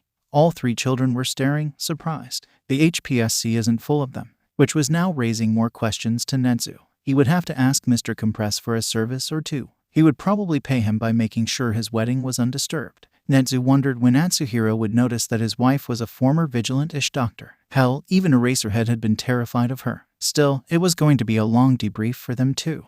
Finally, Nedzu was meeting the last person he had to meet today. The one who was going to determine how much he was going to destroy the country. A man with a pharaonic mask. Technically a villain, as he was a known weapon dealer and thief around the world. The architect himself, genius and probably someone who reached singularity but never abused it. Nedzu had paid him in advance with the authentic Yada no Kagami, as the man was one with an intellect on par with Nedzu but more years of experience. One of the few true immortals in the world. What did your machines register? Nedzu had to require his service in an emergency. Thankfully, the man was highly competent, and various machines in the room next to Nedzu's office were set to monitor everyone's thoughts and memories. The person who tampered with him is an expert of the highest degree. Actual psychology, mental manipulation, gaslighting, and carefully applied quirk to tamper with his emotion and his ability to judge what he was doing. What you did to him today was incredibly harsh, but necessary. Let's just say I would recommend you to make sure he only meets people you trust for, since he's especially stubborn. 3 weeks. However, you did well. A bit more and he would have been highly susceptible to suggestion. In fact, he's already susceptible to them, to a degree. You can't ask him to ignore a murder, but you can convince him to let someone else do the investigation. The man in front of them, while a hologram detailing Enji's brain appeared in his hands, explained the whole situation. The architect was someone unique. He disliked appearing in person, but he was honest to a fault when he was hired for a job. Nedzu was also sure this conversation would never get out or be used against him. After all, the architect's own great-great-great-granddaughter was studying at the UA. She was also already making Power Loader crazy. So, you're telling me that it isn't provable except by my technology, or if you managed to get Mindraper to check on him, or the Heart Stealer if that man was alive. In fact, the process was quite close to what I have seen on some of his victims. If given enough time, the true Endeavor should re-emerge. Technology that was not usable in court. Either it or Mindraper, in fact. Both were criminals of the highest degree, and Mindraper only worked with Misery, someone Nedzu found highly detestable. Not to mention both of them had disappeared a few years ago. Now, Nedzu was going to war. Izuku was enjoying his walk back home as much as possible when he came back from the mall. Using the card of the Lens of Truth, Izuku took a picture of a visible Toru. He hoped for something like hand-holding. Maybe a kiss on the cheek again. He was read only by thinking again of what had happened. Toru kissing him on his lips. Now he had a picture of her. He could imagine her better doing that. Did she have her eyes closed too? Izuku could remember her hands on him when she grabbed him for the kiss, their moment together next to the fountain. He imagined her greenish hair flowing and mixing a bit with his. Apparently, when a girl could not do her hair, she had them messy. Who could have known? Well, now, Izuku did. However, he had been a bit surprised by what she had said next, claiming him as her boyfriend and saying dibs. He couldn't have been the subject of a discussion among girls. Right. Well, it is nice to have that memory of us, said Izuku, looking at his phone before he felt a strange force taking the phone from him. It was Inko who had activated her quirk full force. I know everything and I need the picture, cackled his mom, happy to know his son had his first girlfriend. Behind her was, of course, Atsuhiro, with a smile on his face. It appeared his advice had not been useless. Izuku winced, knowing what was coming, and tried to tackle his parents. No, it is mine. Mom, who told why? Izuku realized the answer and, between his teeth, cursed a single name. Katsuki, you will pay, swore the green boy, as he heard his mom gush about how cute Toru was. Though she was cute with her knowing smile, thinking Izuku was trying to make her like a normal girl and tried to make a simple picture of them. Oh my god, our Izuku is finally growing up, said Atsuhiro with a fake tear. He swiped it off his eye. Izuku, when do you think you can present her to us? Asked Inko, overjoyed by the prospect. Mom, it has been less than a day since. Izuku stopped when he remembered that he did not confess and it was Toru who did everything. Right. It has not been a full day. Still, it is my duty as your mom to know more about her. So, you will tell me or I will use my informant. Izuku did a sound quite reminiscing about a sad dog while his stepdad excused himself for a moment. Indeed, Atsuhiro's phone had rung, and he had to take it, especially as it was Nedzu who was calling. As soon as he was in a room with no one who could eavesdrop on him. Mr. Compress, thief extraordinary, what can I do for you? I need you to steal some top-secret files from the HPSC. Somehow, the tone in Nedzu's voice told him it was more serious than he could think. Someone had angered the stoat big time if he was that sullen. No joke, no special presentation. The only time he had been like that was when Mr. Compress, as a joke, stole his tea. Who is the target this time? I need everything the HPSC has on Endeavor, no matter how small it is. Atsuhiro sighed. He had learned that apparently, fire-quirked men were bad fathers. It was probably genetic. What is in for me? Not that he would not do it. However, now he had a family to take care of. Your marriage with Inko Midoriya will stay a secret for everyone. Thought All Might guessed who you were but is ready to make as if he did not know about you and help you with your backstory. Something like you are one of his coaches who helps him stay on top despite his age. Of course, as you are a professional, you never talk about All Might or anything. Shit, the offer was good. Fantastic. I will begin as soon as I can. I have helpers who will help. Good. They went too far this time. Nedzu talked little about what he suspected of the commission. After all, they were by phone. It was better to leave things unsaid. This way, Atsuhiro would also explore venues Nedzu would not try. Meanwhile, Tamura planned his attack in the UA. He had to attack All Might with the Namu. It was his assignment by Sensei. However, since such an attack would bring the attention of the media, it also meant Izuku would learn about it. Therefore, he had to do his duty while not blocking Izuku's route. It was relaxing for him to think about his plan and tactics while playing cards solo. The combo, the possibilities, the randomness he had to compose with. Heroes, villains, sidekicks and minions. Events. Tamura looked at the journalist's card which gives more points to the person who will win the next battle. What he had to compose with during this fight, knowing he would certainly lose. Tamura then had a smile. All he needed to do was to do something before the fight, such as deciding on the fight in the field. Well, how about using them? After all, the media were everyone's enemies. Kurogiri, I would need a lot of stupid reporters in the front of the UA. Monday if possible. Can you do it, please? Kurogiri could have cried of joy, as Tamura had been polite, if his eyes were not somehow some kind of cloud that could pass through reality to teleport people across Japan as long as he had coordinates. Of course, young Tamura, with pleasure. Do you need anything else for your attack? Maybe some cannon fodder? Not yet, Kurogiri. I will plan my attack once I have discovered when the students have classes with him. I want to be sure when and where we will strike. However, I would like disposable minions for a starter. I do not want to lose people who have a good backstory and excellent power yet. The blue-haired man looked at the booster he got recently. The House of Madness, a criminal syndicate that worked as a family. Not powerful, but with a fan base for their crime who were often artistic and their contestations of the norm of the society. Tamura thought they were just a holes who were refusing to admit what they were. Then how will you enter the school? By the door. Tamura had a strange smile as he knew something Kurogiri did not. And why you do not use the traitor we have among them. That would be idiotic to use and probably delete an asset we had so much trouble to get. Unlike the Namu, it will not be easy to replace. Am I right, Kurogiri? The cloud man nodded simply before he kept washing glasses automatically. Well, now he had to prepare a few things to enter the school, didn't he? Tuesday, as journalists were sleeping on Monday, Tamura was in front of the UA in a third-year general course uniform. The blue-haired man dyed his hair black and wore lenses to change his eye color. No Quirk was involved in his disguise, as there was a high number of Quirks who could detect and discover Quirk-based illusion or cover. The only people who could use them for villainy were very strong or to work together to complement their weaknesses. Not everyone could do that, so you better learn how to apply makeup if you wanted to hide your identity. Either that or you did not care in the first place about it, such as Muscular did not give a flying F about it.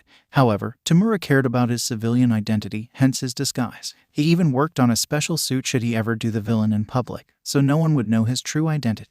The villain in training smiled when he saw the journalists, who were pressing themselves around them. All he had to do now was to enter the flow of students as they entered the school. It was fairly simple, and the robots did not have the time to scan every student for their cards and ID. However, the robots were certainly going to scan them later, meaning Tamura was on a time-based mission. Still, he had an advantage. The blue-haired man could not endanger the spy, but he could use his information to know beforehand the whole place and not lose time by wandering around the place and wondering where he was. He just had to go straight to his aim and ignore everything else, such as this girl with blue hair who was wandering kind of aimlessly in the air before crashing into him. As she was grumbling a bit, Nedzu got up a bit and gave her hand to a Tamura who was not happy. He had little time to lose. Whoopsie, sorry. This is not the way to the classroom 3A, I guess.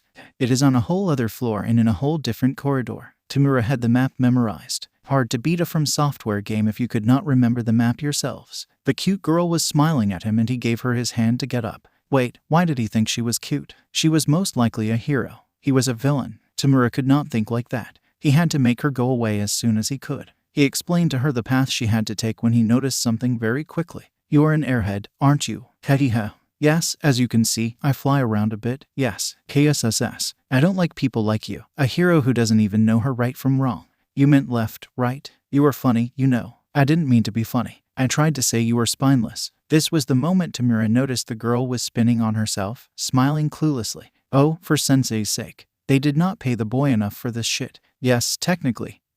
He was not paid at all. If I guide you to your classroom, will you leave me alone? Sure, that would be nice. The girl was way too bubbly to Tamura's taste. 2D girls were quiet and you could always silence the BGM if it was annoying to you. This one, Tamura had the feeling no one could turn her off. So, the best way to make the annoying NPC leave was to accomplish her side quest. Come on, follow me. I will guide you to the right place. It should not take too much time. If Tamura could travel back in time, he would punch himself in the face. Not too much time, right? Well, he did not consider one thing. He had to do a effing escort mission, which, of course, meant the NPC was going sideways every time he thought it was going to be a straight line. Oh, did you see that bird? Continue like that and I will flip you the bird. Oh, there, it is a dog. It is the therapist. Oh, there, it is a bear. It is the goddamn principal. Oh, look, here, it is Prince Zuko. Okay, I am giving you that one. He looks like Prince Zuko. Wait, you watched Avatar, The Last Airbender? It is one of the oldest shows. It is pre-dawn of Quirk old. Of course, I am like an airbender too, floating around and just appreciating life as it is. So when I learned there was a show like that, I had to watch it. She just scored some effing points for Tamura, who was this close to ditching her and going straight to the teacher's room. Seemed like the one who designed the mission remembered that the NPC had to be endearing if they did not want the player to shoot them. At least, you have good taste in show, hero. Oh, by the way, stranger, my name is Nedzu Hado, not Miss or you know. Tamura almost froze when the girl called him a stranger with a smile as she passed by him, humming. Did she understand he was an intruder and was going to alert the authorities? Did he have to silence one of the few people he ever met to have watched his favorite show? Don't worry, you are not the first hero fan who entered the school grounds. We often like to meet them. It helps the staff to make better security. You are nice too, so do not worry, you won't have a problem. I will wait, until the end of my 2 next classes. So you can take a stroll, okay? By the way, nice die. Oh, thanks, I am a. Tamura shuddered at what he was going to do. He was going to pretend he was an Izuku, a huge hero fan, you know. I do not have a quirk adapted for heroics, and I have to constantly monitor myself, you see. So, I wanted to see the school that helped others to become heroes and save guys like me. After all, they formed guys like All Might or Endeavor. Tamura was trying to smile kindly, something Izuku had fun trying to teach him during some games. Apparently, the result made a few people faint but not Nedzu, who took the smile as a sad one. The smile of a person whose life broke piece by piece, especially if Tamura had to constantly monitor themselves. Is that why you wear artist gloves? I know they do wonders for 5-point Quirk. You could say whatever you want about Nedzu. She was smart, and she noticed the unimportant details. She noticed the pain about Tamura's quirk. Yes, mine is really destructive otherwise. I killed a dog by mistake once, trying to pet it. If the enemy were pitying him, who was he to refuse to use this opportunity? Also, why did he feel like a weight in his chest was being lifted? His next question was one he did not expect to have. Why did he have his head between Bob's? Indeed, Nedzu grabbed him, hugging him tightly against him, patting his head against her. Hey, big guy. It is okay to cry sometimes, They were really simple words. Tamura was used to them and their constant emptiness. People only cared about themselves. That was what Sensei taught him about how to manipulate people. Then why the F was he feeling warmth and kindness in her voice and gesture? Why did she make him remember her? Tamura felt a valve slowly cranking open somewhere in his heart. For all his kindness, Izuku was just a little brother with his own share of problems. However, he prepared Tamura for this moment in a way. Because of him, Tamura was not as alone as before, making him more knowledgeable about emotions and caring about someone else than himself. He did not cry too much, just a bit. He was a grown man, right? He could not appear weak in front of a younger girl. So, sorry, I didn't mean to break like that.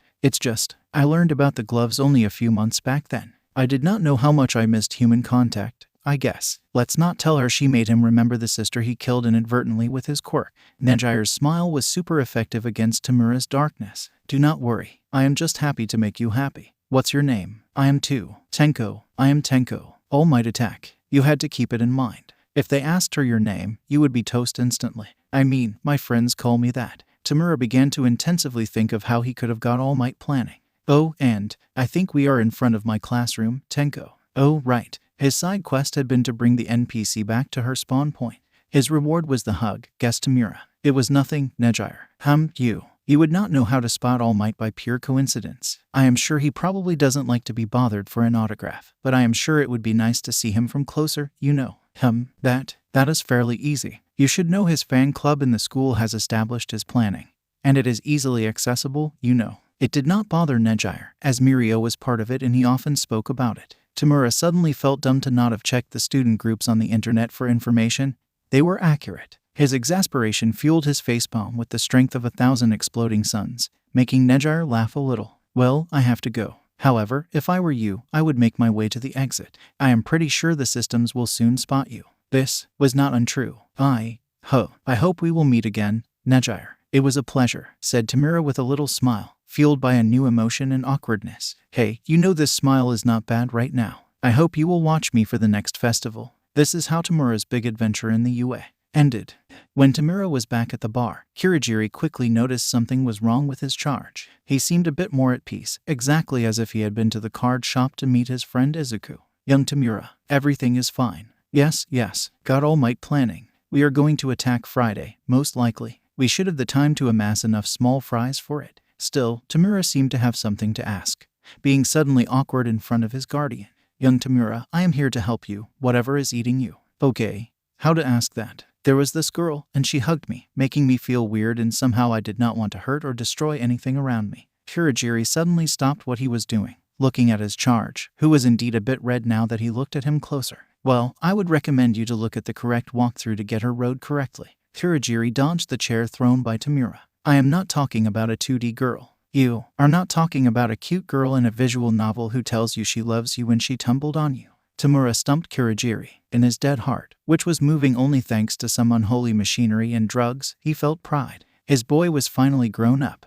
The zombie cloud broke out an old book and made Tamura sit in front of him. Then it is finally time, young Tamura, that I teach you something about the bird and the flowers. Kirigiri, I am 19 and you do not want to know my internet history. Hell, I found senseis, and I wished I did not. How can he watch things when he doesn't have quirk that allows one to have a mental projection of any screen in his vicinity? Answered Kirigiri, who was putting back his book. So, what is your problem, then? Do you think I may need a therapist? Kirigiri's nervous laugh ended 3 hours later. Then, Obero's part in his mind, who cared for Tamura, stopped him from recommending him to any therapist, because he knew who was all for one's therapist. You did not want to go to them for very obvious reasons, such as them being an evil therapist. Earlier that day, Toru clapped her hand when she entered the classroom, as Aizawa was not there yet, sleeping like an ugly caterpillar. He was actually messaging Emi while being tired of what was supposed to happen today. I have an announcement, so that way Katsuki won't be able to blackmail Izuku. As of Saturday, Izuku is my boyfriend. Too late, girls.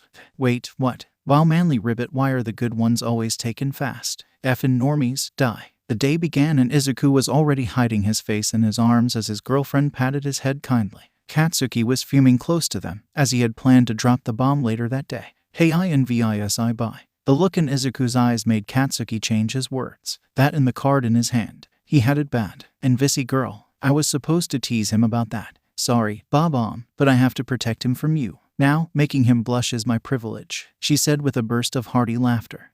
Now you see me has entered the chat. Now you see me, before anyone asks me anything. Evidence that Izuku is perfect. Now you see me partaged best picture.png. Gravity, who is the girl who is smiling with green beans? Rich girl, I have to admit she is present nicely, but doesn't she wear the clothes you were panicking about on Friday evening? Earjack, so that's why you claimed him. Now you see me, wait, you were there. I heard Katsuki. Earjack, Pinky, Kirishima and I accompanied him on his duty to spy on you. Froppy, Ribbit, Pinky, almost felt like a double date. Now you see me, I even learned he had other friends aside from Katsuki. Now you see me, just they look effin' villainous. Earjack, he is friends with Katsuki. Maybe he has a second quirk that brings villains to him. Now you see me. Gravity, Rich girl, Froppy, Ribbit, nah just kidding. Happy for you Toru. Now you see me. Quick question though about the double date. Gyro, Katsuki and Mina, Shima or the boys and the girls together. Or Mina, Tsuki and Gyro, Shima. Pinky, oh girl, don't even try to. Earjack, I am more interested in what your parent thought. So, Toru, how was your day at the mall? Was your new friend nice? Do I need to prepare a place at work to hide a corpse after I bent him? If some people had an overprotective dad, Toru had an overprotective mom, especially as her quirk allowed her to bend anything she could grip. As for her father, he was helping his son do his homework though he was listening to the debrief of Toru's day.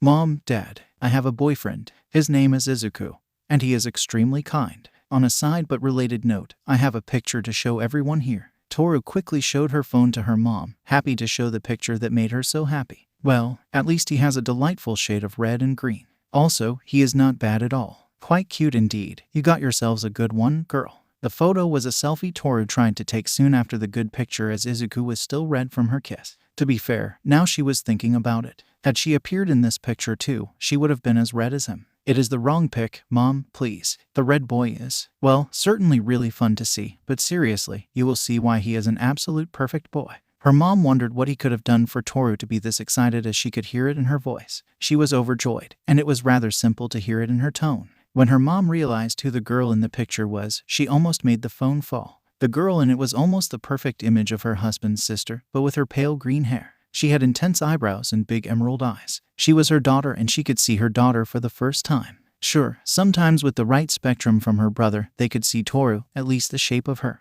However, this was the first time she could see her daughter's true eyes, see how she was smiling for real. It was as beautiful as she hoped and she could now picture even better than before her daughter beaming. Under the right circumstance, he can nullify my quirk for a slight moment. That is how he surprised me with this selfie. The Hagakure decided that day Izuku was going to be elected the sweetest cinnamon, and they decided to find a way to thank him for the picture. Meanwhile, on the boy side, aside from Izuku, everyone noticed Todoroki, who was wearing a pin based on Nedzu. Midoriya asked the heterochromatic boy with his usual icy demeanor. However, people noticed it was the first time he went to someone to speak with him. I would need advice if it is okay with you. I listen, however, I do not think I will be able to help you unless you seek hero's goodies. Izuku just wanted to warn him, not knowing what Todoroki would ask. Actually, it is exactly what I wanted to ask. Do you know how to make a bedroom themed around Nedzu and All Might? Katsuki paled when he heard Todoroki say that, as he did not have enough cuff to stop Izuku today. Another All Might fanboy was born and educated in the way. See, I told you All Might would help. Actually, it was more Nedzu, but yes, All Might did the right thing. Want some Nedzu goodies? I have some of his posters from his earlier in stock at home. Todoroki nodded, before being grabbed by Kaminari and Kirishima. So what happened? If it is not indiscreet, I cannot go into how it happened, but my father went from happy to angry to crying on the floor. Todoroki was inspired, as everyone thought there had been an epic fight against who should have destroyed the school. Nedzu did that simply by talking, making my father realize he sucked, and decided to go see a therapist. They are Shinsu's parents. That is why they seem chirped than usual. Money. Yes, apparently, his family often has voice and emotion-based quirk. His dad can make people explain what they feel by singing Kumbaya. Todoroki seemed happy to see his theory proven right, while Katsuki was laughing a bit at Hitoshi's dismay. Do you have other crazy theories? I may need them as a probable source of blackmail. I think Izuku is the secret love child of Mr. Compress. Izuku almost sweated when Todoroki said that. Before Katsuki sighed. No, I knew his shit stain of a father and I was not far when he died. Tragic accident before he took his plane to run away in the USA because his son was quirkless. Everyone looked at Izuku, who was sighing before getting an invisible hug. It is always a good thing, you might say. When I said I knew what it means to have a terrible father with a fire quirk, I was not kidding. Hisashi could breathe flame. Wait, an accident with a plane? I remember one time when my parents almost got into a problem because one of their fan stampedes ran over a man who just fell over a railing. Gyro remembered suddenly that tidbit, even though it was probably a coincidence. Worst case scenario, it has been over 10 years. Prescription is due, said Katsuki with assurance. People narrowed their eyes, including Izuku at that particular tidbits of knowledge. Koda signed quickly to ask if it had a link with the time he brought back his rabbit from Ireland 11 years ago, and the rabbit had high-kicked a man he did not like. Everyone, stop. If you have something about my father's death, I will thank you. Todoroki nodded, even though he was still thinking about what he learned about his father, but it was not time yet to speak about it. Still, I live now in the UA, and Nedzu decided he is my grandfather. I have also an appointment with Hound Dog, so I will avoid my father for the time being. Father who accepted everything. Seriously, I was there and I am still not sure how Nedzu did it. The students took note, if needed. The staff would help the students, even against the Endgame. Silence, kids. It was a wild Aizawa with a smile on his face. Now, we have a new trial for you kids. You have to choose a class president. Not it, said immediately Izuku, before anyone could react. I would hate the job. Also, I would have less time for other stuff. Takoyami nodded. Indeed, between the sessions of D&D, Toru, and the rest, it would be a mad banquet of madness. By the way, Takoyami, can I join the table to test it? Asked Toru, who was a bit curious about it since before Izuku and Takoyami seemingly had an interesting campaign. Kids, focus, tried Aizawa, before sleeping in his bag, proud of Midoriya. Always dodge the job with the most things to do, kid. Always. Soon afterward, the result came to the surprise of absolutely no one since Izuku asked to not be a choice. Momo was first and she took Ida as her vice president. A day quite ordinary if you forgot the intrusion of the media. Oh, well, not like it was linked to a sinister plot. So, I was thinking Toru, Jiru said, while the girls changed themselves for the next class. Finally, another heroics class. How do you see invisible clothing? While the support company didn't finish her suit yet, they outdid themselves to protect her modesty. They made a pair of shorts and a small crop top for her. However, things like pouches and places to store knives would have to wait. She had some knuckles braces, gifted to her by Izuku. If she had to punch something, it would be better that way. Lot of practice. As for my suit, I use a small marker. I know what to spot, but others don't. That's why Izuku's picture of me is. Let's say it was a beautiful gift. Toru was way more pragmatic than her boyfriend on this, though she did like his rambling and how Izuku loved quirks. It was always funny to tease him by asking Izuku if he knew what was hugging him. The blushing was nice to see, though she would diffuse the situation by fluffing his hair. On a side note, Izuku's hair. Is it that soft? Because we often see you ruffling it.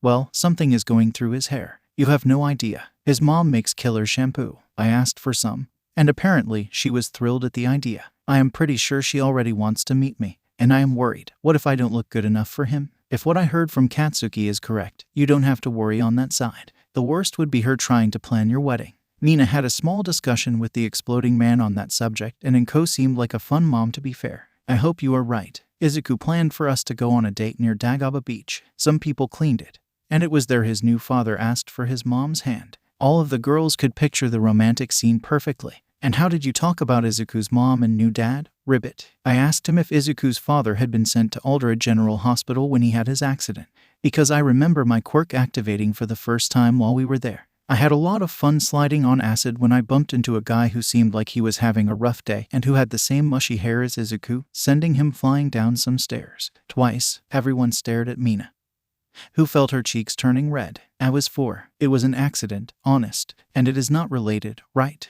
It is probably as not related as Katsuki knowing the prescription period. Ribbit.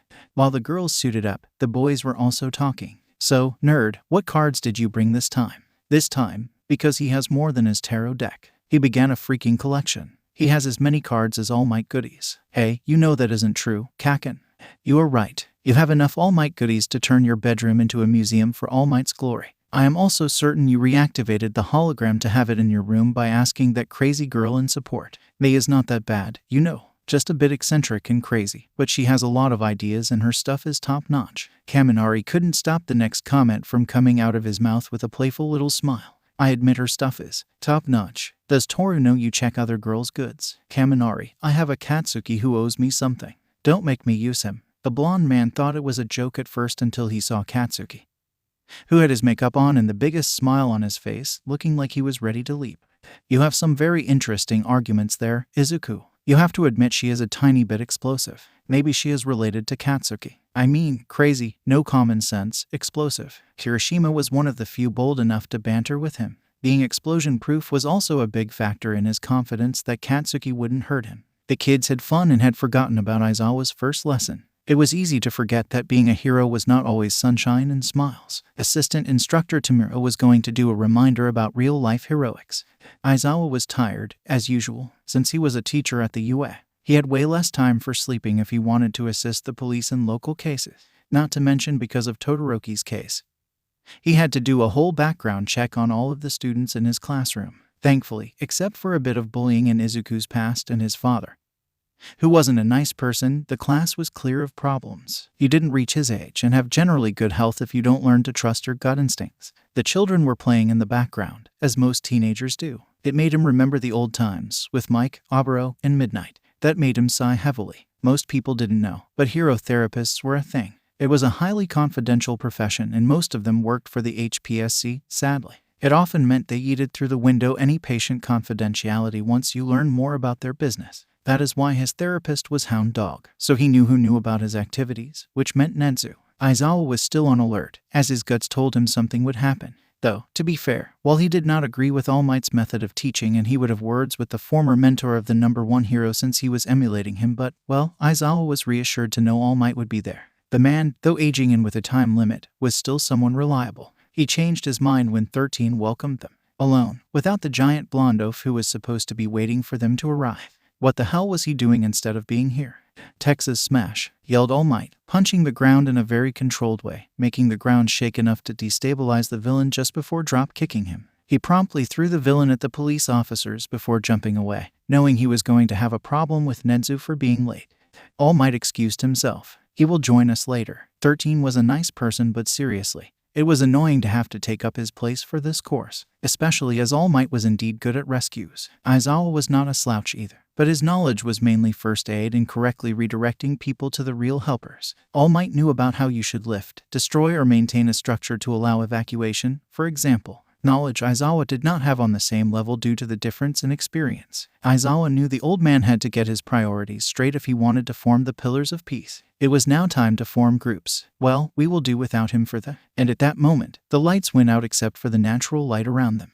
Tamura had a complete suit and a mask that had his father's hand magnetized to it. Now that he thought about it, just having it on his face was asking for it to fall. Seriously. Why didn't he think of that earlier? Annoyed, Tamura stepped out of the black cloud while having a blue and black suit to honor Sensei as a classy villain. He was not here to fight personally today. After all, pay attention, children. Today, you have a special course. Let's see if you can save yourselves. He rehearsed it with Kurogiri during the week. Just as he finished his sentences, villains poured out from the cloud. Most of them were petty thugs who knew how this would end. They would most likely lose, but those who got out would get a good chunk of money and better jobs from Jurin. To them, it was a giant job interview, and they intended to rock it. We are here to teach something to All Might, but he is not here. Instead, we will teach you a bit about the real world. Tamura was grandiloquent, but he had every right to do that. It was his premiere and he had to leave an impression. To their credit, the teachers reacted quickly to his threats, and when the villains attacked, Eraserhead quickly taught some mutants what the difference was between a hero who was used to fighting and a petty thug harassing citizen.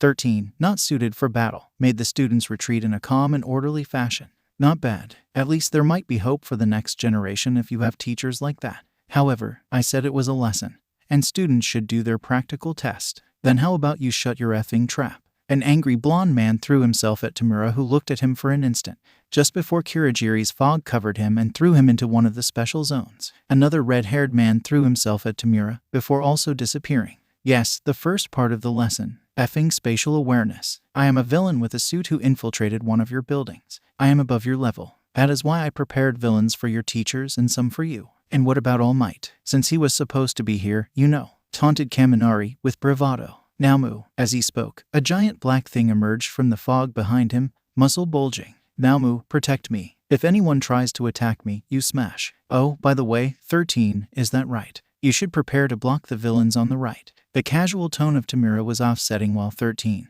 with her quirk, wasn't suited to block people. Not to mention she didn't like killing if possible. So when various thugs with emitter-type quirks threw objects at the student, she tried to protect them. In hindsight, she should have seen it was likely a ploy to distract her from the true peril. Tooru. Zuku. The real threat was the black cloud that surrounded the students from all sides, engulfing them. She diverged a part of her attention to absorb as much of the cloud as possible with her quirk.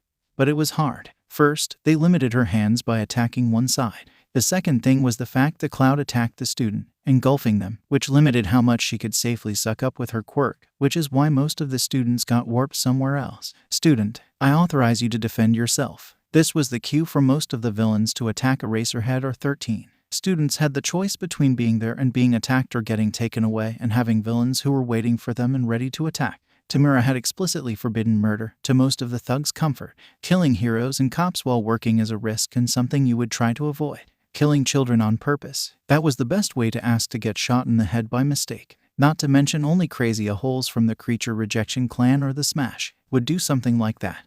And you did not want to be associated with them. Between those wanting to burn mutants and those sometimes eating people, if I can make it better for you, I don't plan on killing anyone today, except by mistake or All Might. See, I am here today to prove the qualities of professional heroes. Being a hero shouldn't be a line of work, but a passion. Tamura had been a bit influenced by what Izuku thought and how much they debated about it. After a year, even Tamura had time to think about what he thought and about cases like his or Izuku's. People should not fight for the good because we paid them, but because they truly believed in it. However, Tamura paid little attention to the students who were warped, as he had an Eraserhead who was fighting near him. Yes, Naomu was protecting him, but the self-dubbed assistant teacher had to be careful with his actions. It would be dumb to get caught now. This may be why he missed the whole Zuku earlier. So we got a magician to fight. Barf, I almost feel bad. Hey kid, how about you stand still so we can break your arms and legs? You will miss school for a year. It's cool, no. Izuku was in a perilous situation. He was alone and thanks to the warping quirk on the enemy's side, 5 villains were waiting for him. A big gorilla, a guy with a scythe for hands, a girl without limbs but with floating hands and a floating torso.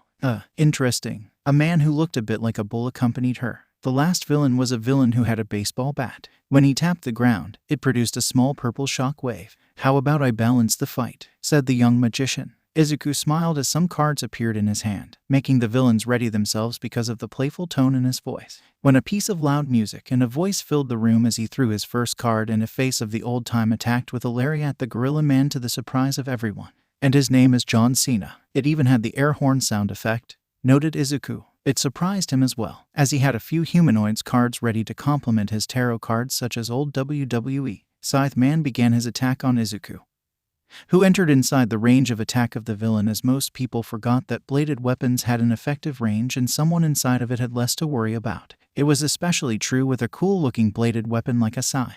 However, Izuku had no such limitation on how he could break a kneecap or dislocate shoulders. Knock knock, said another voice behind Bat Boy, who turned around. Who is there? A fist hit him in his chin. A fist which had the strength of a girl who worked out and was wearing knuckle braces. She quickly upgraded with a baseball and angrily attacked the other villains. It is an angry girlfriend. Suddenly, Izuku could somehow understand why Atsuhiro loved a terrifying but caring woman, while John Cena suplexed a gorilla in the background. Because when you have a girlfriend who could knock out villains with you, you had it all. Now, more than ever, he wanted to be her partner to protect everyone. Toru, please, just break bones that are easy to heal. Yes, I know, but nobody hurts you in my presence. Villains were hurting, but even they found it strange when they saw the magician take off his mask for a minute to kiss the air. Even now, as they got their ass kicked earlier, they found it weird and Izuku noticed their stares as he put the mask back on his face. My girlfriend has an invisibility quirk. Oh, nice, happy for you. Daw, that's cute. Plan on making a duo. God, I thought you just had a powerful telekinesis, and you were weird. Wait, does that mean she is? DNA suit. Get your mind out of the gutter or the wrestler breaks the other leg. Even the other villains threw daggers with their eyes at the villain who dared to say this and approved of Izuku's threat. Still, I think we should try to get back to the others. Toru nodded, though no one could see her, and that is how people saw a man and a floating bat running toward the main plaza of the ruined city biome.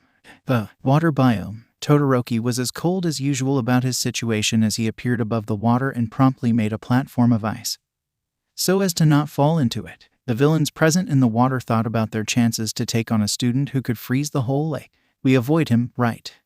We aren't suicidal. Giaru. Dude, was that you? The poor villains looked at each other before looking below them and saw tentacles swirling around them, trying to attack them. If that was bad enough, suddenly, they were being hit in the face with the fins of the fish. One fiend had the idea of tempting fates by asking out loud, "Oh F me, what is going to happen then?" A predator. Ribbit. Frogs are predators. Human-sized frogs are even more terrifying and as predatory as the smaller version. Where did they even find a kraken? Asked a villain, before he got attacked by a rabid frog who was hunting them in the water. Above the surface, Koda was on a boat, smiling quietly as he continued to speak to his new friends. 50 years ago, in a certain lab owned by a certain Dr. Garaki. Alert code red. Alert code red. A specimen has broken out. A specimen has broken. Oh god, he is DLSFKDFLSJKJ. The guard in the control room died, as something that was maybe a bear, maybe a mouse or a stoat, but not yet the UA. Principal ripped his throat with a mad grin. He had with him a small jar with a cute little squid in it. Don't worry, little brother, we are almost out. On the jar was written, squid with an unlimited growth quirk. Back in the present, Nedzu wondered how Krazoku was doing, as the now giant squid was adorable and living rent-free within the vast pipes of UA, which were even connected to the ocean. They liked to see their brother once in a while. As Nedzu always said, plus ultra. Now, Eraserhead, I hope you are worried for your students as you cannot help them. Alone and surrounded by villains. Tamura was cackling a bit as he was not aware of what was going on in the other parts of the USJ. Honestly, I am more worried about the villains. I am sure 13 has gotten out and help is already coming. I have my doubts. My right hand is there. Tamura was quiet as he seemed to wait for something. Something that came soon enough. Children, you have to get ready to run while I keep him busy. With the help of the students. 13 had been able to take down the various emitters on the field. However, the last survivor was excellent at fighting, she had to admit. The fog man was playing around them, but he did not seem too threatening either. The masked man was most likely telling the truth when he said that he wasn't aiming to kill them. However, they were villains, and they were at the very least trying to hurt the students. Therefore, it was hard, but she used her quirk to immobilize Kirigiri. Too late, she noticed her enemy's strategy.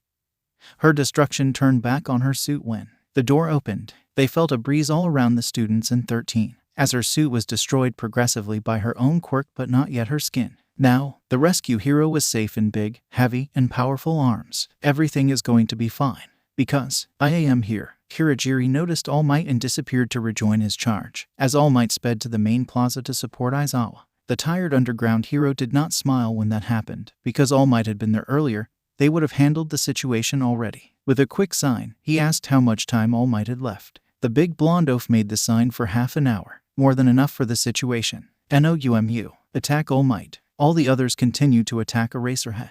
He is down to 10 seconds per usage of his quirk. Finally, the big black muscle moved as Shigaraki was waiting. His aim, hurting Eraserhead, since Izuku used him to beat him at the shop semi-regularly, but also to test All Might's current limit. Sensei told him he had weakened him, so it was true. However, he did not know how much power All Might had lost. So, Tamura was testing All Might, his limits, and the true strength of Naomu, as his sensei told him more were being created. Therefore, it meant he would need them, proving to Tamura that he was not supposed to win. Seriously.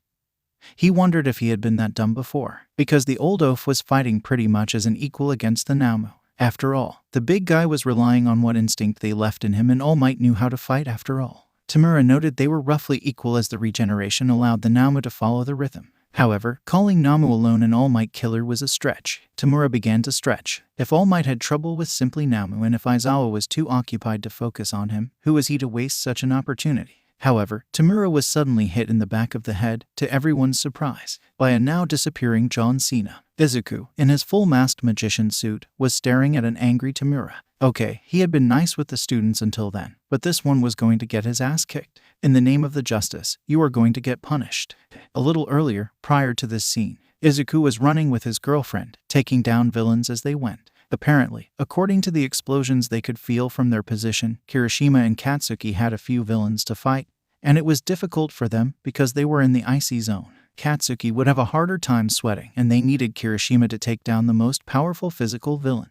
Since the door violently opened, Izuku deduced All Might probably arrived and was kicking asses. However, something was strange. The villains knew they were here, as they brought low-level thugs students could defeat. Aizawa could have set up the whole thing, but the magician had his doubts about this option when he saw how panicked their teachers looked when the attack began. So, they knew All Might was supposed to be there. They were also certainly planning to make the students go somewhere else despite his presence. It was most likely this Namu thing that was protecting Suit Man, but he could not certain. When he explained his reasoning to Toru, he was happy to see her finish his thoughts. Nice. Apparently she was thinking the same. And both agreed they needed to speed up, if only to throw a spanner in the works of the enemies. When they arrived at the plaza, they could easily see All Might was exchanging blows with Namu, who was taking the hits without problems but who also had trouble landing blows on All Might. They were evenly matched, and it was also clear that Aizawa was going to be exhausted soon. His movements were more and more sluggish, and if he did not receive help quickly, the villains would overwhelm him. Toru prepared her knuckles and looked at her. Izuku, I'm going to help Aizawa-sensei. Quick and silent takedown are my specialities. You think you can get the villain's attention? Izuku gave her, behind his mask, his greatest smile. It was showtime. I have everything ready. For this reference, I'm going to kick your ass, effing Joker. Who are you? Before a flying bat almost hit Tamura but got intercepted by Kurogiri. Izuku could almost hear Toru laughing when he did his presentation. She probably launched the bat, so it would be harder to notice her. I was going to use All Smile, but I think Joker might be a better name. Thank you. Something in the tone of his voice was both frustrating and familiar. How about you come closer so I can beat the shit out of you? I was thinking of running away instead of approaching you. Tamura was going to say something before he narrowed his eyes, looking at Joker in front of you. Is that? It's a reverse JoJo reference, said the magician, doing the Dio pose. Yes, that one. I am going to punch you. I don't know if I will stop. Fog, the bat please. Not your Quirk, boss. I don't want to kill him. I want to beat the hell out of him. He was evil, not a monster. Wait, no, he was both. He just didn't want to be acknowledged as a murderer yet. The Fog gave him the bat with a smile before approaching Joker, who was sweating bullets. Izuku was happy to have his eyes focused on the boss, since he was apparently extremely fast. Did that guy use training weights or something? He almost closed the distance in the blink of an eye. Well, time for magic. Izuku dodged the bat, which almost hit him, by falling under it. The sound it made assured Izuku that if boss connected a hit, he would, without a doubt, not appreciate it. Still, he now had cards in his hand, and Tamura barely had time to block with his weapon when suddenly a giant in regal clothes spawned from below him. The villain in training almost sighed as he jumped in the air and hit the summon as hard as he could. To Izuku's great surprise, it had been enough to break the king's scepter and split his head too. Still, the bat was also bent in a way it shouldn't be. When its bearer noticed it, Tamura threw his useless weapon at his opponent before attacking without giving him a chance to breathe. People forgot Tamura was a 5-point fighter. He needed to connect his hand with his target. Of course, he asked for hand-to-hand training. So, when the magician tried to grab his hands, he quickly suspected something was fishy. He punched Izuku faster than lightning in the stomach, making him go flying. Lesson 2 for the one who got close. Sometimes, the villain trained. Get good, Beach. Learn the pattern before you die, because I doubt you have a spawn point nearby. Yes, touche. But you know what? Landmine, said a Tamura who saw the card Izuku left at his feet, dodging it easily. A simple 10 who got promptly smashed by Tamura. You know, Joker, despite being a wild card, you need more strength if you want to win. Izuku did not like the boss, because that man had a point. This was not the average thug you could meet pretty much anywhere. It was an honest-to-goodness supervillain, one who had smarts and strength. Usually, when he was playing, Izuku either had superior tactics or the element of surprise. He had neither right here and now. He had to take risks if he didn't want to be useless. I guess you planned everything, right? I mean, where the hell did you find that thing? Namu, we made it. That is why it can withstand so many blows. Regeneration, shock absorption, strength. A perfect warrior. Tamura was calm, as he controlled the situation, his enemy being down in front of him. He would make a perfect hostage against All Might. Put your hands where I can see them. Shit, the villain knew about Izuku needing to touch his cards to activate his quirk. It was just when Izuku was about to get grabbed when a wild Katsuki launched himself with a violent bang. Hey handjob, round 2. Tamura actually had to block with his Glow the Blonde man's attack, who quickly mixed kicks, punches, and, of course, explosions before another voice was heard. Timber. Katsuki promptly retreated, as Kirishima threw trees at Tamura, who dodged them quickly, needing to get away from them. Tamura instantly knew the fight shifted, as Katsuki was clearly ready to stop him if he tried to rush in without using his quirk again. Between the exploding boy who had good moves, the one in the back throwing trees, and Joker in middle range attack, their composition was balanced. Well, apparently more challengers are coming. It means I should take the gloves off. Also, let me call my own teammate. Fog, Kurogiri sighed. But to be fair, Tamura had tried to show restraint. Now his quirk was needed. His gloves had this sweet function that allowed his finger to be exposed with a quick wrist movement.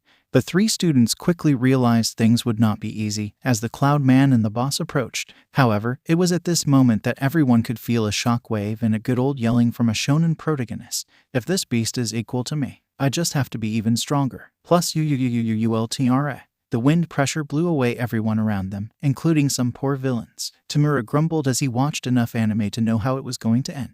Aizawa was still busy enough with the small fries, beating them faster than expected, as if he was not alone in his task. Once he was done, Kurogiri would not allow them to escape. Joker, Explodo Man and Red Riot, one day, I am going to make you pay. Or my name is not boss. Tamura yelled at his now nemesis who was gesturing by to him, before being hit by his blonde friend who had lost his footing by trying to push against the air pressure before losing. Also, he called Kirishima Red Riot because he was red and had the same suit as the famous Crimson Riot. His objectives technically accomplished, Tamura ordered his henchmen. Fog, we leave. They had a wonderful chance to run. You win some, you lose some. Just like Dark Souls. However, we showed you heroes that the current era is ending soon with the aging All Might. So be better heroes, because we are better villains, too. The black fog enveloped Shigaraki as Aizawa was just finally finished with his enemies. Damn it, the ringleader was gone. Retreating is not the same as defeat. When everyone was back at the main plaza, most students brought with them villains who had been beaten down properly. Somehow, the ones who were treated the worst were the ones brought by Koda, Tsuyu, and Todoroki. Everyone found Koda's smile as concerning as the situation.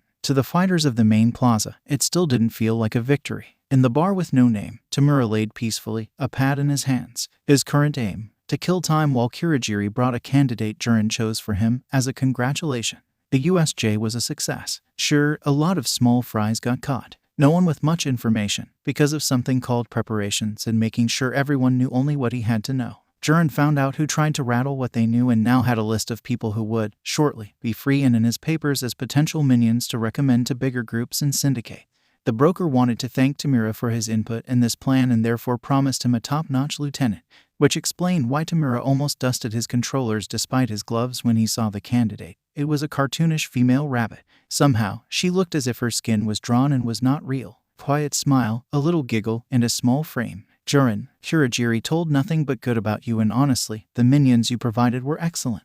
Therefore, you have 30 seconds to explain everything before I punch you in the face. Tamura warned the broker, knowing that sometimes a minor threat was enough to make people talk. Jiren did not truly seem bothered and smiled. My dear Shigaraki, I present to you Looney Tunes. She is an excellent thief and a competent warrior. As her resume, I would simply say the media will be all over her and the fact she killed Thunderbolt. Tamura was looking bored at first, until Jiren said the last word, the last name. By Thunderbolt, you mean Thunderbolt, Thunderbolt, the number 5. Thunderbolt, unofficial leader of the heroes closest to the HPSC. They also nicknamed him the fastest man alive, for good reasons. He was the only speedster with the reflexes that allowed him to fully use his speed. He also had several skeletons in his closets and villains knew him for playing with his targets, breaking as many bones as he could without killing. If something happened, well, he had enough friends to make it disappear. After all, I confirm, she killed him 2 hours ago, hence why nobody knows yet. She owes me for making some evidence pointing in her direction disappear, such as some witness who lost memories of what exactly happened. Tamura and Kurogiri could see why. While most villains would reveal what happened, Looney seemed to be a thief, someone who prided in being discreet and under the radar. Being able to kill a top 10 would put her in a difficult position. Quite easy to understand, and Tamura appreciated that she was not an idiot. Yes, Looney doesn't want to fight two powerful people yet. Looney wants to kill Maruko to prove she is the strongest rabbit, but later, when Looney will be even stronger. Tamura scratched what he had just thought of her. She was clearly crazy, and he was not the sanest of the bunch. Internally, Kurogiri thought either Tamura would learn his pain of dealing with Tamura's crazy antics or destroy the tune. In both cases, it was a win for the Black Cloud who was humming with joy over the counter. And, how did she kill Thunderbolt? Because, sorry, but she doesn't look really intimidating. Kurogiri asked as he had doubts, too, as the loony girl didn't seem like a powerhouse after all. Jiren smiled as he drank his glass of wine. Kurogiri, despite being a delightful fellow, did not have any whiskey, sadly. Well, it is a funny story. Quick, everyone, pass through the rabbit hole, go. Looney was standing still, her ears up in the air in case any threat was incoming into their position. They broke into an important jewelry store and they were taking all the money they could. She had indeed created a rabbit hole in the hole next to her teammate with some paint and also made another mark on the ground with what was left. They only secured part of the loot when they saw the crazy girl tensed up. They knew the girl was crazy and a prankster, but she was nothing but serious when working. What is incoming, girl? Something fast. I can barely track it. She was not the best tracker in the field, and the job defaulted to her because she was better than nothing. And it was Thunderbolt, the fastest man alive. It did not surprise her when she heard a loud crack and a gush of wind soon after. Oops, note to self. Apparently a simple punch at Mach 1 breaks the chitin of an insect mutant. Did you know they were rare? Shit, I might get in trouble for killing an endangered species. Thunderbolt had the biggest killing in action record. Many hostage situations where he had to make a decision in the split of a second. Looney inhaled, as Thunderbolt had clearly killed the other sentinel on the other end of the alley. Of course, it was because the chief refused her idea to go to the next alley, a dead end, which would have been a child play to protect with her power. Oh well, no use crying for idiot dumbass, as her crew was doing the smart thing and leaving her behind. If she lived, she would get her share at the exact point or by contacting Jurin, since he had a cut on her part. Well, if it is not the fastest man alive. I am a big fan, you know. Looney said the truth with a smile, as she adored how he was doused in blood. Well, as much blood appeared on an already red suit. Thunderbolt smiled before he left the head of the humanoid mantis to fall onto the floor, watching his fan stepping back from him. Shame he was not into furry. He would have probably proposed to her to let her live in exchange for something otherwise. Thunderbolt did not truly understand how he died, as it happened too fast. 1 second he was sprinting just under Mach 1 and the next he was falling in a hole before exiting in front of a building.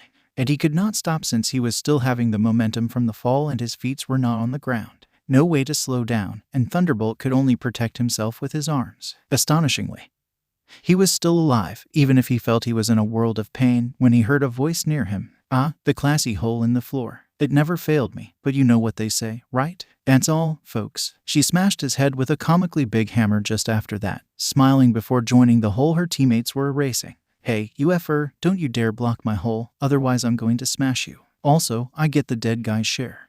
And then she asked me for some help to erase everything. So, here is your own short-range warper, with decent hand-to-hand skills and the basics about reconnaissance. Happy to meet you, boss. As long as I get to smash things, get money and potentially wasted, I will be happy to work for you. Tamura nodded, before grabbing a drink and pouring it for her. She took it with her 4 fingers and smiled at her new chief. Looney, I promise you all of this. Welcome, as the first member of the League of Villain. Meanwhile, in another location which was definitely not Gentle's basement, Mr. Compress held his first team meeting for their first heist. Behind him was a white screen and in front of him, La Brava, Gentle, who was bringing tea for everyone, and a smiling young woman in her early 20s, as ginger as possible. Hello, everyone. Today is the first meeting for the levelers. Atsuhiro took the name as it meant they leveled the game for everyone, striking the powerful and the rich to help the poor and the weak. From the left to the right, I am Mr. Compress, Master Thief and your glorious leader. On my left, I am La Brava. I won't do much on the field, but you can count on me with a computer. Gentle nodded quietly before looking at the love of his life. Indeed, she even broke into UA. Record for a whole 10 minutes. Nedzu has never found her. Gentle never missed an occasion to gush about her now official girlfriend since Atsuhiro yelled at them to either stop beating around the bush or spend 10 minutes together in a marble. He wisely chose to demarble them 1 hour later instead, and he insisted on not knowing what happened. As for me, I am your humble host, Gentle Criminal, a former hero student.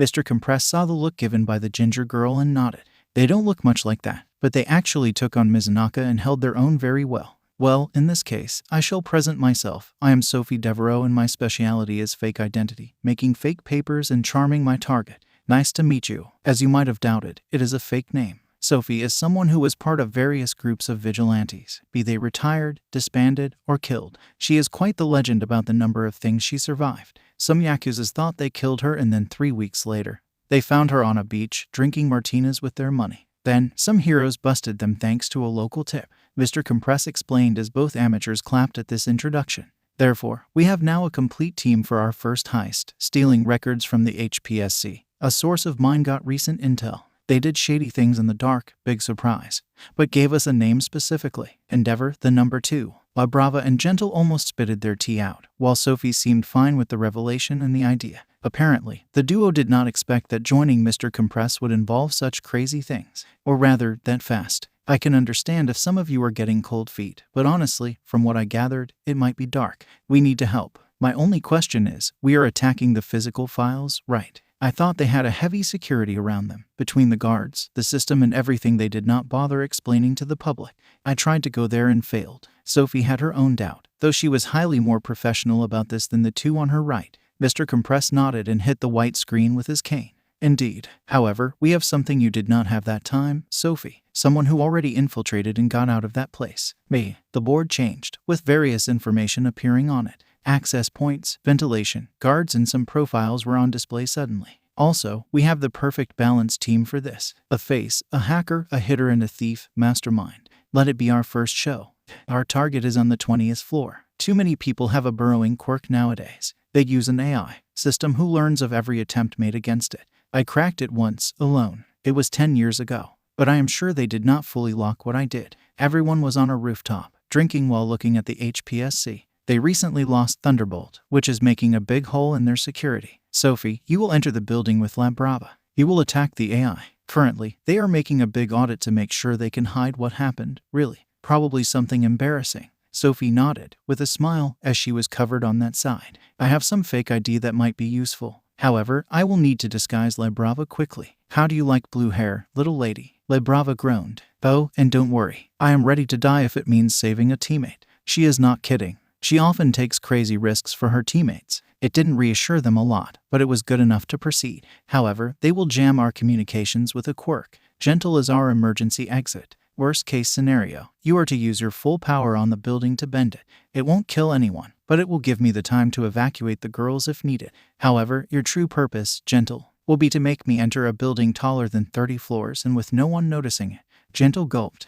Dye my eyes, and this is my it. Jeju entry. Sophie showed to the guards at the entrance her governmental card, implying she was doing an audit for the sake of the JSDF. After all, since the JSDF was, after the Ashen King, an honor guard, with heavy hitters and a quality equipment well above average, they were often at odds with the HPSC.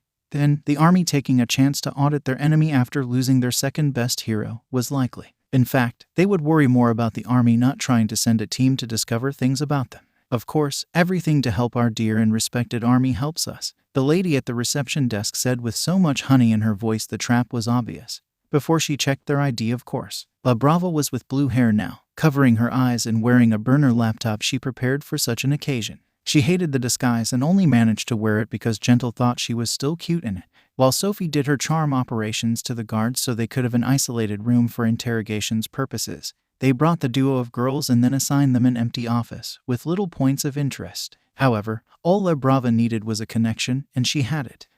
And Gamma NVI as a defense system? It is heavy. Honestly, I cannot hack this with just a laptop. Not completely, said the little girl, with blue hair. Sophie said as Chignons. No one could recognize her because of that. However, she thrilled Sophie when she saw La Brava in action. The girl only had a laptop and was against NVI developed by various scientists on Island.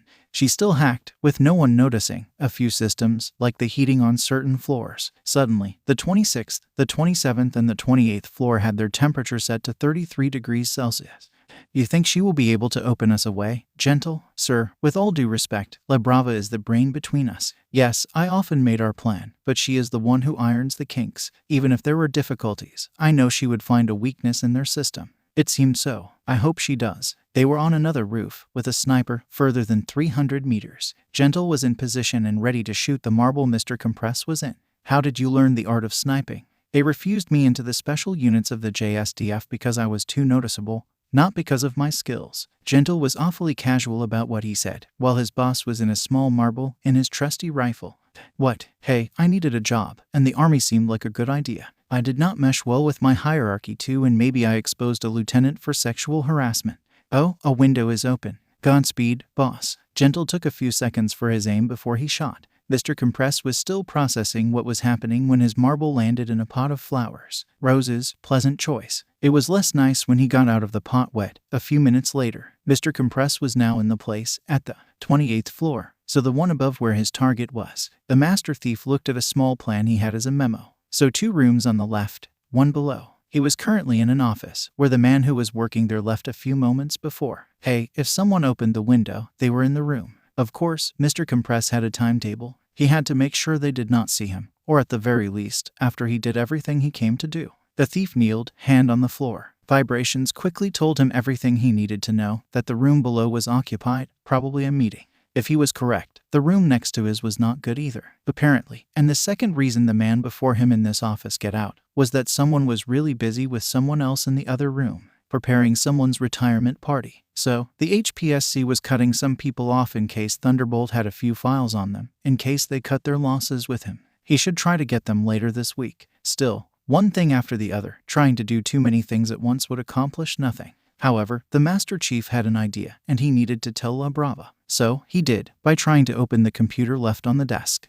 La Brava, on the first floor, was doing what the HPSC expected of her. She was noisy, asked for a lot of water, and complained about the quality of the network and how so many files were missing from the database. As for Sophie, she had fun auditing members of the commission and asking about their official process, about how they made sure heroes were properly monitored. Why were there no agents there to help coordinate Thunderbolt's efforts with the police? The answer was probably because they could not bring the police in this case, as the jeweler was paying extra protection to the HPSC. Watching them squirm was totally worth dating this lieutenant in the JSDF back in the day for her paper. Her fake identities were real. She had the picture on it changed. However, for this situation, Sophie had a lot of them if needed for her infiltration and search. When La Brava, who was sharing the same sensor as the camera in VI, detected a failed connection on the 28th floor with the ID Imperial Golden Tea, she knew who that was. It was quickly followed by a second try, bio-attack. The little Miss Hacker smiled before she did as her boss asked, before letting herself and Sophie a few minutes to run away.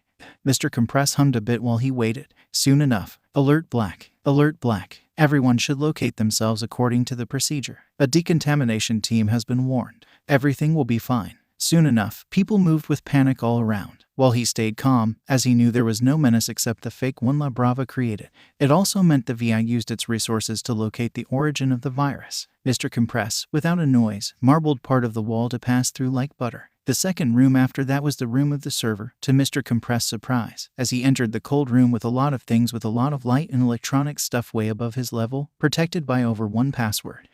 So they switched their place since the last time he came. However, a quick check showed they also did their homework about when he erased Nedzu and the Rat's family files. Also, La Brava laughed when he asked if a USB key would be enough to hack them, before noticing he was serious. She then slapped him, explaining to him she did not have that kind of thing ready in just 1 week. She needed months to create things like that. If he wanted a hacking of quality, he needed to bring her with her own laptop of war that she made herself. It was quite the problem that he could not steal everything right here and now. Atsuhiro was not dumb and knew it would alert more hero than he could count. It was not worth the risk, since the HPSC, if they were smart, had put enough trackers in their machines that Atsuhiro needed to get out if he wanted to make a relative for Izuku with Inko. However, he could right now steal their paper records just below, putting the wall back in place with extra care. He wanted the crime to be noticed, if possible, after he left the compound. Mr. Compress was now on the 27th floor of a tower in a lockdown, and a quarantine procedure was made to be sure no virus could get out of it. Various security teams were moving towards his floor to secure everyone, and if he did not have a badge, he would get shot without warning. However, Mr. Compress was an escape artist and knew exactly where to hide to exit the stage, with no one knowing what happened. So you hid in a bubble tea, within a smaller than usual marble. Yep. And you got drunk. Yep. And then you got flushed a few hours later. That's about right. So you once again came to take a shower at my apartment. You can be one of the bridesmaids, Magni. You perfectly know how to bribe me.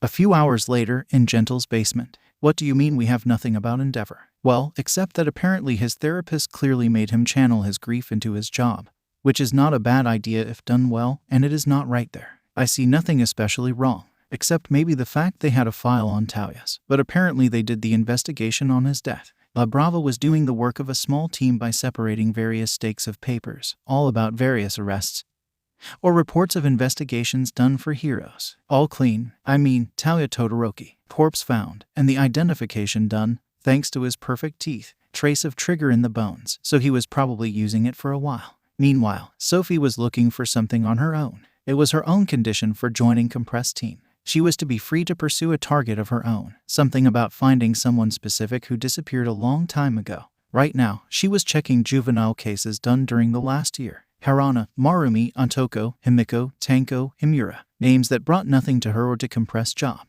So we are useless on this front? Is Endeavor clean? There is even a report showing their frustration. Endeavor does not need them for a cleanup since he has one of the best controls they have ever seen of his quirk. Apparently, it is quite the problem since it may stop the program Imperial Fire. No mention of what that is though. Atsuhiro sighed. It meant only one thing. They had just stolen public records, already heavily edited, records that showed little to no information that were useful. Compress had his doubts that it was what Nedzu needed. Well, the bit about the therapist being an incompetent bastard would, but honestly, that was not enough. It was Gentle, who brought a new idea and tea on the table, like a dignified butler for the team, making sure they were properly nourished and had plenty of tea. How about checking Endeavor's own agency? I mean, I seriously doubt he did not investigate the death of his own son, even if it was forbidden.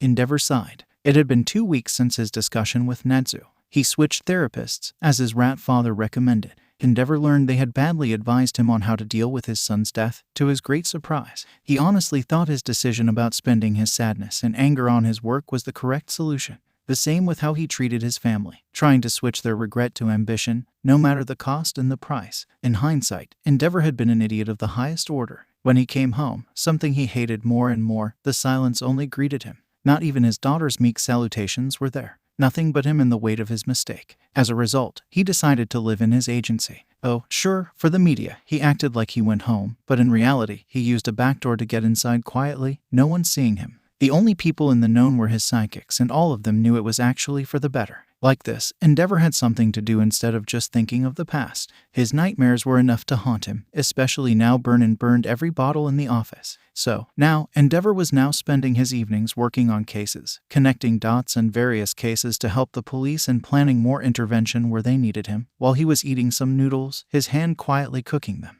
One of the few uses of a fire quirk after all. He did not expect Mr. Compress to appear in his office, after various noises in his ventilation system. Endeavor thought a bit about the situation and quickly understood the most likely scenario. The thief compressed himself as a marble and went through his ventilation. That was an interesting use of his power and explained a lot of his heists and infiltrations. Endeavor cracked his knuckles before he saw Compress not stealing anything but going through his files quietly. Fat chances, his important ones were in his personal desk. The number 2 had a smile, as well as an idea. Mr. Compress, meanwhile, was searching for the letter T for either Taoya or Todoroki. Nothing. That was frustrating. When in one day you managed every infiltration you did, but bore no results. Of course, no files in the main office, but he wanted to be effective in his work. The magician had to check Enji's office if he wanted to finish everything he had to do today. He missed his home and his family's warmth. After picking the lock of the door with the effectiveness of a master thief, Compress entered the room humming and began to search it.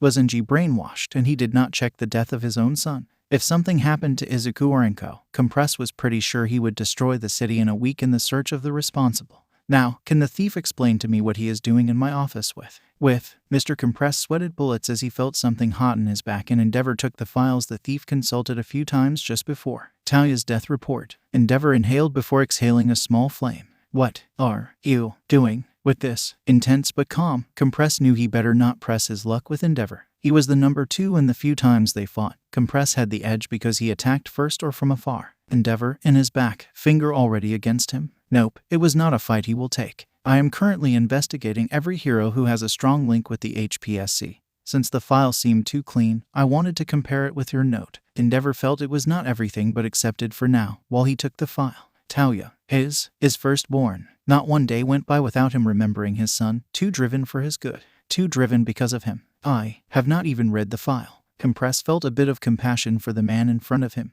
He had, thanks to Izuku, an idea of what had happened to the man recently. Sorry, it is just, they identified him very well and analyzed the body effectively for a charred corpse. They have some talented investigators, and a lot of forensics with quirks really adapted for the job, like Chu, who can see the last memories of the dead by eating part of them. Still, Enji went by the files, quietly, with a lot of sadness and a bit of curiosity. Suddenly something caught his eye. AIEF, Compress, where did you get this? You burned me. Where did you get this? This time, Endeavor had lost every control he had of his temper, flames blazing through his face as he pulled Compress toward him. Even with his mask, Atsuhiro could feel the heat and the desperation in the face of Endeavor. It was terrifying to see him mad with anger, the fire dancing with anger in his eyes. I stole them this afternoon. In the HPSC headquarters, Endeavor released him before grabbing his phone, calling a number. Nedzu, if you need someone to fire a prominence burn at the HPSC headquarters, I will effing do it. Compress thought Endeavor's phone was probably fire resistant, as his flame was verging on the blue. Ew, I guess something is wrong, but what happened? The morning Taoya died, we had a fight. Endeavor was trying to regain his composure as he put the phone on the desk. He broke my nose. I punched 2 molars out of him. Mr. Compress understood immediately. Oh, ew. When I was there, I took a few files, too. One of them mentioned something about an Imperial fire they wanted you to be. Does that mean any? The window, supposed to take even Nagant's bullet with ease, melted soon after that. Compress was now scared shitless and was happy he brought his brown pants. Compress, now, you will work with me, Endeavor said, now with the blue flame of anger on his face, about to begin his personal crusade. Atsuhiro was not sure what to think about that, so he put a smile behind his mask. With pleasure, my dear Inji. Don't push it. Saturday morning. The crisis reunion had been intense. Thought midnight as she relaxed finally in the teacher's room. She was not alone, as Shota and Hisashi were with her. So, we got attacked by someone we do not know, with apparently correct skill and strategy, according to Nedzu's standard, and who has some growth potential. Yep, and all might think his old nemesis did artificially this black thing he beat. You got that right, girl, Hisashi confirmed, too destroyed to joke about it. They all avoided speaking about the actual issue. The bombs All Might dropped. My quirk is the only thing that can end All for One, and it is waning. I need to transfer it. But after doing the test with a potential successor, Sir Night-Eye, and I discovered I cannot transfer it. The thing just did not connect. Everyone looked at Yagi, horrified. It was both a blessing and a curse in retrospect. Blessing, because thanks to that I could actually join in time the USJ. Yagi continued to explain to everyone's horror. My guess is the quirk mutated weirdly, since I was quirkless. Maybe I can pass it on someone quirkless too. But honestly, the only quirkless with the right body build I know is Knuckle Duster, and he is too old. How about, I don't know, artificial organs? I mean, David's shield and all that. Hisashi tried to give some ideas. Oh, we tried. One for All busts them out when I buff up. So, we are on a time limit to find where the hell is All for One, who is probably in a state worse than me. Also, we need to identify this young boss before he grows under All for One tutelage. Who knows what kind of insane mind he has. Izuku, I swear to God, if you use once again Eraserhead, All Might Argent era with a David shield as a support. I effing hate you sometimes. And why did you think he was dead if you didn't find his body? Well, usually, people are dead when they are missing the upper half of their head. Yagi deadpanned, as he was not incompetent and remembered clearly the brain parts on his fist. So, I guess we are mobilizing our resources on that. Aizawa, if we do not find him quickly, this thing is going to end very badly for everyone. And why is Nedzu at his 10th cup of tea? He discovered the HPSC might have faked his grandson's death, and what seemed like incompetence who fed up Endeavor's mind was maybe not incompetence, but an actual plan. So, when All for One is gone, Yagi tried to explain the situation, but Nedzu cut, with a terrifying cackle that ended everyone's idea it would end well. Nedzu was extremely protective of anyone he thought of as a family. OF. Suddenly, I think teaching is honestly easier than the hero's work. Izuku felt tired and depressed as he woke up early in the morning. They were attacked the day before and he felt like he should have done more. Sure, he was still a first-year student, but he had hoped for a fight against the evil bad guy. An epic fight, where the evil bad guy would have cackled madly and Izuku would have saved people. Wait, was it correct to hope people would be in danger to save them afterwards? He was still pondering the question when he exited the house in his tracksuit.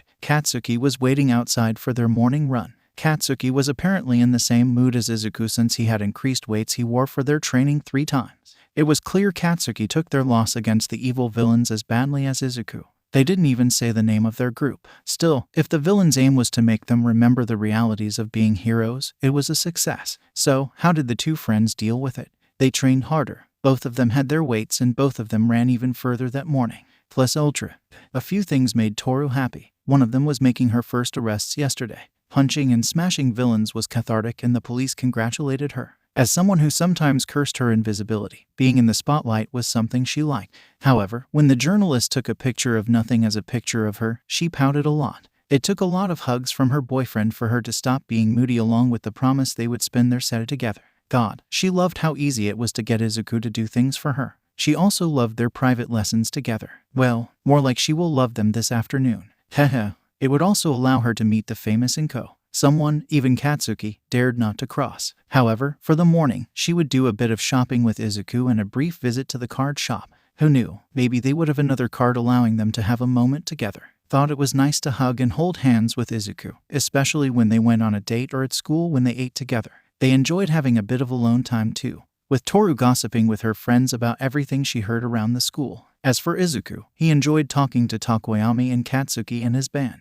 Somehow, Shoto found his place among Katsuki's circle of friends. Kaminari and Kirishima adopted the young introvert. For now, she was waiting by the fountain where they took their first picture together, wearing a long dress for a change and a small hat. She heard the snap of a picture taken and she smiled at her boyfriend, who was using the water behind her and the angle of the sun to take a picture of her silhouette in the light. And another one in our collection, I guess. Izuku beamed as he wore a shirt that hid very little of his toned body, something even more apparent after his early morning working out session. Toru silently thanked any god who granted her such a feast for her eyes. As if you didn't use any opportunity you had at school. And I always share with you. Also, we both know you take as many of me. Both laughed before Izuku gave her his hand for their little date.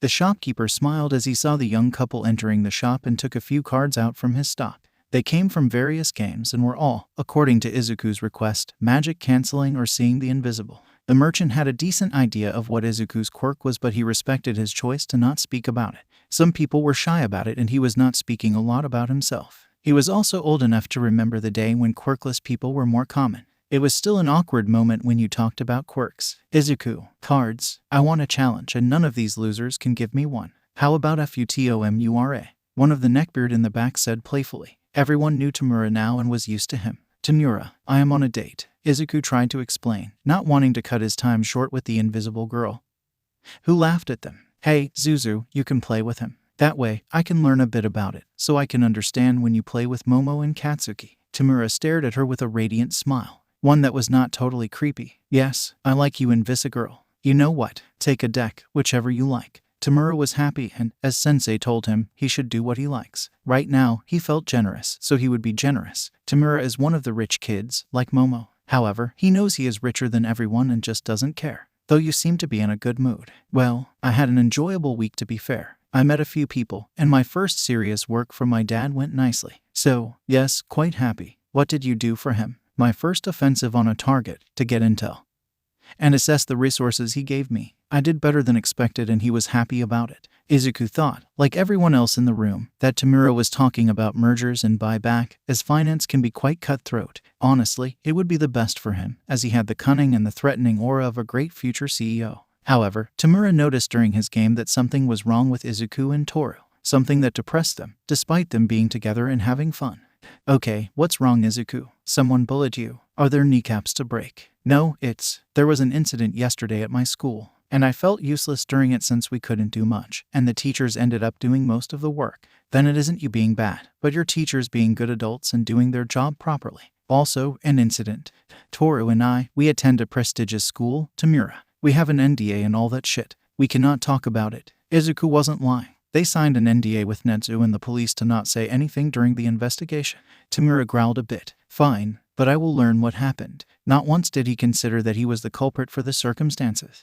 They didn't stay long in the store, as Izuku just wanted to get the cards he wanted and humor Tamura for once. None of them would believe what would happen later. It was nice meeting Tamura again. He seemed totally too much into the game. He has a nasty competitive streak. I think it might be helpful for his job though, as he does anything he can. Yes, I almost thought you got him with your all might during your match. I didn't expect him to be purposely holding back during your match and taking some losses, only to get you there. Yes, as he said, he learned recently you sometimes have to make concessions, losing a bit to have a greater reward. That's an interesting philosophy. Izuku nodded, hand in hand with his invisible girlfriend. It was nice to just feel the warmth of her close to him, and he guessed her smile. It made his grin grow bigger, too. So, what did you get at the store, Zuku? Toru was curious, as Zuku hummed, pleased. Well, I wanted to see if I could find more cards like the other time, to turn off your invisibility. It costs me a bit, but honestly, it's worth it. Just for me. You shouldn't do that. Izuku didn't have that much money on hand and Tamura wasn't buying all his cards. It must have cost a small fortune. Well, if it makes you feel better, it probably means I can do things like Aizawa-sensei, by nullifying someone's quirk. She could always count on Izuku to find justification and answers to everything. One day he would probably creatively redefine orders to save people, going against the actual intent. You'd better or I will tell your mom. I can't wait to see her. To be fair, she can't wait to see you too. You know what I mean, and I know you aren't pouting. It didn't fool Izuku for a second, since he learned to read her body language through her clothes. Toru won the argument by using her forbidden weapon, kissing the cheek of her boyfriend to shut him up. I already apologized, Inko, Atsuhiro whined, as she locked him outside of the house. Apparently, she didn't take him canceling their plans at the last minute well, and she took her vengeance by locking him outside for the night and the following morning. You can enter when Izuku and Toru get here, not before. If you like spending the night outside, you better lie in your bed outside. Or you use a cell phone and warn me. But sugar, Atsuhiro couldn't say. Endeavor made him look at every file he got from the HPSC, looking for information about his son. You could say whatever you wanted about Endeavor's personality, but he wore his name well and he put his all in his search for his missing son. It took a lot of begging and Mr. Compress formally promising to help him before he lets him go. Still, he didn't have time to call his future wife, and now she was torturing him. Dad, why are you outside of the house? Finally, Atsuhiro's savior was here. Yes, technically he could have picked the lock, but nobody sane would disobey Inko. His best bet had been to wait for Izuku and, well, the floating dress. So, you are Toru, the girl Izuku cannot stop talking about at home. Did you know he was often MDFSKDJ? Izuku made his father shut up by clapping his hand against his talkative stepfather's mouth. Suddenly the door opened with a bang, startling both boys and letting the queen of the house make an entrance, beaming in an apron. Oh my, I can finally meet you. Before Toru could say anything, she was being hugged by Inko Midoriya. Oh, and boys, once you are done playing on the ground, you can go inside. Yes, including you, Atsuhiro. Behave for lunch, or you are going to sleep on the sofa tonight. Yes, darling.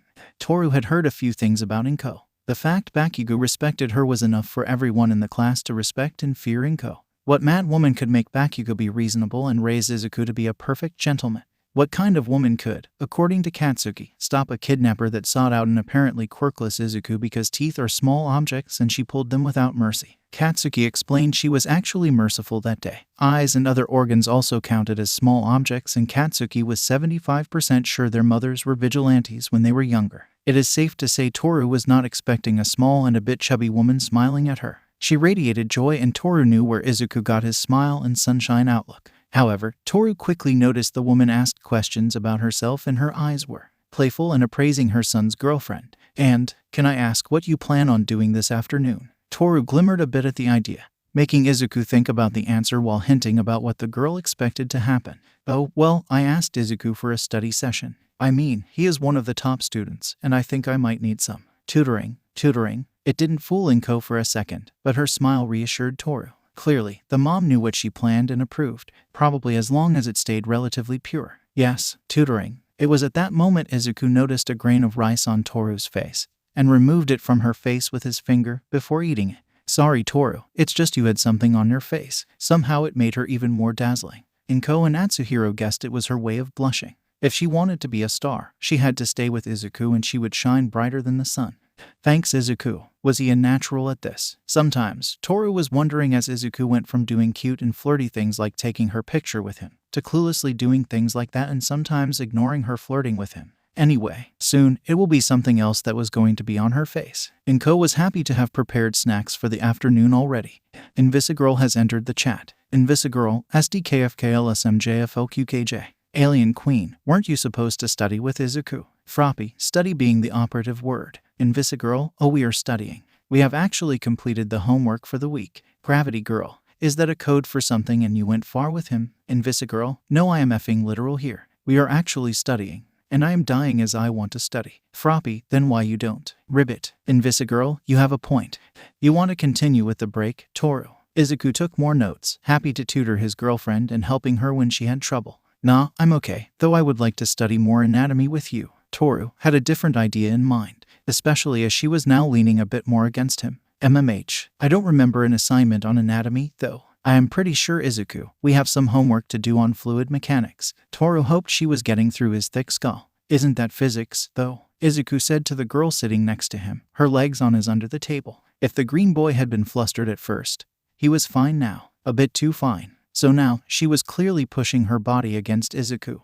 Izuku, you aren't pure enough to think a girlfriend and a boyfriend just study during a study session, are you? They don't. Finally, Izuku blushed. He missed some texts on his phone, as Toru pushed him down, climbing on top of him. You two. Before he could say anything, she interrupted him with her lips against his, and began tutoring Izuku about various methods on how their tongues could work. Izuku, as was always the case when there was something to learn, was a quick study and cuddled with her happily, their bodies pressed against each other. As if on cue, Atsuhiro entered the room. Maybe a superpower possessed by embarrassing parents. Are you winning, son? Yep, Izuku went redder than a tomato to redder than a strawberry. However, Toru almost blinded everyone in the room, happy to have a fellow master of memes. I think I'm winning here, sir. And I thought Izuku stood a chance. Well, then carry on. Thought don't go too far. I am not sure he can handle too much. While Izuku stopped whining instead of winning, thanks to Toru, Mr. Compress happily closed the door. Yep, his son definitely found someone good. They missed the 3 missed calls from Tamura and his text with an urgent written in it.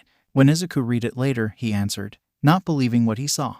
The day before. I need your help. Shoto spoke, interrupting the others, during lunch. When Kirishima and Denki brought him to their group, he was not necessarily the most social person, and they took this as an opportunity to help him. What do you want? Teach me how to be angry, Shoto asked in his usual serious tone. Had it been anyone other than Shoto, Katsuki would have thought it was a prank. However, he was almost certain Shoto didn't know the word. Explain, Isahat. My therapist told me I should learn how to be angry. You are always angry. I need you to teach me how to externalize my anger. I am not sure Katsuki is the most. Kirishima tried to speak, before Katsuki cut him.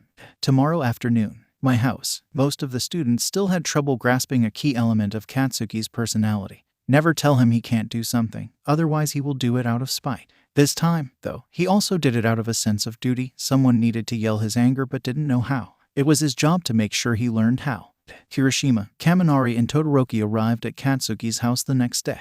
They expected a middle-class house. They were right, though they didn't expect the Zen garden to be full of craters. They didn't expect Katsuki's mom in a gardening suit who smiled at them as she finished putting protection around the bamboo. Damn, I knew Katsuki was explosive, but his mom is. If you value your life, dunce face, you know how to finish that sentence. Katsuki interrupted the perverted living electric generator as he appeared behind his back. Probably as nice as he is explosive. Kaminari valued his life and quickly changed what he was going to say. Good, you live another day. Nobody was sure if Katsuki was serious or not. Then they recalled Katsuki, who knew the reason behind Izuku's father's death and decided against tempting the bomber man. Hello, Katsuki. Hello, ma'am. The other remaining boys spoke together as they properly greeted their host of the day. Oh, hello, kids. It is nice to have Katsuki bring other friends than Izuku, you know. It must be because he is always angry. Shoto spoke without thinking, or knowing, if it was appropriate. Bakugo interrupted his mom before she could speak. He is actually here to learn how to channel his anger. So, yes, good job, old hag, protecting the garden. Call me old hag again, and I will show you I can take your life as easily as I gave it. Is she also going to teach me? She looks nice, like my mom before she burned my face. Shoto casually dropped his bomb, before he almost got hugged to death by Mitsuki. My poor boy, are you okay? Yes, it was years ago. The burn doesn't hurt anymore. That's rough, buddy, Katsuki confirmed, while Kirishima put his hand on Todoroki's shoulder. Don't worry, bro, we are here for you. It warmed up Todoroki's heart to have people who cared, be it friends or Mitsuki, who ran into the house to look for some old cream for burn scars. She swore it did miracles on more than one friend back in the days. What does she mean by that? Kaminari wondered what that was about. Dude, I don't want to know. My dad doesn't want to know, and I'm pretty sure the only person who truly does is Izuku's mom, the one who terrifies me. The boys wisely decided not to push the issue further when Mitsuki came back and put some cream on Todoroki, while she whispered to herself she would really like to meet Todoroki's parents one day, just for a small chat. Nose buried in paper, trailing various arson cases across Japan, Enji felt something cold running down his back. A woman in a hospice also wondered why she was shuddering. Now, Shoto, I am going to teach you how to swear. How to swear. Yes, because swearing is the best way to quickly release a small part of your rage. When you stub your toe, what do? I say nothing. No, for FS sake. You scream, man. It's normal to scream, because that's what your body wants to do. You scream because pain is not normal. Anger. Shoto. Anger allows you to relieve your pain. So, when I am feeling bad, I can just scream? Yes and no. It has to be done properly. You cannot scream randomly. Canalize it properly. Say after me, no, with guts. You don't have to interrogate yourself. You have to feel it. Shoto was being Shoto. I said, with guts. Imagine someone hitting you. Shoto seemed puzzled at the idea, until Katsuki had an idea. Remember how Izuku was showing off during the exercise? Oh yes, it was irritating, even though I now know it was all a strat. That is not my point. It pissed you off. Suddenly, realization showed on Shoto's face. That was weak. How did you feel against someone who was just showing off how awesome he was? It was irritating. I trained myself. How dare he take it as a game? On a side note, that is actually what we thought of you during your introduction. Tim and I actually train a lot every day. Twice as much for him, since he has to exercise his quirk. Oh, I pissed you off. Sorry about that. Don't worry, I just blew up part of the beach further down the road. It was soothing.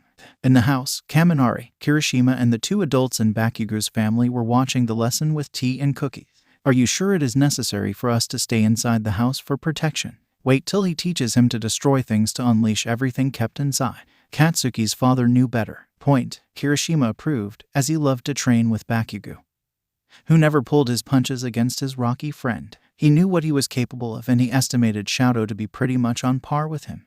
F endeavor. Yes, harder. F endeavor. Once again, but this time, with your quirk. Usually, Shadow used his quirk with calm and composure. His ice power was easier to use that way. Being excited was more his father's way of doing things. However, for the first time he was unleashing his anger against his father. It felt good. It was awesome, and, more importantly, he knew he was right. Izuku and Toru stopped kissing and cuddling when they saw a giant flame. Oh, Shadow must have a lot to scream about. Yes, wait, is that an iceberg now? Did that iceberg explode because of a fireball? Hold me, Toru, because I established a rivalry with him. And Katsuki. Then they resumed what teenagers often do with their significant other, with Katsuki and Shadow's quirks looming over them in the background.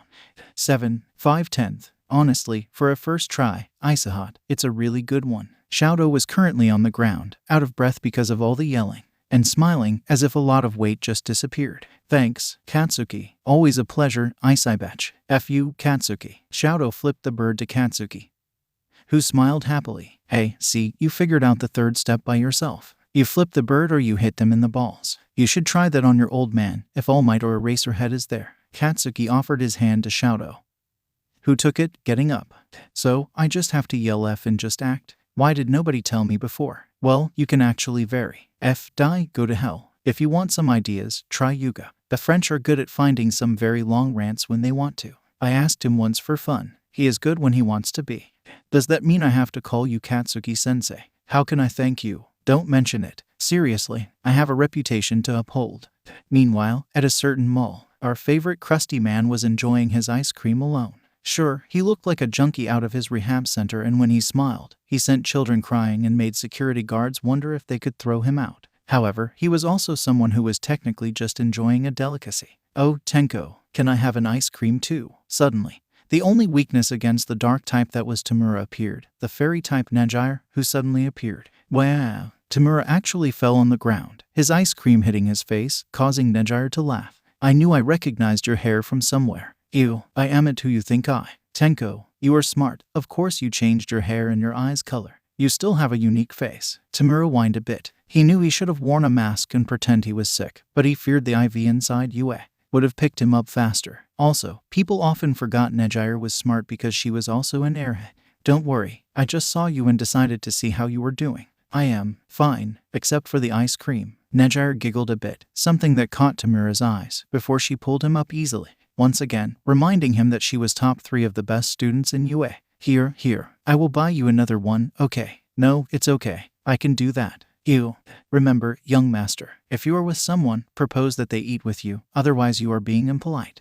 When in doubt, listen to Kurogiri. It did wonders for him so far. Want an ice cream too? With pleasure. Hugh, how many can I have? Honestly, go crazy. Tamura had the cheat code unlimited money activated. He should use it. He regretted it 5 minutes later when Nejire was looking at an ice cream actually larger than herself, while Tamura's was more reasonable. Are you sure you are going to eat all of that? My quirk takes a lot of energy and I need to eat a lot for it to work well. Oh, I see. One of my best friends would have a field day analyzing your quirk, but today he has a date so. Oh, so you were alone and still trying to have a good day out. You know, when you say it like that, it makes me look pathetic and friendless. But you have a friend, since I'm here, spending time with you. Tamura screams internally, as he realized what was happening and he was talking with a cute girl. His free hand began furiously typing on his phone, messaging the only person he knew who could help him, outside of Kurogiri or Sensei. Wait, he never saw Kurogiri with anyone and he lived at the bar unless they went for groceries. He could always count on Izuku for advice.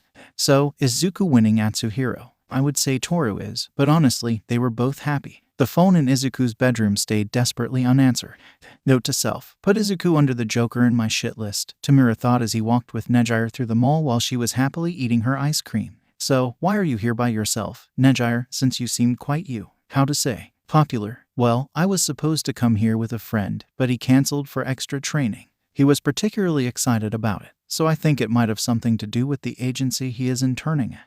And where are you interning, if I may ask? Oh, I am interning with Ryukyu, the dragon hero. Tamura was now sweating bullets under his clothes as Nedzu continued to explain how awesome her sensei was. He was on a date with what was a smart, strong and cute girl who was a hugger and worked with one of the top heroes. What was he? A rom-com protagonist. He was supposed to be the heir of the former Lord of Crime, mastermind in Japan, and he couldn't be seen with her. So, how are you feeling now, Tenko? I mean, you know a lot about me, but all I know about you is you're someone who knows a lot about heroes and a bit about your past. I don't even know your real name or if Tenko is just a nickname.